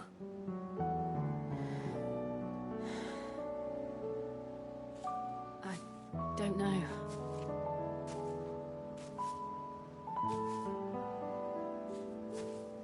Not here, though. I think I've outgrown the twins. After everything we've been through, the realm just seems so small.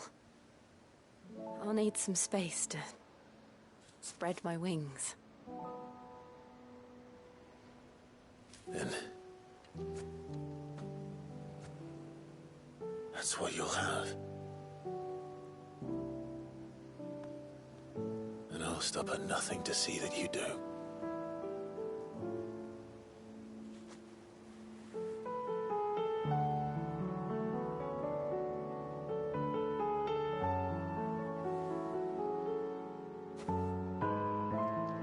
I never was much good at garlands, but it'll have to do.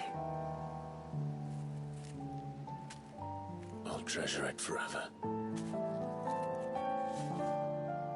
Thank you, Clive.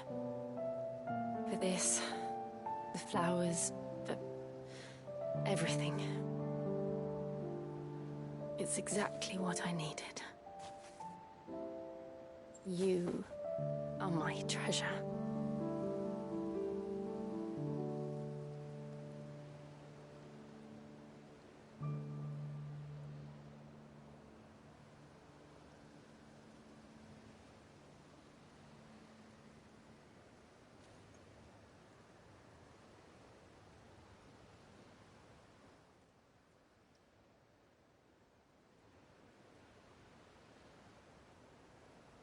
We should probably be getting back.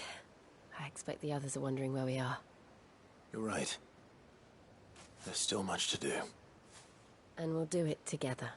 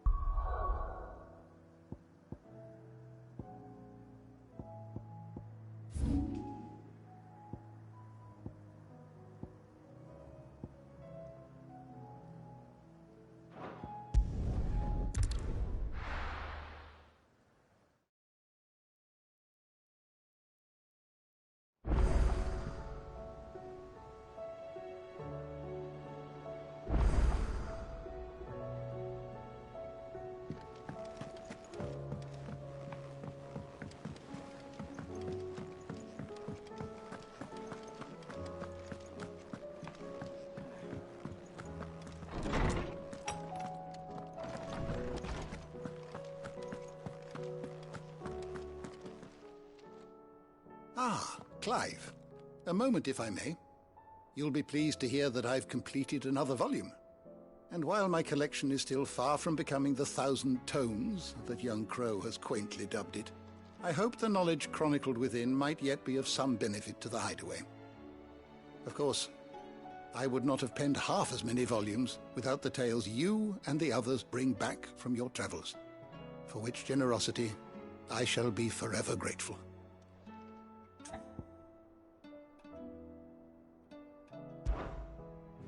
I don't believe you've read this particular chapter before. You wish to study the tomes? The door to the shelves shall ever be open.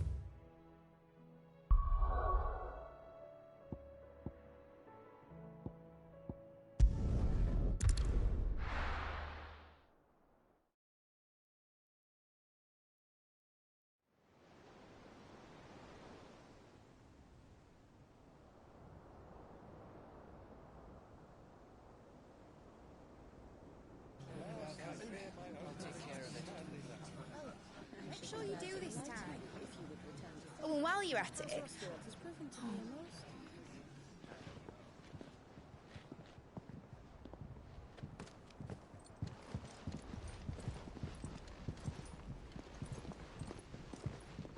Clive, if you see my dad up there, tell him we were right to leave his legacy with you. Tell him he'll be in the front row.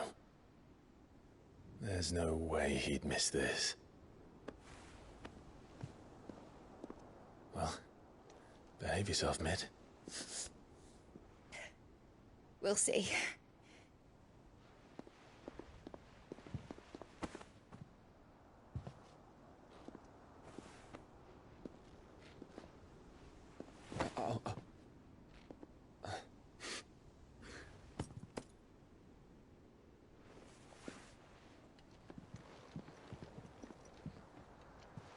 So, you're in charge now, Gav.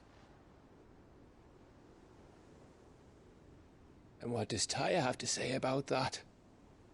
Come back before she finds out, eh?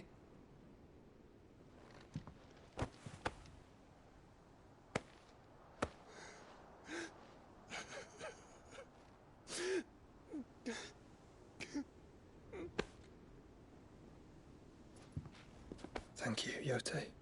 I'm sorry. Your Grace, I shall pray for your safe return. That's kind of you. But you should pray he took his medicine. I didn't spend all night grinding herbs for his lordship to leave them on his nightstand. Again. You needn't fear, Lady Taya. And thank you. See that your brother comes back in one piece. Or, at most, two. Any more and you can heal him yourself. I'll keep that in mind.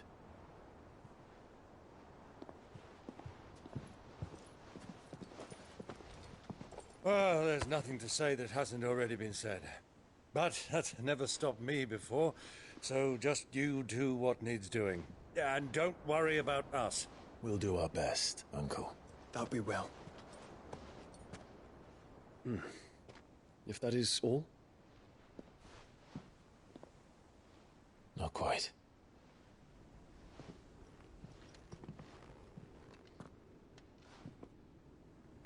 Jill. It's time, isn't it? It is.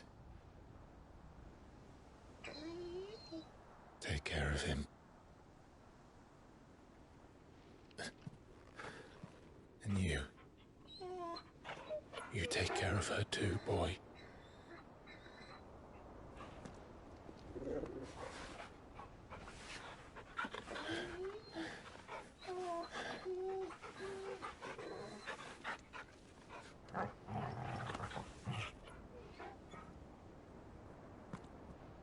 Don't forget, Clive. We all choose our own path. Believe in yours. I do.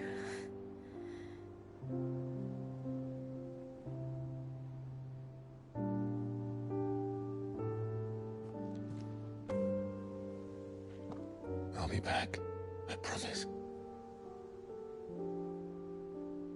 I love you, Jill.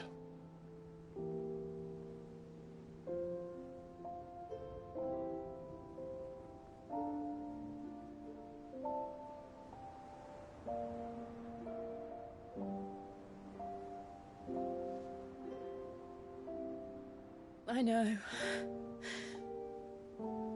I love you too.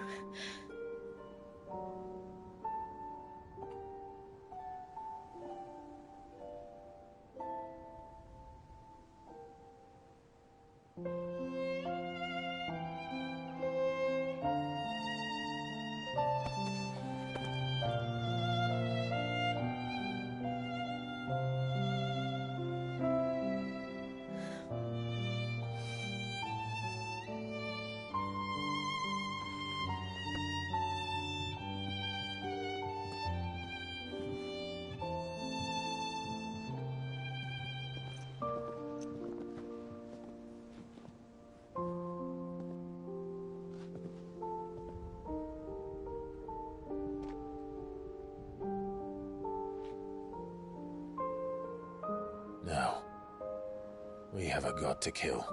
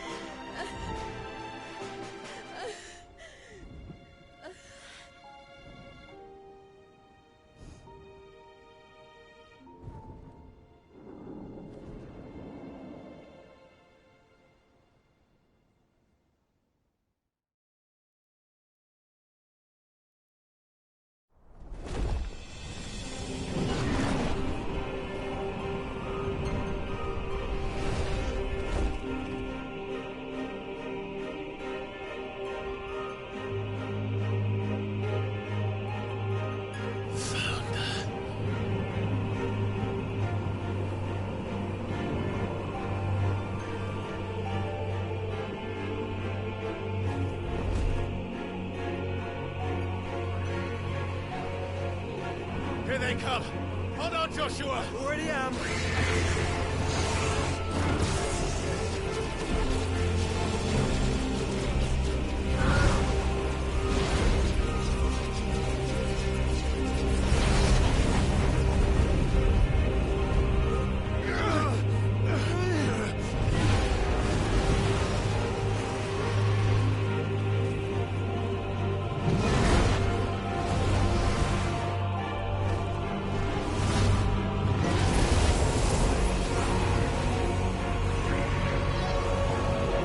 To make us a way in.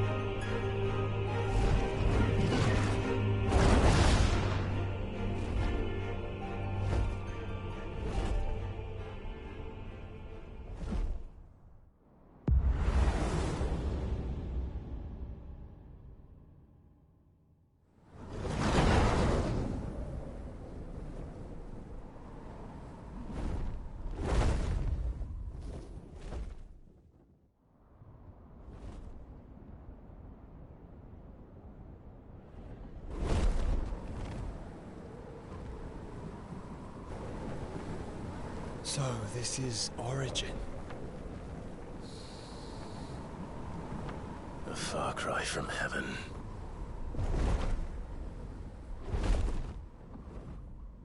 Where it all began.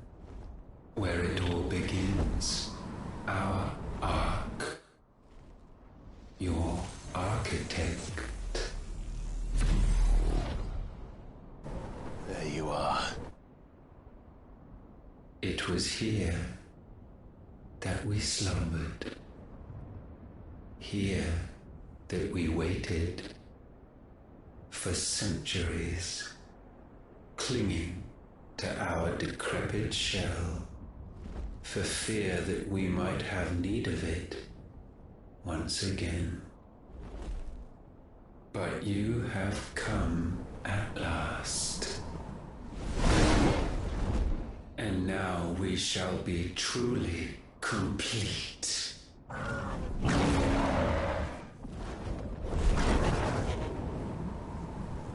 Well?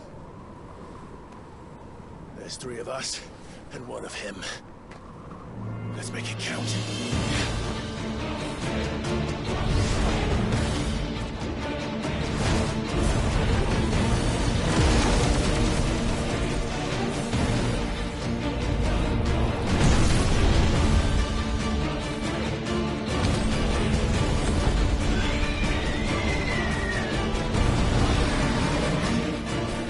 Dominance. We will show you what it means to suffer.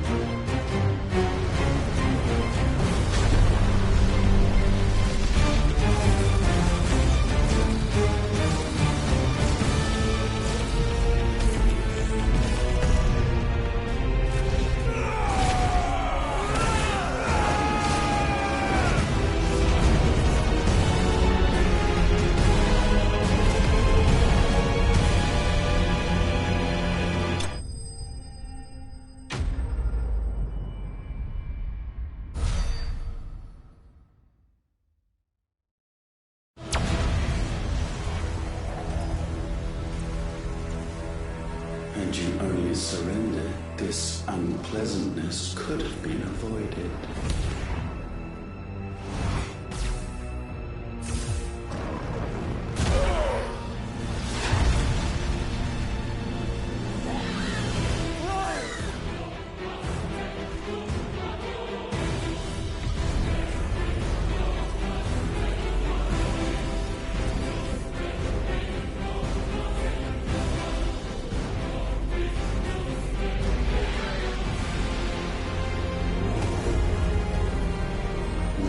of you.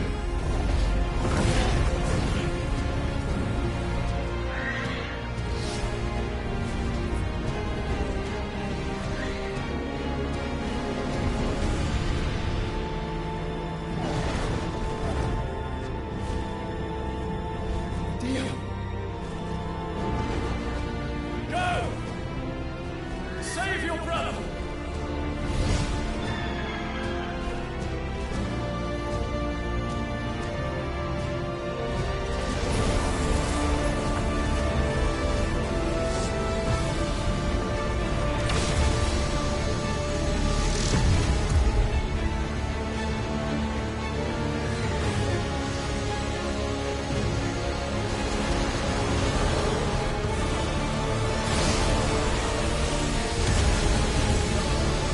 I ask not for acceptance, only forgiveness!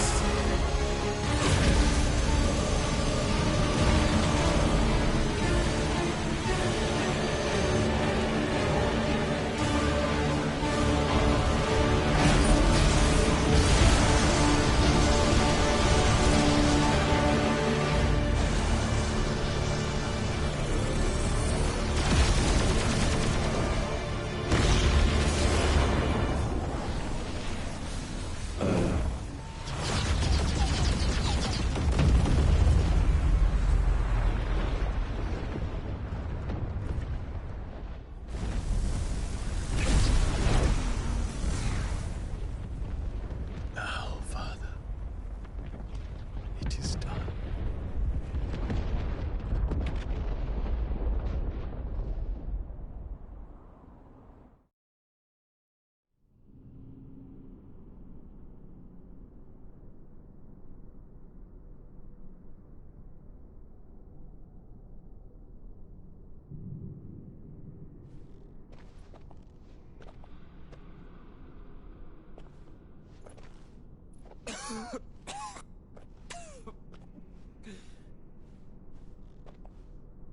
Clive! Clive!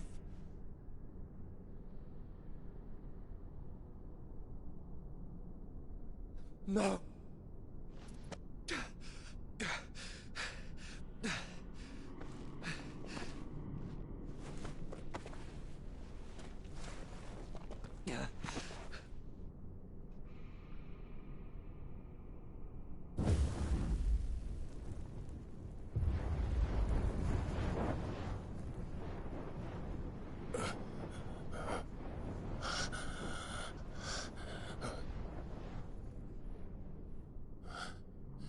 Joshua.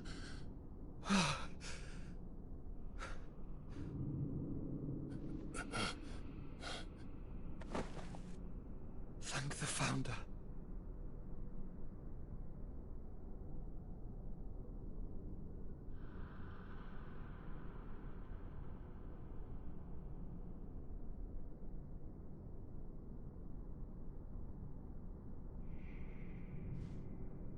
Did I mention you look terrible? That makes two of us. Oh, I'll be all right. And Dion.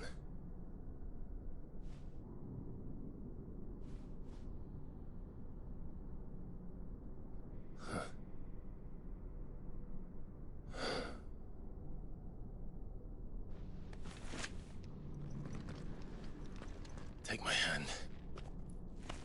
No, I told you, I'll be...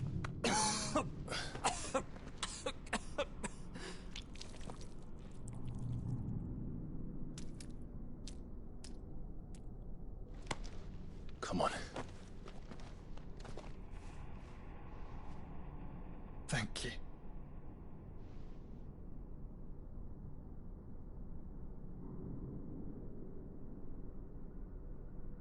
Press on. Always.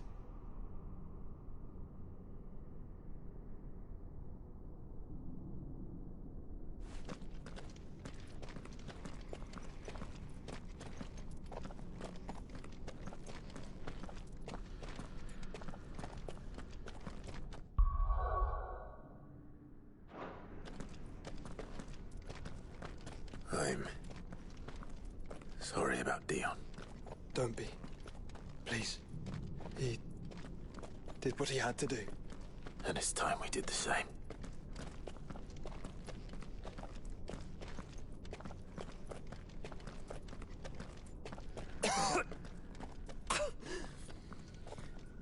Should we stop? Because of the cough. No, I think we're past that, Clive. I suppose we are.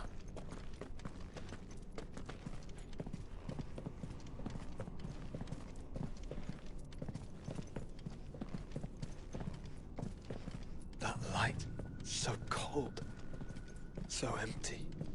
We're close, aren't we? It, seems that way. But I don't want to think what could be waiting for us in there. Then think instead of those waiting for us at home.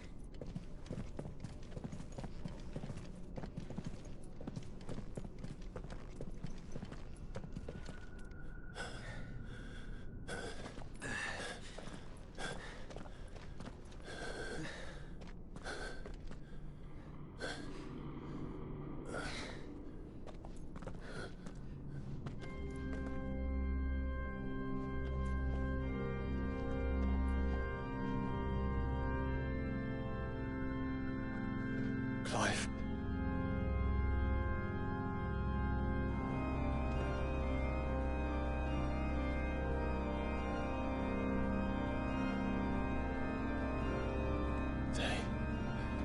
They can't be. But they are. This is the Nexus. A wellspring of life.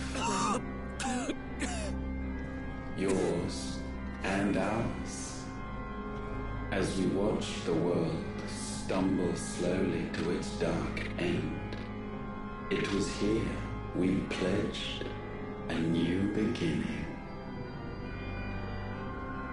And now, with the ether we have harvested, I shall raise my kin from their eternal slumber, that together we may usher in a new age of reason. This was never about creation, only self-preservation. You condemned an entire world so that you alone might escape death. Alone. Him. Alone. Clive. I think I understand. He...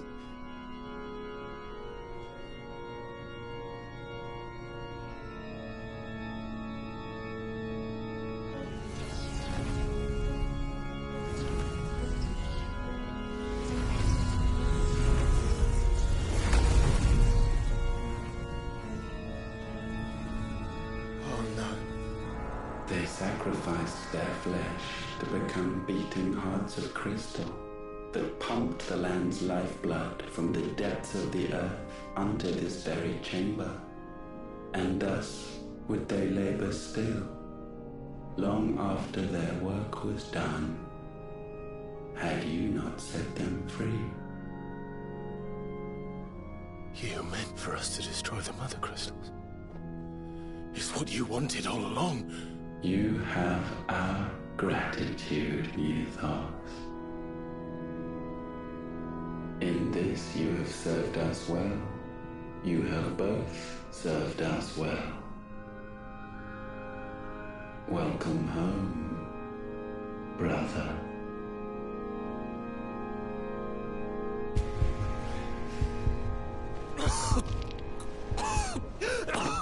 Joshua.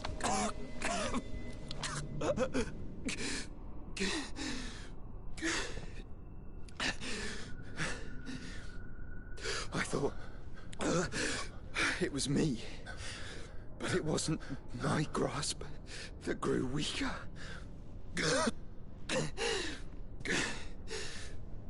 It was theirs that grew stronger.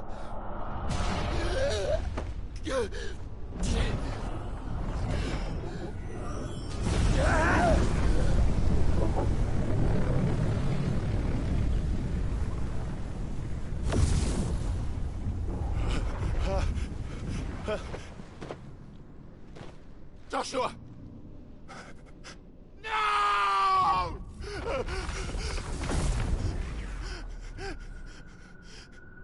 And now we can become one.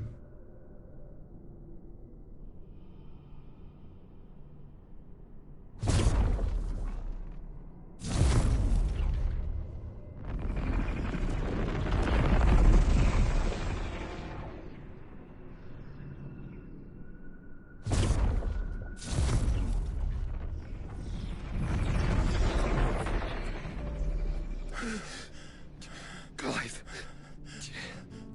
Don't speak. Shh. Shh. The one possessed of the destructive flames of Ifrit. And the healing flames of the Phoenix. This, I once believed, would be Ultima's true form. But I was wrong. I see it now. Why you will never become Ultima's vessel. I don't care. Just hold on. Listen to me, Clive. You remember the murals? People once knew that Ultima was their god. That he created them. And they worshipped him, prayed to him, looked to him for guidance. In vain. In vain. For he did not listen, did not acknowledge our will, and so we strayed from his path to forge one of our own. So absorbed was he in his own desires, so driven by his own will alone, that he shunned the one thing that could have made him truly powerful. Faith. The same faith people now place in you. Faith that you will fulfill their dream, Sid's dream, of creating a better world for us. Faith that you will follow in Father's footsteps and save those who need saving most. Faith that you will answer Jill's plea to save yourself. The difference is, Clive, that you chose to listen, and that is what has steeled our bonds. Bonds that helped you stand firm when Ultima's pull was at its strongest. His power may be absolute, but so is ours. And so will yours be. With my light in your heart, not even a god might stop us. Joshua!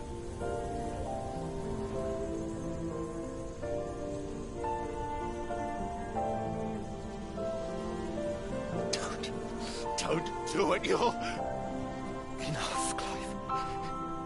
My body is too far gone. If the wound does not take me, the curse will.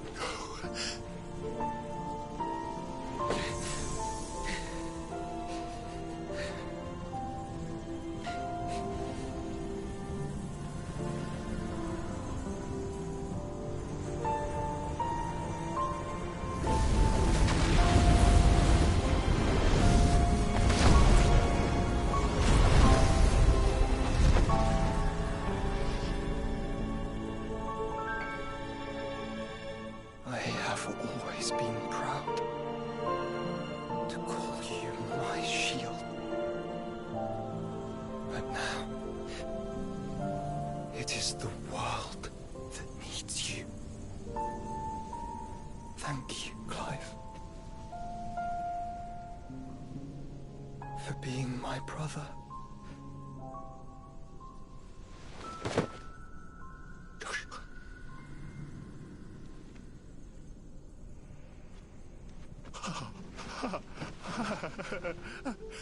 Look at me. Look at me, Joshua.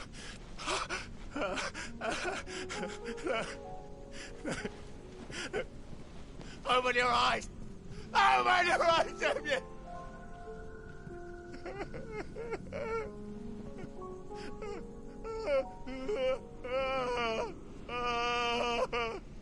Why?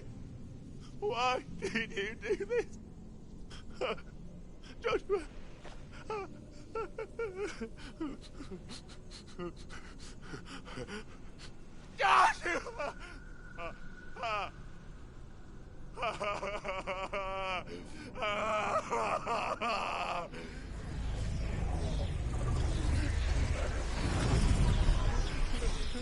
And thus does the final piece fall into place. The incantation primed, but one task remains. To empty the vessel.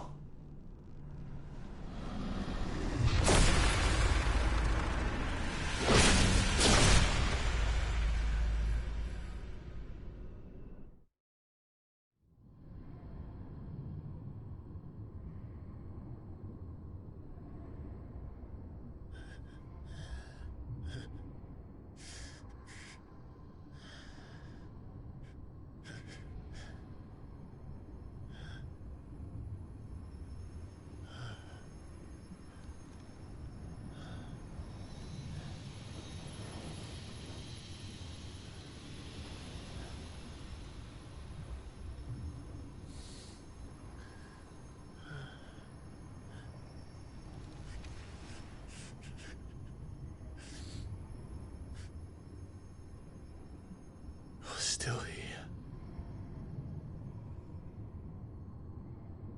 With me to the end. Even now, you would deny the inevitable.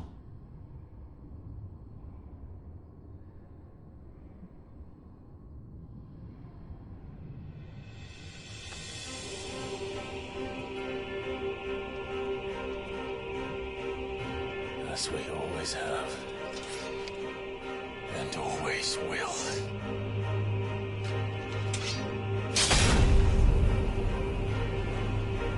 On this, my sword, I swear, to shield the Firebird's flame forevermore.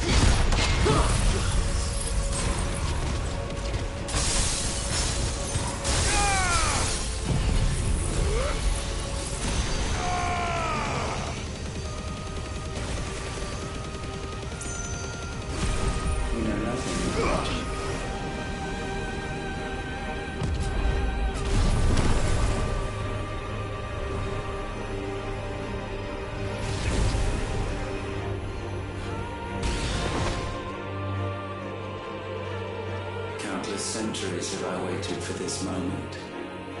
This moment in which I might revel in my creation, only to find it profaned and so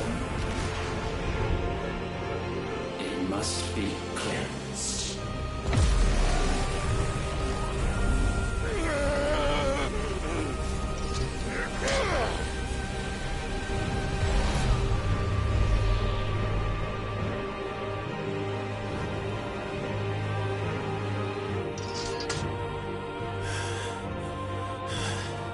Unexpected. How is it that your will yet endures?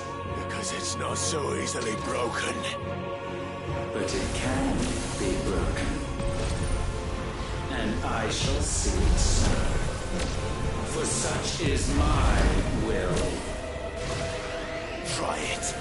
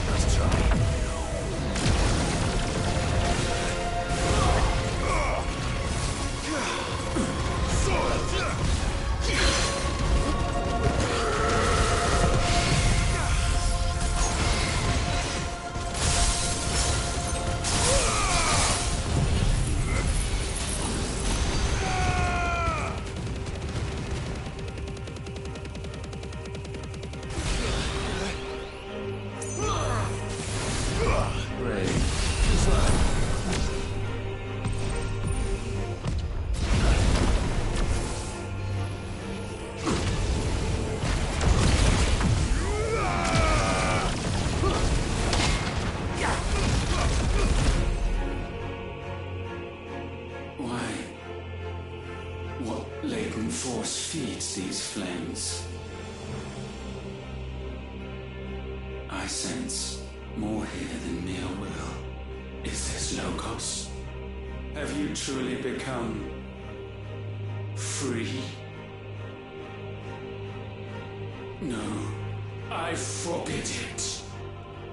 You are not a god. You are but flesh and bone. You are not one of us.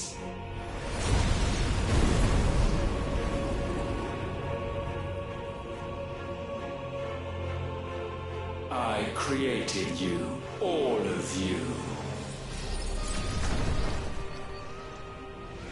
And what is mine is mine to destroy. Once, perhaps. But we are no longer yours. Our flames are our own, and they burn as one!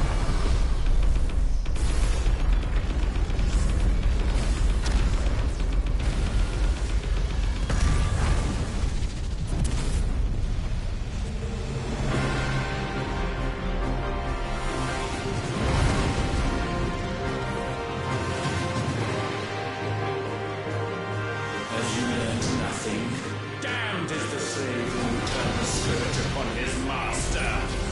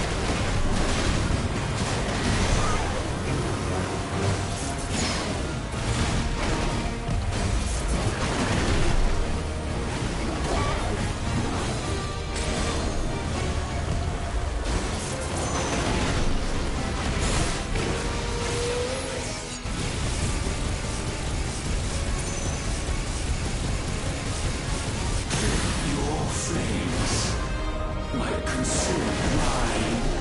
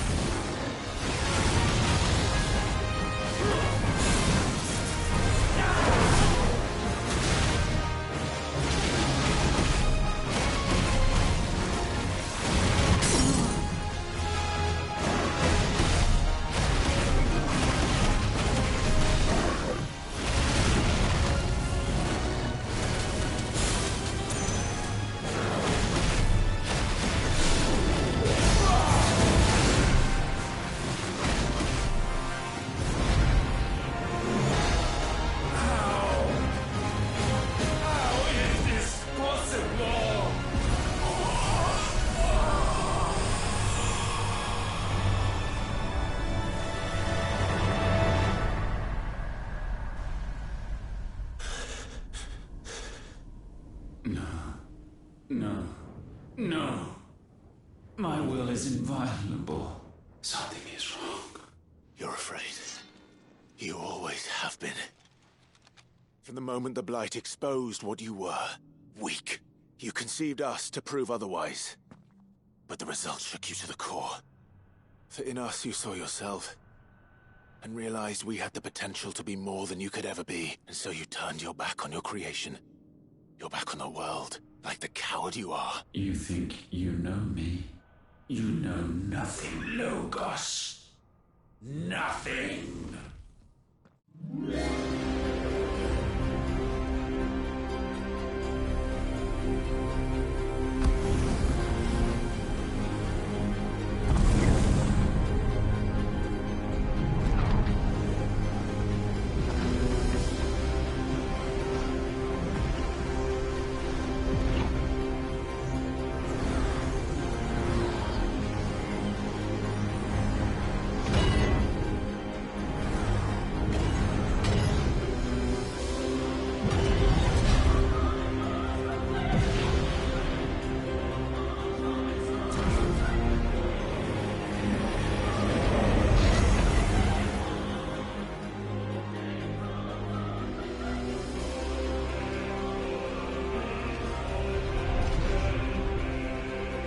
Bathed in light, I stand above you, my rebirth complete. And you, for your defiance, shall pay the proper price. An eternity of anguish. Anguish. Pain. Suffering. You have known none of these. But we have. So we know what they grant. They bring us together. And that makes us strong. Thunder roar!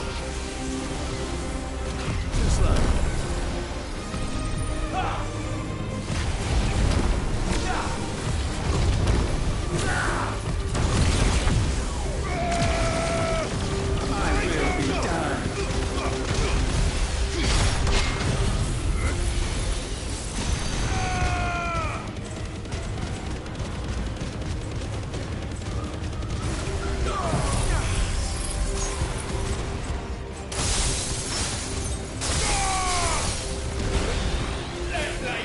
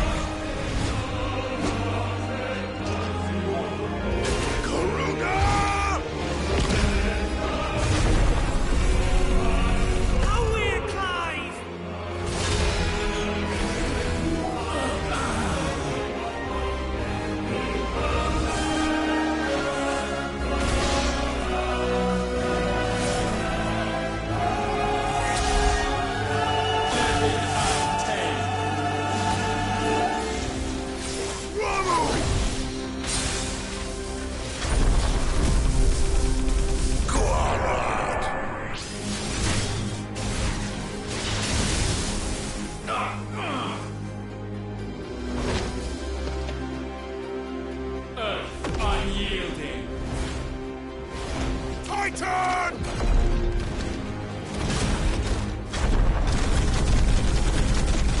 Give him hell, Clive!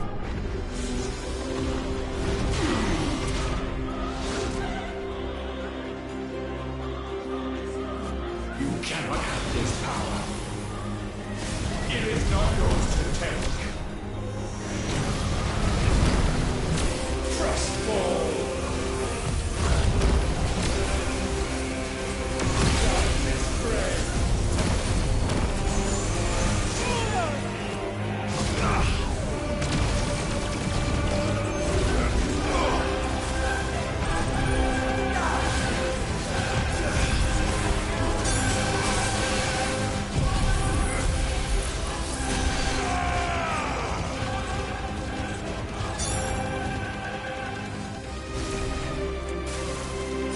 Light shine.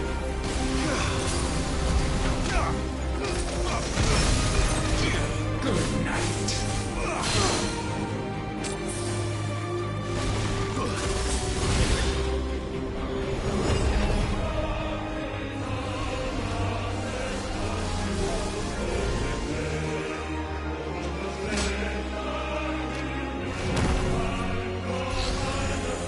Light undying. Muhammad!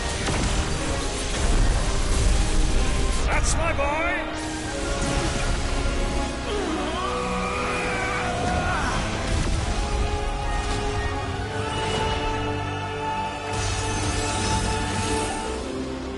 Ice unfeeling.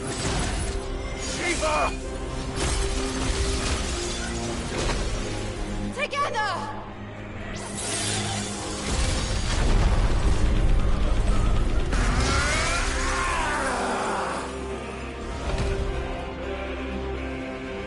Darkness unending.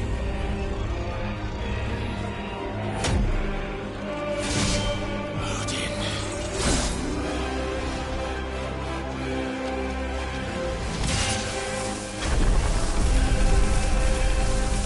Onward, my son.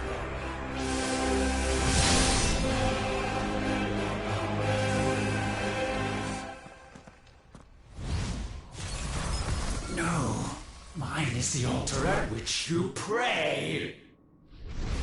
Mine are the eyes that look down upon you all. And yet still you cannot see. You are no better than us. We are one and the same. We are not the same. No man might stand beside me.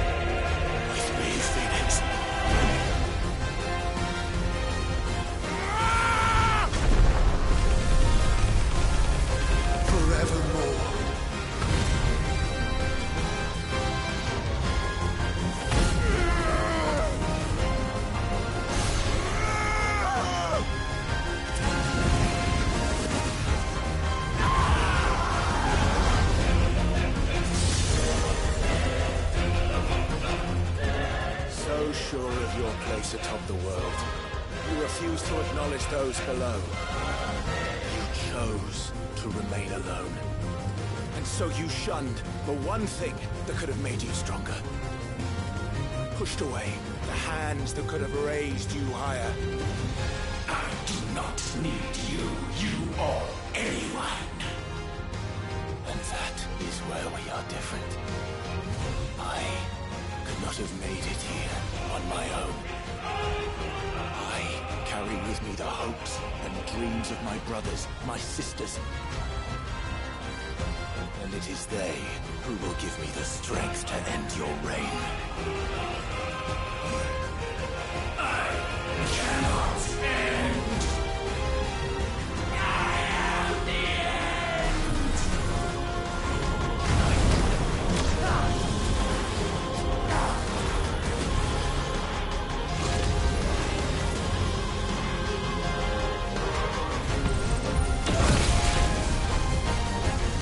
Nice try.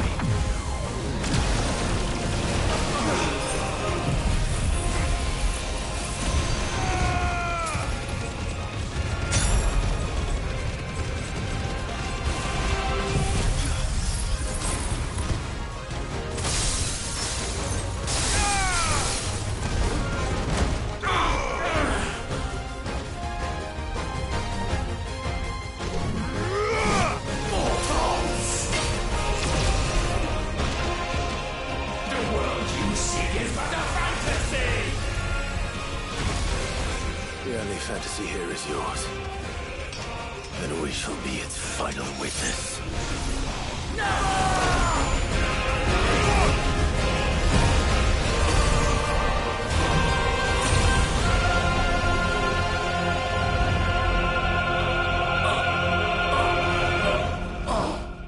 I said... it's over!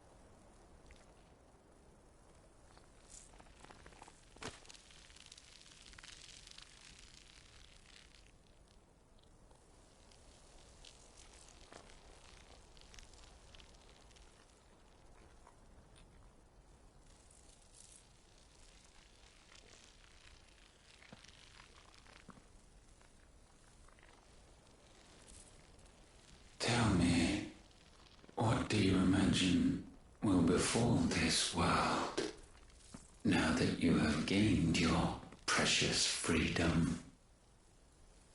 I honestly don't know. But I doubt it will be pretty. A sorry tale of sin and suffering, hardship and pain. And it was for this that you fought so fiercely? Why? It's who we are. We fight. We survive. We endure. We don't need a reason. We are imperfect creatures. When we stumble, we reach for a shoulder to lean on. When we fall, we stand back up.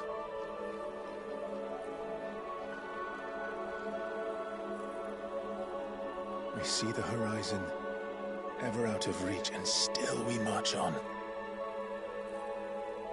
Certain the answers lie just beyond it. Because that is our way.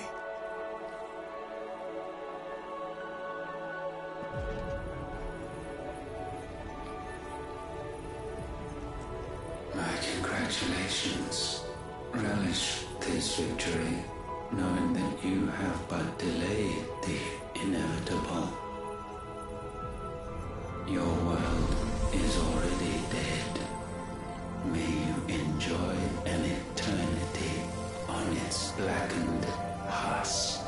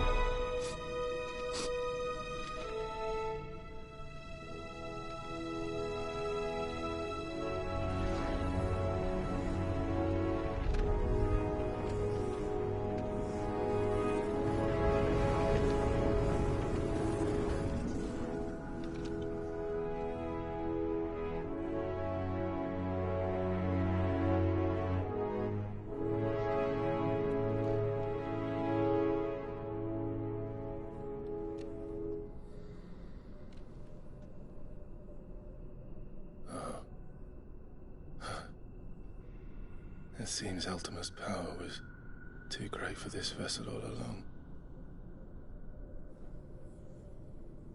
But while I have it,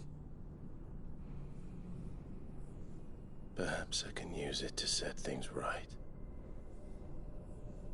And see Ultima's legacy. Bearers, dominance, crystals, magic, consigned to the flames.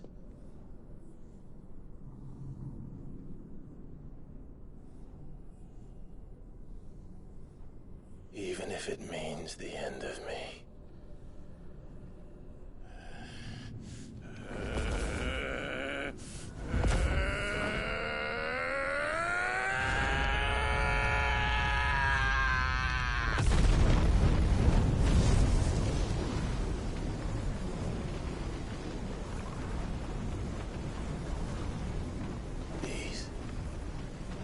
These are our terms.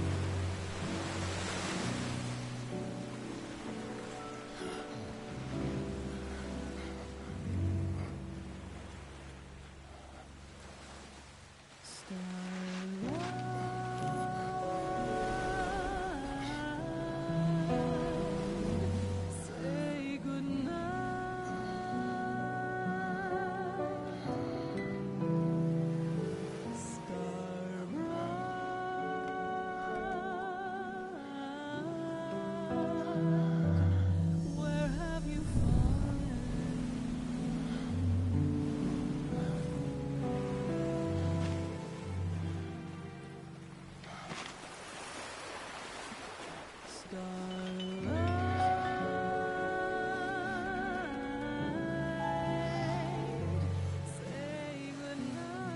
you see it too? Jill.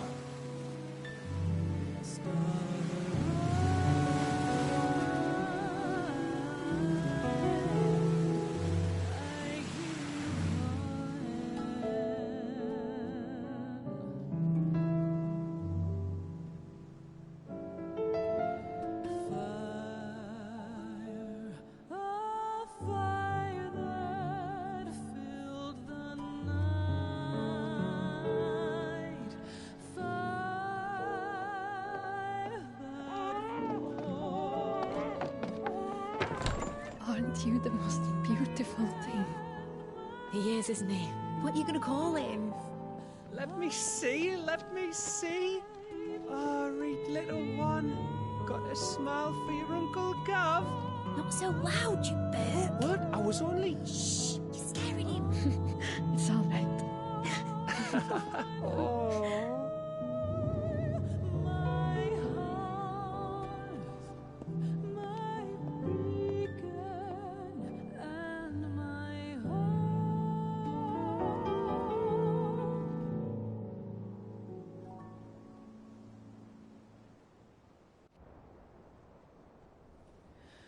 A sky of scattered tears,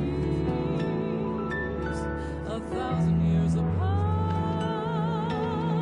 Should they fade, I will not be afraid of the dark. For your If you need a rest, I can take him. I'll hold you to that. deep within my heart, showing The world's yours now. Yours to do with as you please. That's what Sid wanted. That's what they both wanted.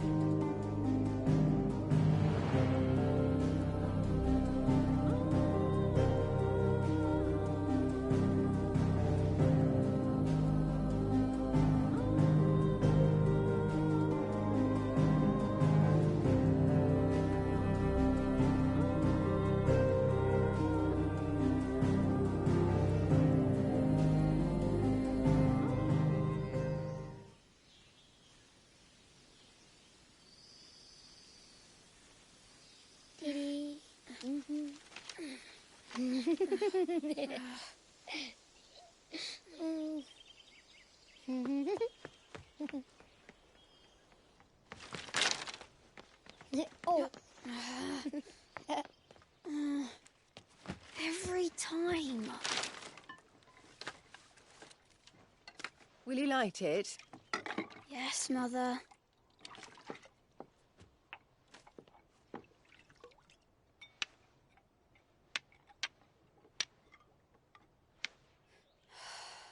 Come on. If only I had the flames of an icon.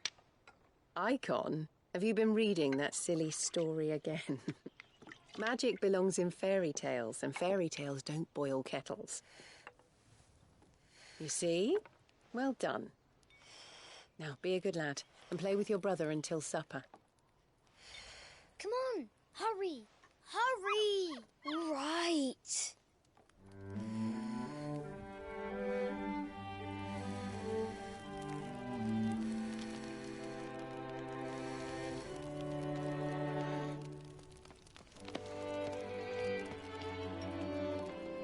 Right, let's play the Saint in the Secretary.